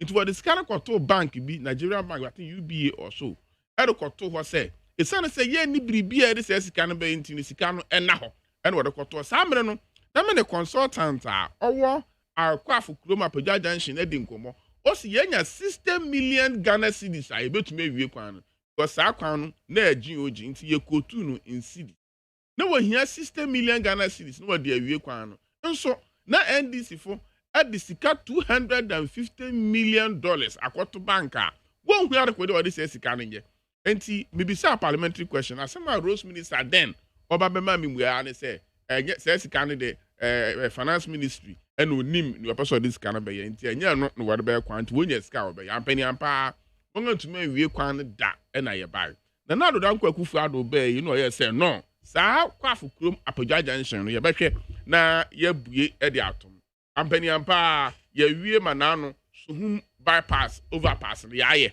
ema ya ye suboy amanasi ama ne onama ka no ebi nam benkum na ebi nam nifa ne ye wie ye no na sai wo kɔ na odu anyinam kwasi minim sai outai kokumas na odu anyinam a wo hwɛ traffic pa rush hours no eba no ebi mi ko pue so me park me car na me da ase me twɛn na emujo kakra amakɔ na na do dan kwakufa do se ma wie kwafo kruba Pagya junction dia and menhwɛ Osino bypass 11 kilometers 11.6 kilometers me ka say ye de ama contractor eba be share adwuma se by first March ko April mu no na wa share adwuma se ye wo anyinam bypass ya make ho asemi obiara a wakoto anyinam krom no saa kwan ye ba be yi main road no e de afi anyinam krom ho na anyinam main town roads no so yesiesie ne kama ye very fast kwan no na anyinam bypass about 6.1 kilometers okay ye wi a ye be fe anyinasi bypass anyinasi bypass na no kwan 10.6 kilometers eno so ye ba yi kwan na fi anyinasi krom ho na ye de akoto kro na chi se na be ya e ma traffic embem na ye betuma na dual carriage road na kwan na tumi akọ so ba akokra mi wure fi nkokọ bypass nso kufo na be ye yo enti se Ghana ye bedi adia ama Ghana ekoso nkokọ bypass ye ne ye mpacho afi ye wo edusu anu aka nkokọ bypass MPP na ye ana afi kononwo bypass won se kononwo kuro no won se na kuro no ye very busy nkurase ne dross bogunum agogo won nyina bagwa ewo kononwo enti edu rush hours na obetwam wo kononwo na aya asempa enu ye 13.5 kilometers enu so ye ba be yi kuro no e de afi enyina eye kononwo kuro no ne ye de akoto kuro no achi se na ye nsan bypass ene nkokọ bypass no ebeboa ema ne se wo de 4 hours and 5 hours na efi akra Kumasi a ye wie sa bypass ya within 3 hours na wo Kumasi ebema akoni abadi ayemrew ebema transit goods a ye fa efitema habo ede kwa Burkina Faso Mali and Chad eye inland port oho ni nyina no ebetuma aboa ema ye hu ahare nti eyade papa eyi nti ne yesi Ghana fo momma yemfa E11 mmra eyi nti na NDC fom pese E11 be ya adwuma sase wonim se E11 be ya adwuma sa project yi nyina ya hyase ye ba be wie na ye wie na wo ye Ghana ni na wo fi Accra na wo rekokumasi a ukodu ya pa wo ba beto aba 2024 e di ama MPP ni e break 8 no nti ye ba be ye eno pa ho a nyuma horo e ba be create job opportunity ye di sika about 2 billion Ghana cedis e de kwa kwahye sa project yi mu ni aye nti ubehu sika ebeba amanfo ebotom ebeboa emane emanyina nso atotoye nti yesere Ghana fo munya abotre ema MPP abanya na adoda kwakufu adoda anu ni yehye mu nyina abose ansa na 2022 ebekọ na awie saa ahokyere a aba a ema Ghana fo ye kasa bebiri bi kura po e ka no nkwa na nkaku abai ye nte saa ahokyere ne nkan biem san say abaya ye kra no say sikatitiri di pa ɛna ɔba abɛto adi agum ɛnya no nko ɛnɛ wokɔta korade a the first ever overpass and I say friend overhead aye water crowd uko tamala 2-tie interchange and that's overhead or tamale e bin see that abakwasem and then nipa botwi won akwa ebi ewo tamale apart from that no kumase ye chance kufo chance or ye bypass or bepim ne NDC by 8 years woman to men wie ye e ba 5 additional overpass ewo kumase it for the road construction industry there. And I say no question will make an idea. And fifth film that share 1993 a fourth Republican Democracy. Now don't Kwakufa Abenga and Abeya road network. I expanded the road network more than any other government. And there's evidence to it. And to mean everything. It's a free senior high school grand Yababe and Nipebi Nama Wakan. Roads so aben enya top up road construction. Me da say mamima honorable Ashama J the last bit of akwan hu nsemi honorable Ashama dualization Accra Kumasi me the respect ke the mate nka me ka se me ka se mu o si omo aya wi anafe no mbeye work begins until final or chassis. After no more chassis. Ghana for mamun se mwaso crap. Hey. Ya wado contract ya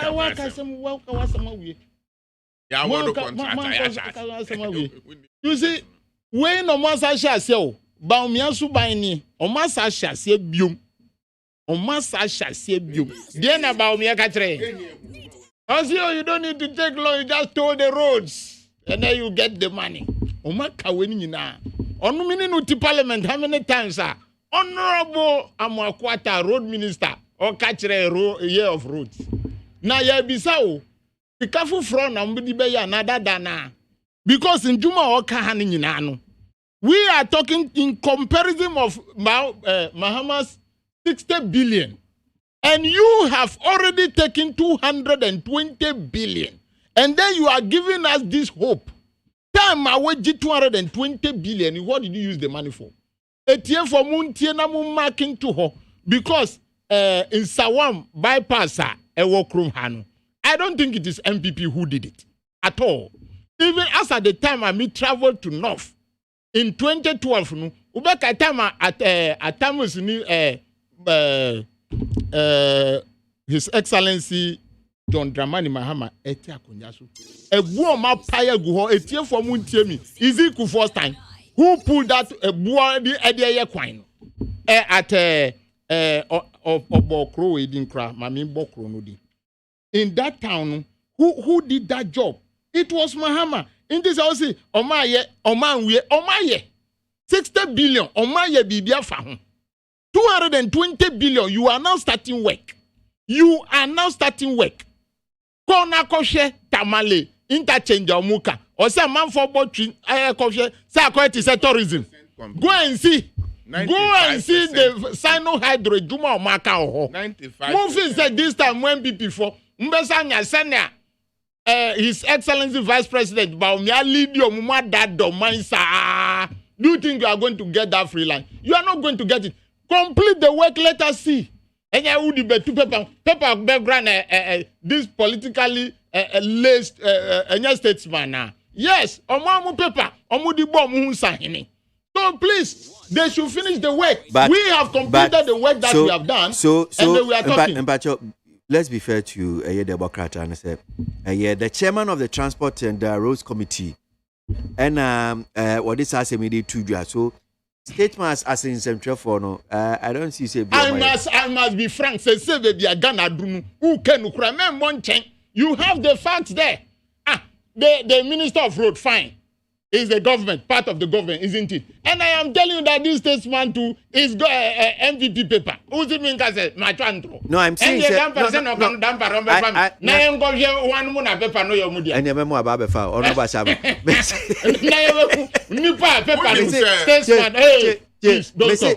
don't talk.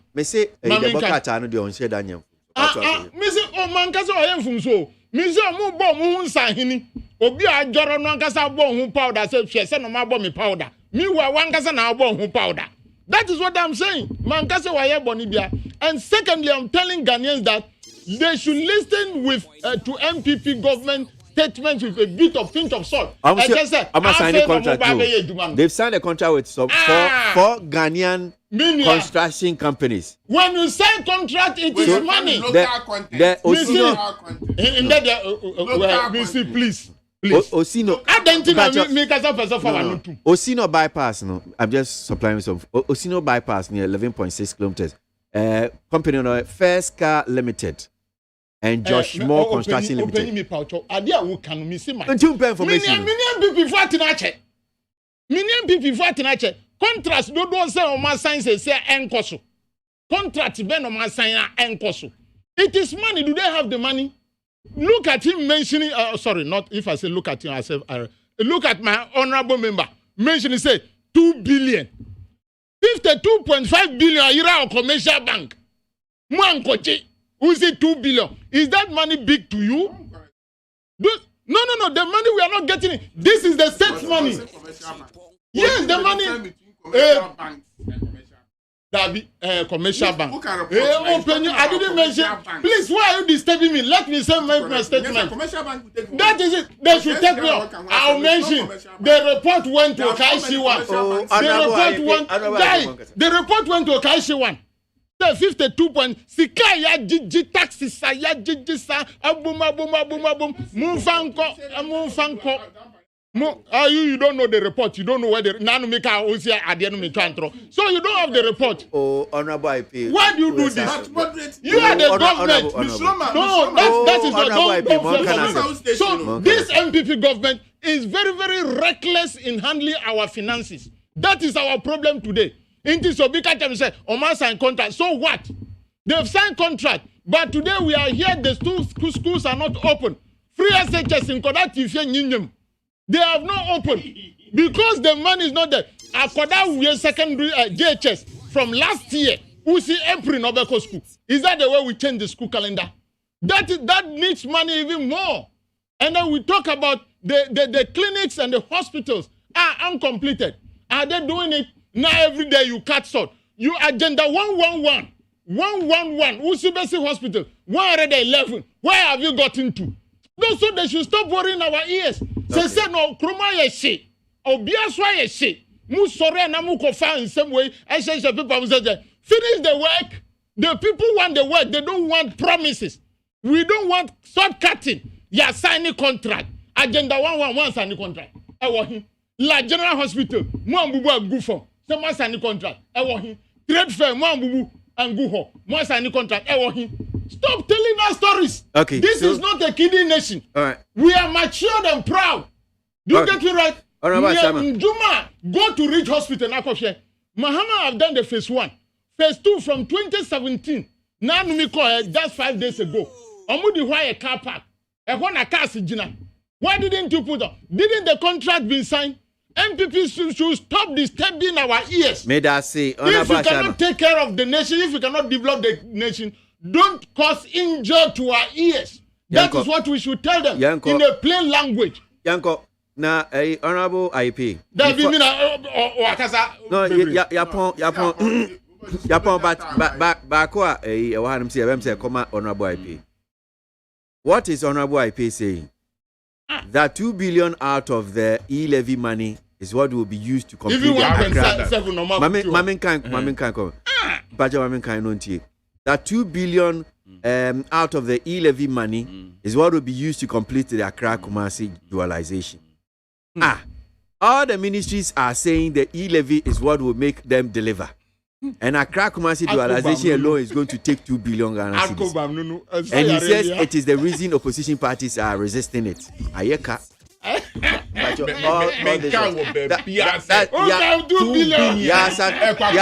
Sanita was listening for LPG. Yahweh, utie me. Man kese. Agenda 111 na me wie no na me conclude.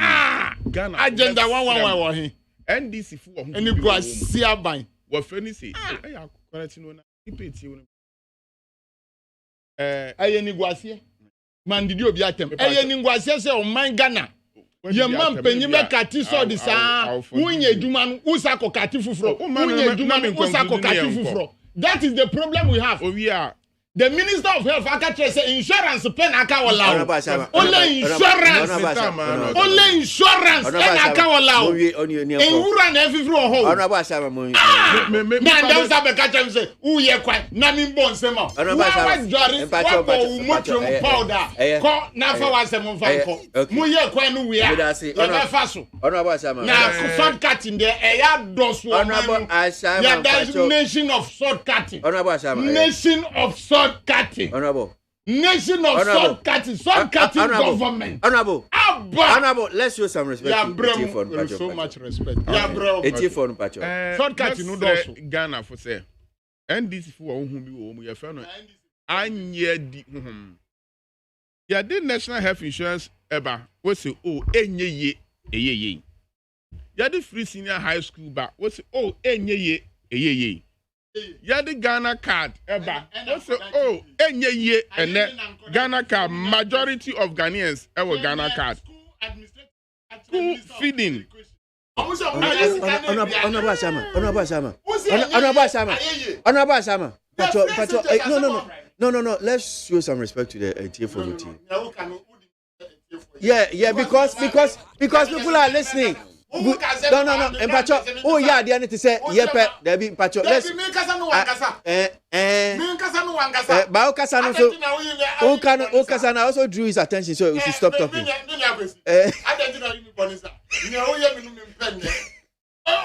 Allah. So you are doing debit and credit. I won't allow that. Honorable Aishama, show some respect to the listeners. No, as for me, show some respect because me can't want to into my for from National Health Insurance. Yeah, the bad end is to say enye was sort of crazy parliament and then National Health Insurance aye. Yeah, the free senior high school ban was so enye and then free senior high school aye. Okasano say mufrane titifie. Me to my culture of first and second year students e wo school. Third year funa what fie no nga kire won wase awie nti no wo fie won awie school. Yeah, Ghana card we say nye into obedi 8 years won to men print Ghana card back. Yeah, buy your print cards ni nyina. And the majority of Ghanaians have Ghana card. You can say Ghana card dey bet ma ten na be yi passport. So enye ye when I catch na whether the card have passport ampa aye and they will yi passport. Baby asakora. Yes, Sunday. Any guasie for. What's that kind of gra? Any guasie for e-passport no di tukwan. Asi. Visa no ehye. Na one still on you. On you is able to me there. Hey, a chip embedded card. It will slot here. Able to me the information. It will call the American embassy. Vice President Baumia no to me that visa. Yeah, they need to buy this. Where we are going. You will get there. We must slot to card. About more information be a chest over visa and win visa. You don't know. Now, say yes, the e-passport beba. And then what's it there be? Aye, egusu. Aye, juma. E-cash, electronic cash system. Yeah, the aba. What's it? Aye. Yeah, the road construction drones. You can see. Yeah, the drones. Yeah, can see the drones and the ever distribute to Moja and the blacks from pharmaceutical hospital. What's it? Aye. Yeah, can see. You better realize Accra Kumasi. No supposed to be ye. Ghana for mum tie anye ni hohomo. That's a new man. You can't see National Health Insurance, free senior high school, a Ghana card, a school feeding, e-passport, e-cash, e-levy, interpolity of this. Interpolity.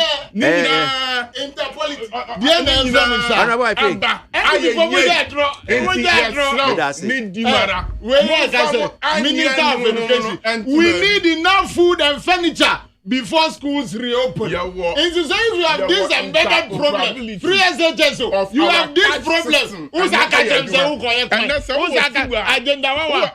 Shortcut in Udosu and the Guasia Bank. And the Guasia Bank. Shortcut in Udosu. Munjai Sanye.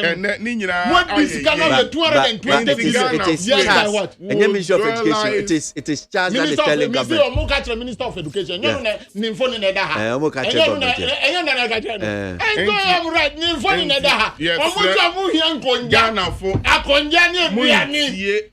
You spend on consumption but you can't even manage. You can't even tell me any sector that MPP have been able to manage for these 6 years. No sector. Population of the students. Hey, Mr. You will demand more beds, more tables, more chalk, more excitement, more